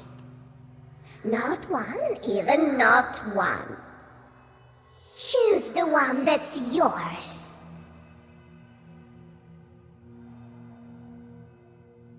You chose wrong.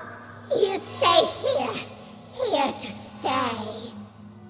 I'll spin your hair on a rake, then take off your skin.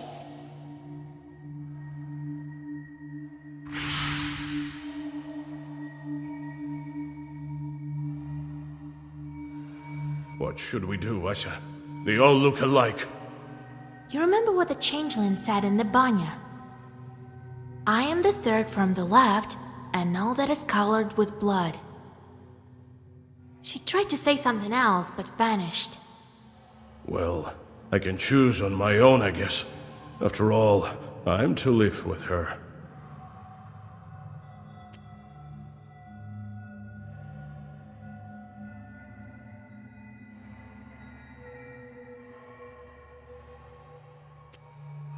Let me guess who the real one is here.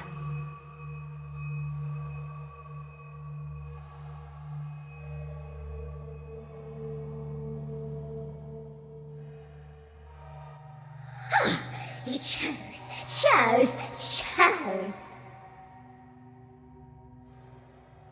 Guessed it. You got lucky. Probably just lucky.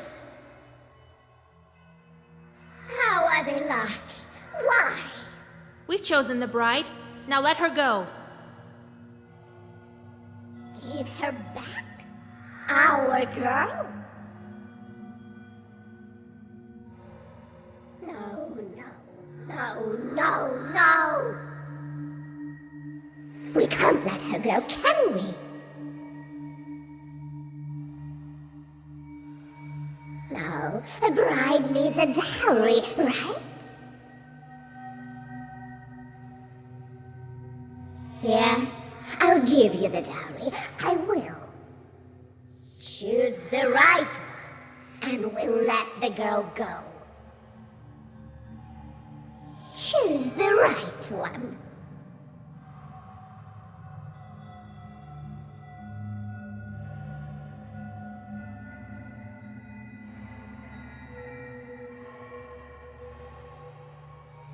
These chests all look lush. What are we to do?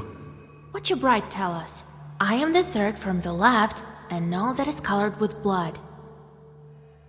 Well, we choose the third one from the left. These demons sure are cunning. Let me choose a fine one for you.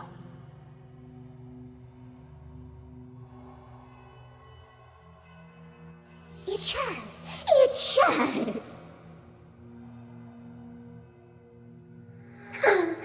You guessed it. But how? The girl told you. You couldn't guess any other way.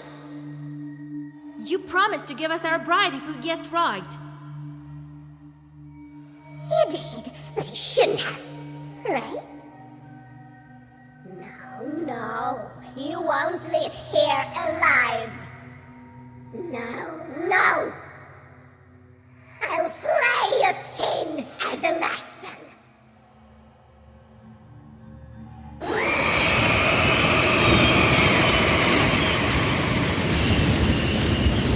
You promised to give us the bride. I will.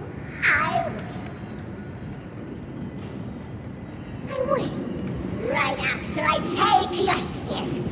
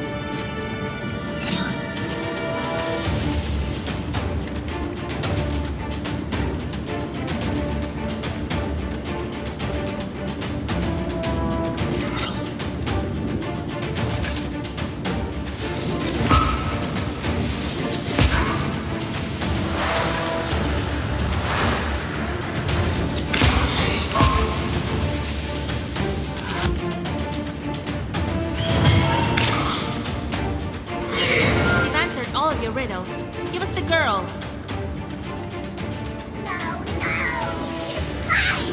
Mine!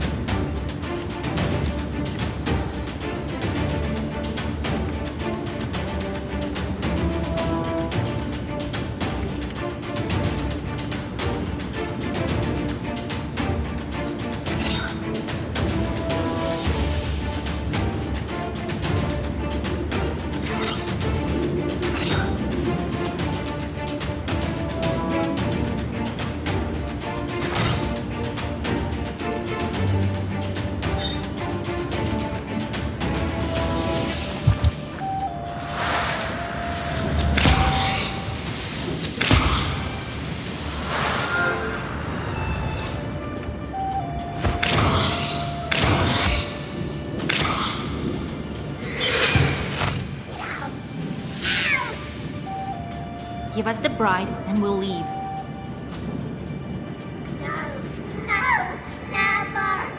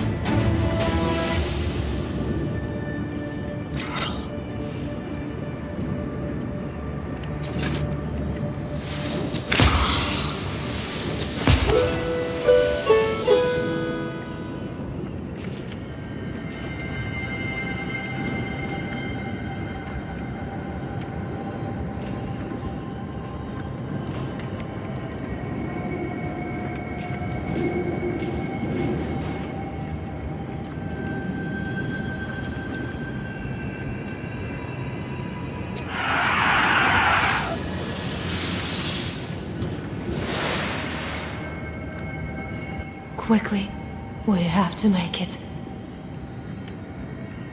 Did you bring what I asked you to? Here is the belt and the cross.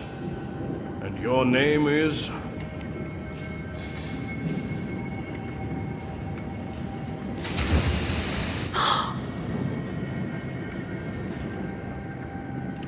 I can't believe it. Am I free? Yes, the demons can't hurt you now. It's dangerous to stay here. The place is unclean, not to mention all the logs flying around. Let's go to Arisba. We'll talk there. All right.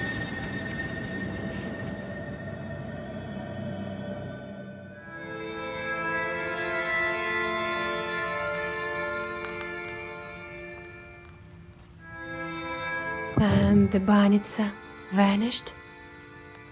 And here I am.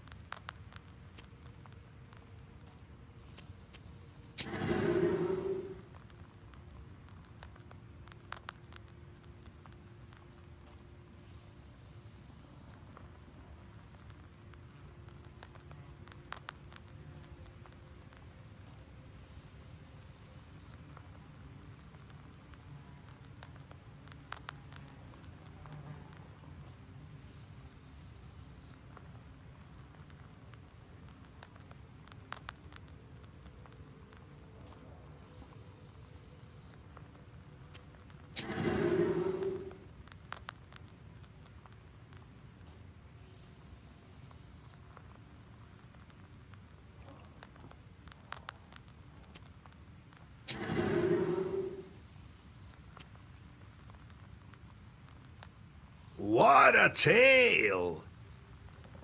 Well, Kolya, you sure got lucky.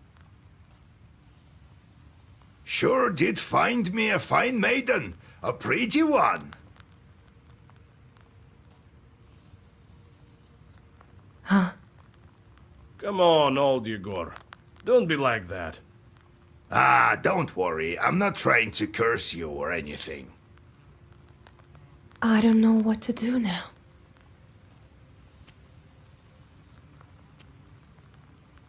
So, Kolya, are you going to make good on your word? I sure am.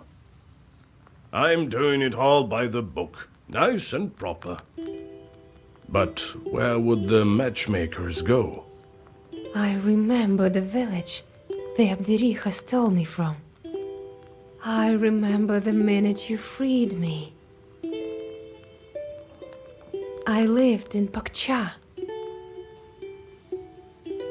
My relatives still live there. Send the matchmakers there. Though I need to go there with Vasilisa first. You'll find your Aspen demon there.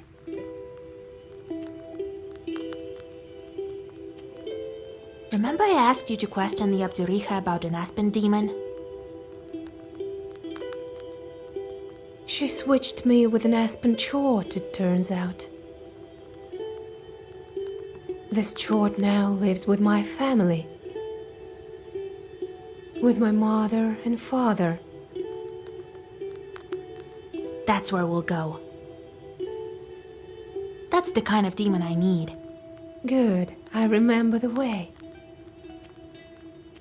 She's gone. I doubt she can follow you. It's not so easy to get rid of her. Soon she'll revive in the dark. She can't die. I'm not entirely in the human world, to tell the truth. Until I'm married, she can bring me back. How are you still alive after 18 years? Nothing to it, really. Wherever the Banya stove is lit, we're with her. Her mind has grown weak, sort of. She's rather old. But she's also taught me things. She's taught me quite a bit. I am an ogre myself, to a certain extent.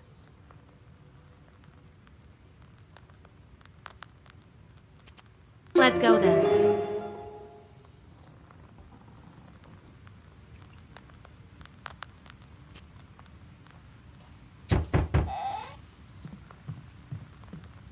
Hello to you, witch! The talk of the West is that you're a powerful knower, so I came to you. I brought some bread. It's stale, but it's all I have. There's some Yerknik in our cemetery terrorizing the entire area. She died, you see, but hadn't passed on her chorts. You know how it goes. Very well. I'll drop by when I'm near.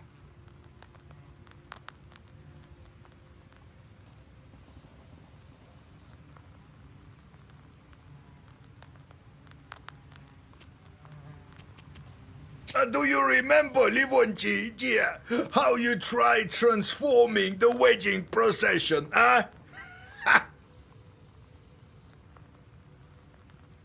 Yegorka, stop bothering me! You came out, wanted to stop the procession, but I put shorts on horseback in the front. The moment they saw you, they rode so hard that they pushed you and your shorts off the road.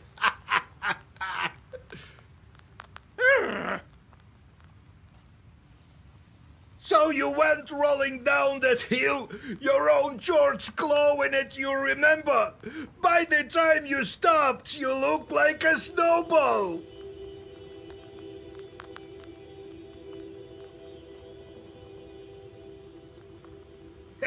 You did stop the procession, I'll give you that. Everyone was rolling with laughter. I still can't help but laugh every time I remember it.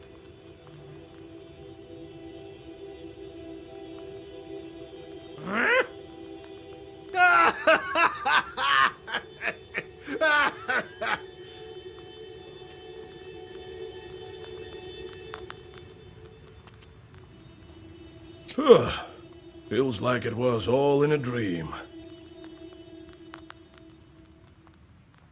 I felt this way also, when I first stepped into the ethereal world.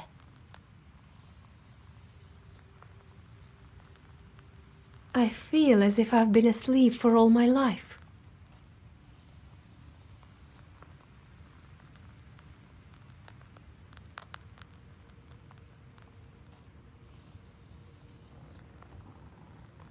They say the changelings learn a lot from evil spirits.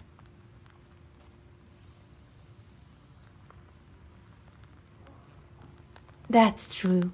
The Binding's been teaching me. Urged me on with burning coals, so I would learn better.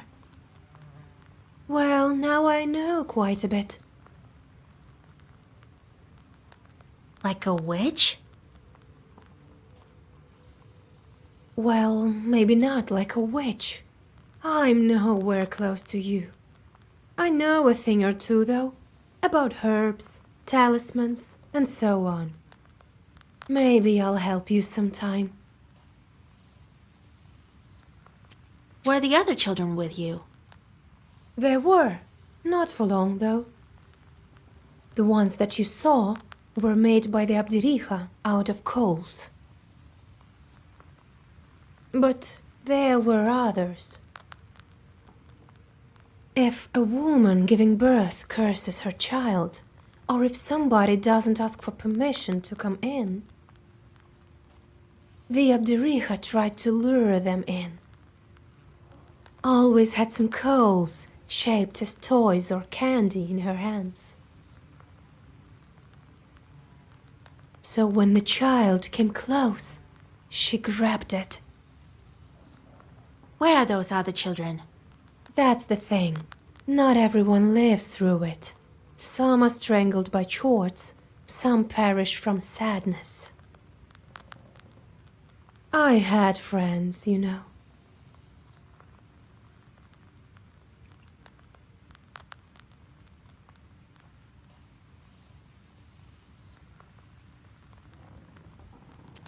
How does it feel to finally be in a human house? It's exactly the way I imagined it. A different world entirely.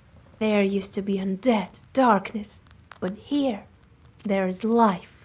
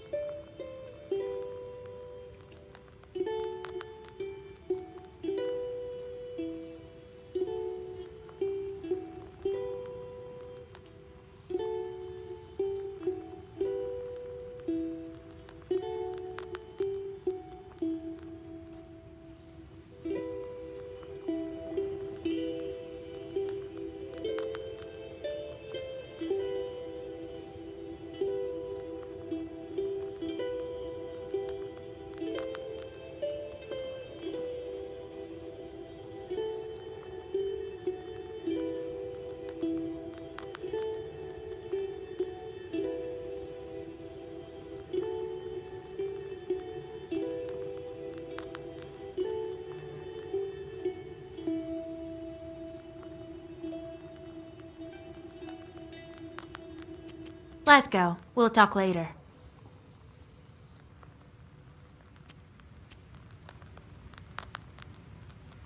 is the life! These bikes cozy, and the traveling is also to my liking. Me having no legs and all.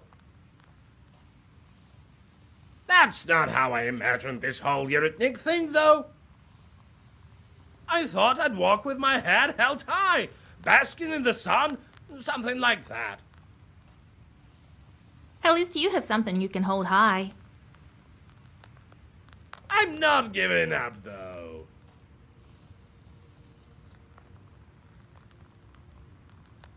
How did you become undead? Simple. When my time came, I decided not to pass my charts on to anyone. I went to the forest as deep as I could, away from people. The charts started torturing me then. Can't tell you how painful it was. But I managed. They backed down and they flew away in 40 days. I tricked them. I know this secret, you see. So I didn't die the ordinary way. I wasn't alive, but I wasn't dead either. Became an Yeretnik, you see. You were lucky to keep your wits about you. I had prepared in advance. That's why I am as I am today. Kind of lousy preparation, then. Let's see how you'd manage, Yegorka. Me? I don't need that sort of thing, you dumb skull. Who were you before you became Yeretnik? A Khaldun, that's who. We've known each other for quite some time. I didn't live very far from here, in Bonjuk. A simple life, like the sorts you've had so far. I wasn't as powerful as Yegor, though. Yeah, I remember beating him at this wedding so hard he couldn't even... Could you not? So you can't move by yourself? Of course I can, but I prefer being carried about like a kind of a prince. You see any legs? I mean, there's flying shorts. Why am I any different? I guess you've walked your fill. We'll see about that.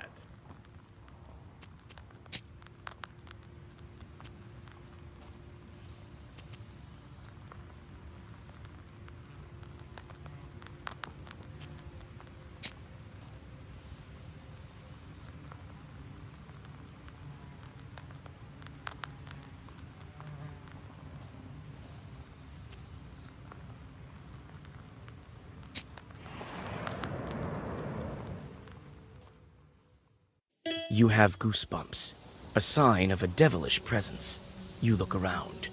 Your only companion is humming among the silence. Suddenly, a dark figure steps out from the shade. It is a scribe, a Zagavr dealer. Seek me out, girl, and I will grant you knowledge. I can help you gain a better grasp of your book and all the wisdom contained within.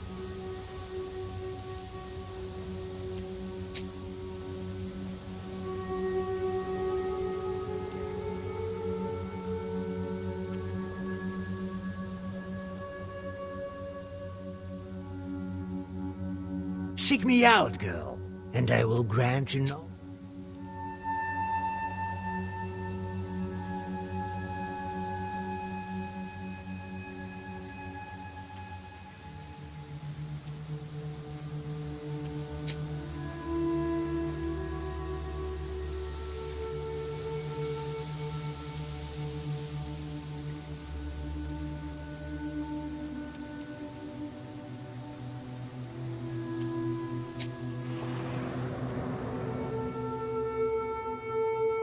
You hear the loud cries of an infant coming from the woods.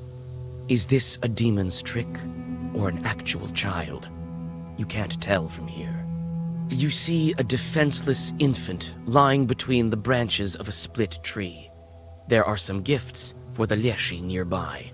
It seems that the peasants left their child in hopes that he would be cured of a disease. As a rule, the baby is left for several days in a forest in the hope of a miracle. You know well that the Leshy won't bother to help the child get well. This infant won't survive the night out here on its own. You think about what to do next. You bring the child to the closest village. You get lucky and quickly find the child's parents. You explain to them the dangers of such treatment and tell them to come to you for advice and herbs. The parents look scared, and it seems that they've learned their lesson.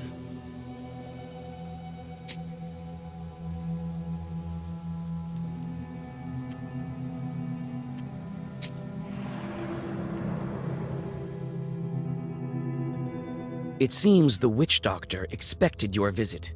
She must have learned about it from her chorts.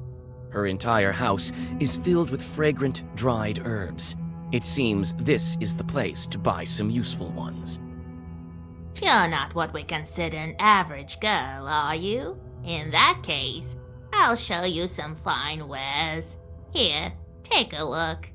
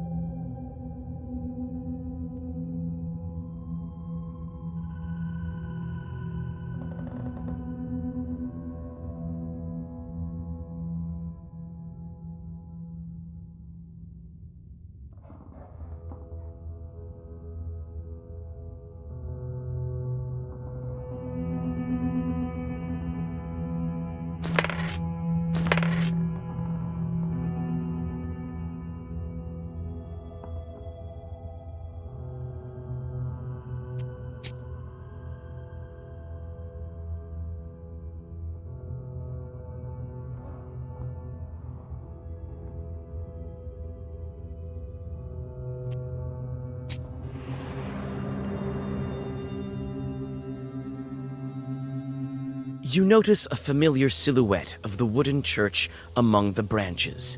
You decide to come inside and rest a bit from the long road. When you come closer, you understand that this church has been long since abandoned. The windows are boarded up, and here and there you can see holes in the walls, as black as empty eye sockets. You can't overcome your curiosity and push on the mossy door. After a moment, your eyes adjust to the darkness. The old building is filled with an eerie silence. You enter and take a seat on one of the rickety pews. You look at the mysterious moonlight and gradually fall into your thoughts. Some time passes and you feel refreshed. Soon, you feel ready to continue your journey.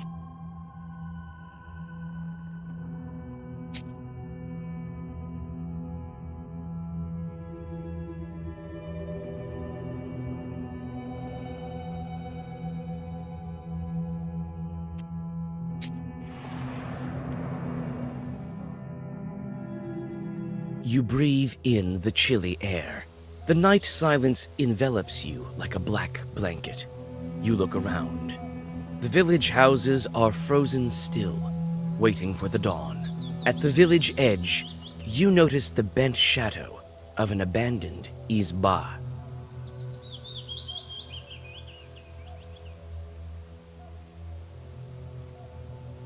Inside, you notice a crooked doorway to a galbetz and an ink-black cellar behind it.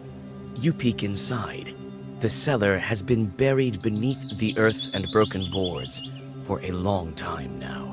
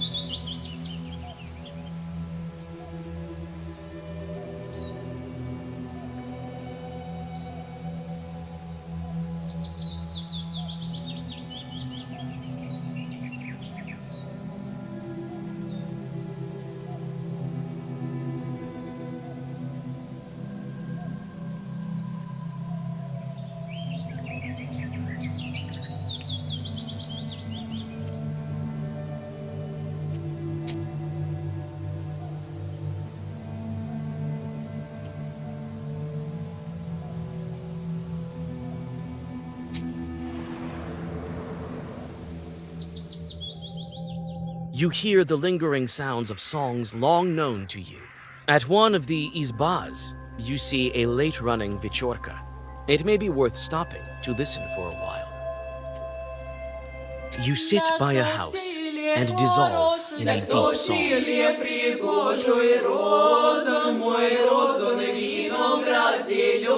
Иванушко, хороший Иванушко, пригожий розан, мой розан, виноград зеленый, по горнице ходит, а клобук не ломает. Розан, мой розан, виноград зеленый, клобук не ломает, а чулок не марает. Розан, мой розан, виноград зеленый, по синичкам ходит, а синички те зыблют. Розан, мой розан, виноград зеленый, по конюшне ходит, а узды выбирает. Розан, мой розан. At night, the roads of Perm province are not the safest of places for the common folk. This time, it is not demons that block your path, but rather 3 highwaymen.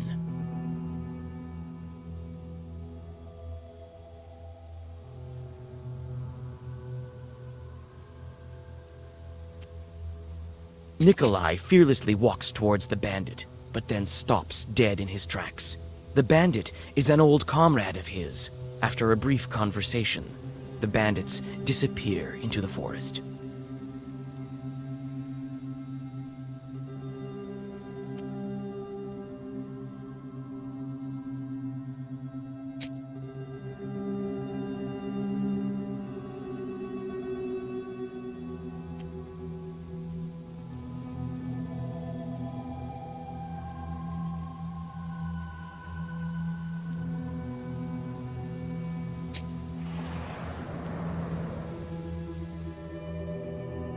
You enter an old moonlit cemetery.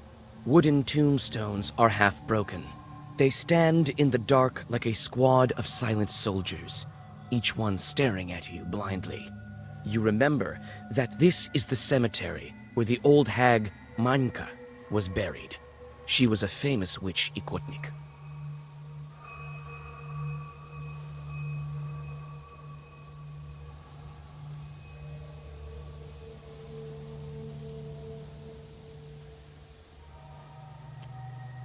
You search the silent cemetery and feel your skin crawl, a sign that evil spirits are nearby. One of the graves is dug up as if by a wild beast. You come closer. You almost fall over, but hold on to an old cross. Immediately, you realize that the old witch left her demons inside the crucifix.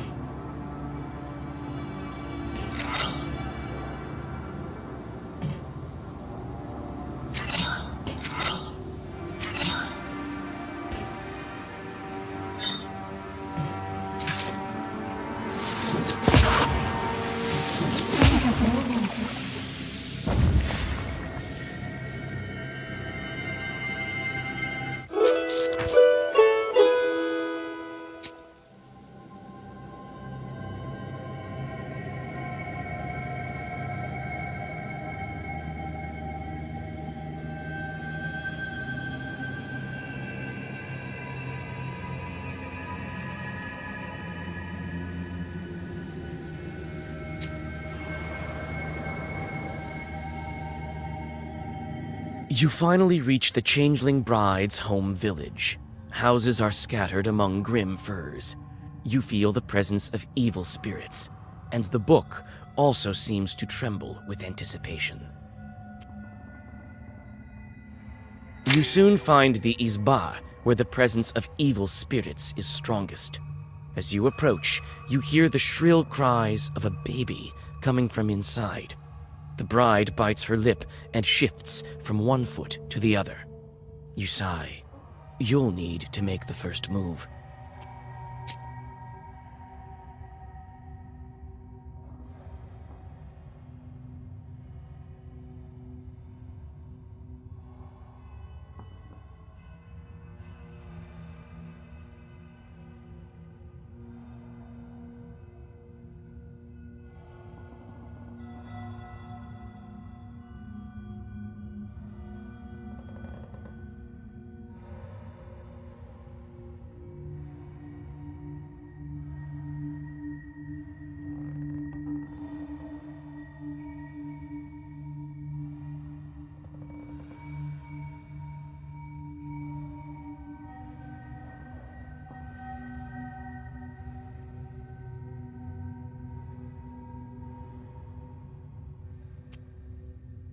Who goes there? My baby can't sleep. Who are you girls? What do you need? Your child is a demon. See for yourself. The Abderiha's changeling lies in the cradle, looking exactly like a human baby. How can I make him show his true form?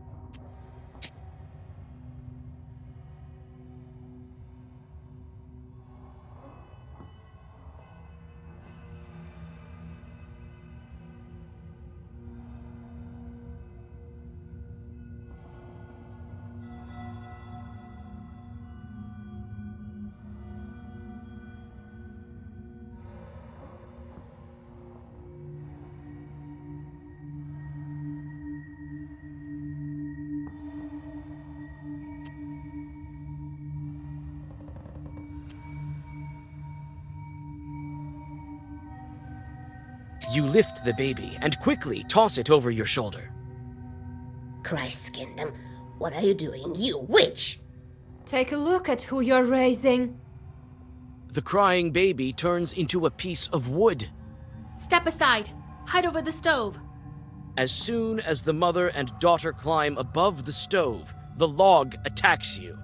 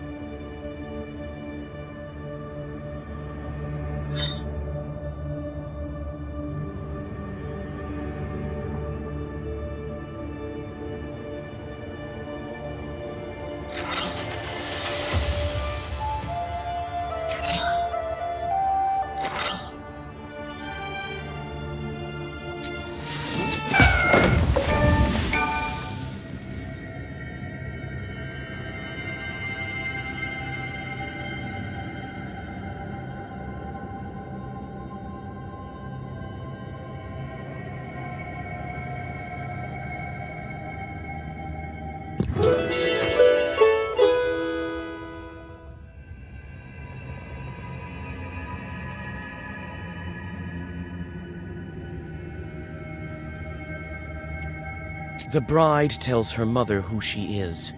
They hug. You can only guess how it feels to lose 18 years of your life. At the same time, the log turns into black smoke and sweeps into the black book. You feel dizzy. The world turns around you in a violent gale, disappearing in flames. Everything becomes dark.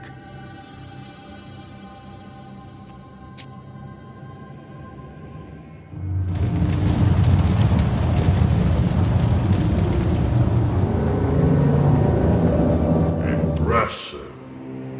In only a week's time, the first seal is gone. All that's left is to open the seal. As I told you, you are very talented.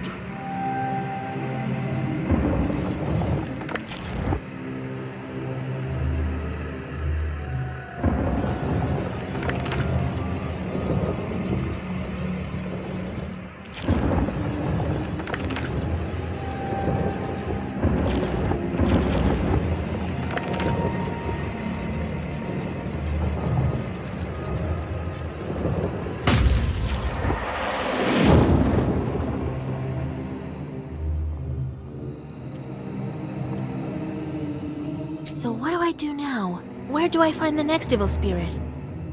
You can't figure this out yourself? Others have spent years, decades even, just to break one seal.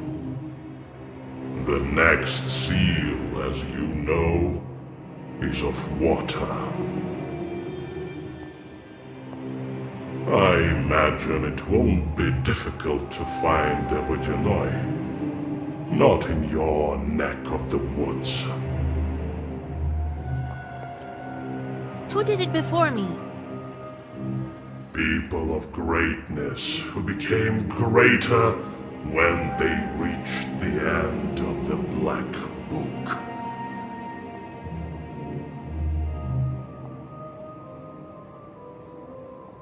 The Black Book makes wishes come true. It can be used in many ways. You should think about how you can use it. What happened to that log? Why was it sucked into the book? Surely you don't think you get your wishes for free. You must feed the fire.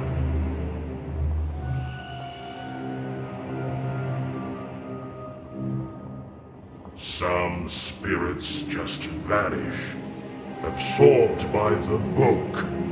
Others possess power enough to break the seal.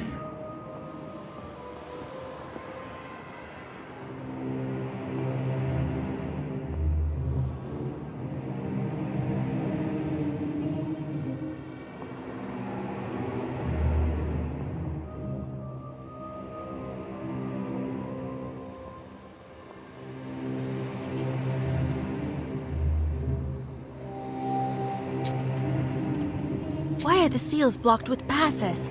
Was the book written by the people of Perm? Nothing of the sort.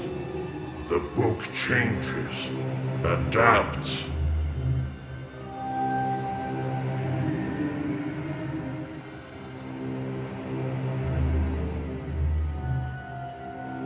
I think the book has been testing you.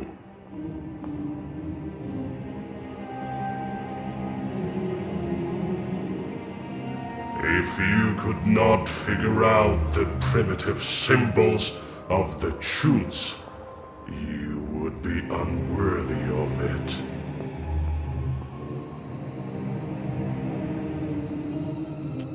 Who are you and why do you drag me into this hole? Why shouldn't I feed you to my book?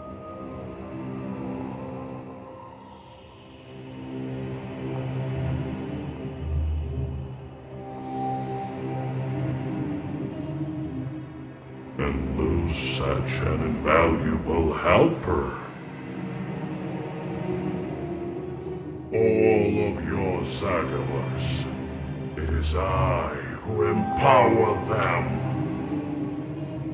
They would not be as strong without me in your service.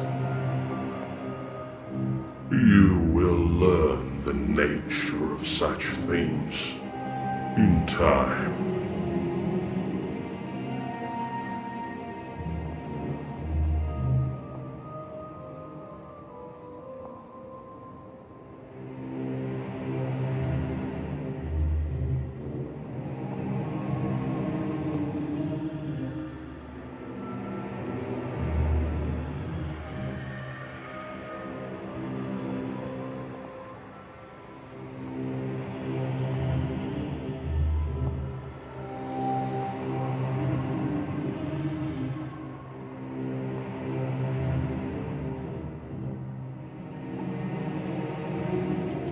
It's time for me to return to the light. Is that all you wished to ask me? Very well. You may go. We will meet again when you break the water seal. I would, however, think carefully on the subject of our next chat if I were you. Me being such a priceless assistant.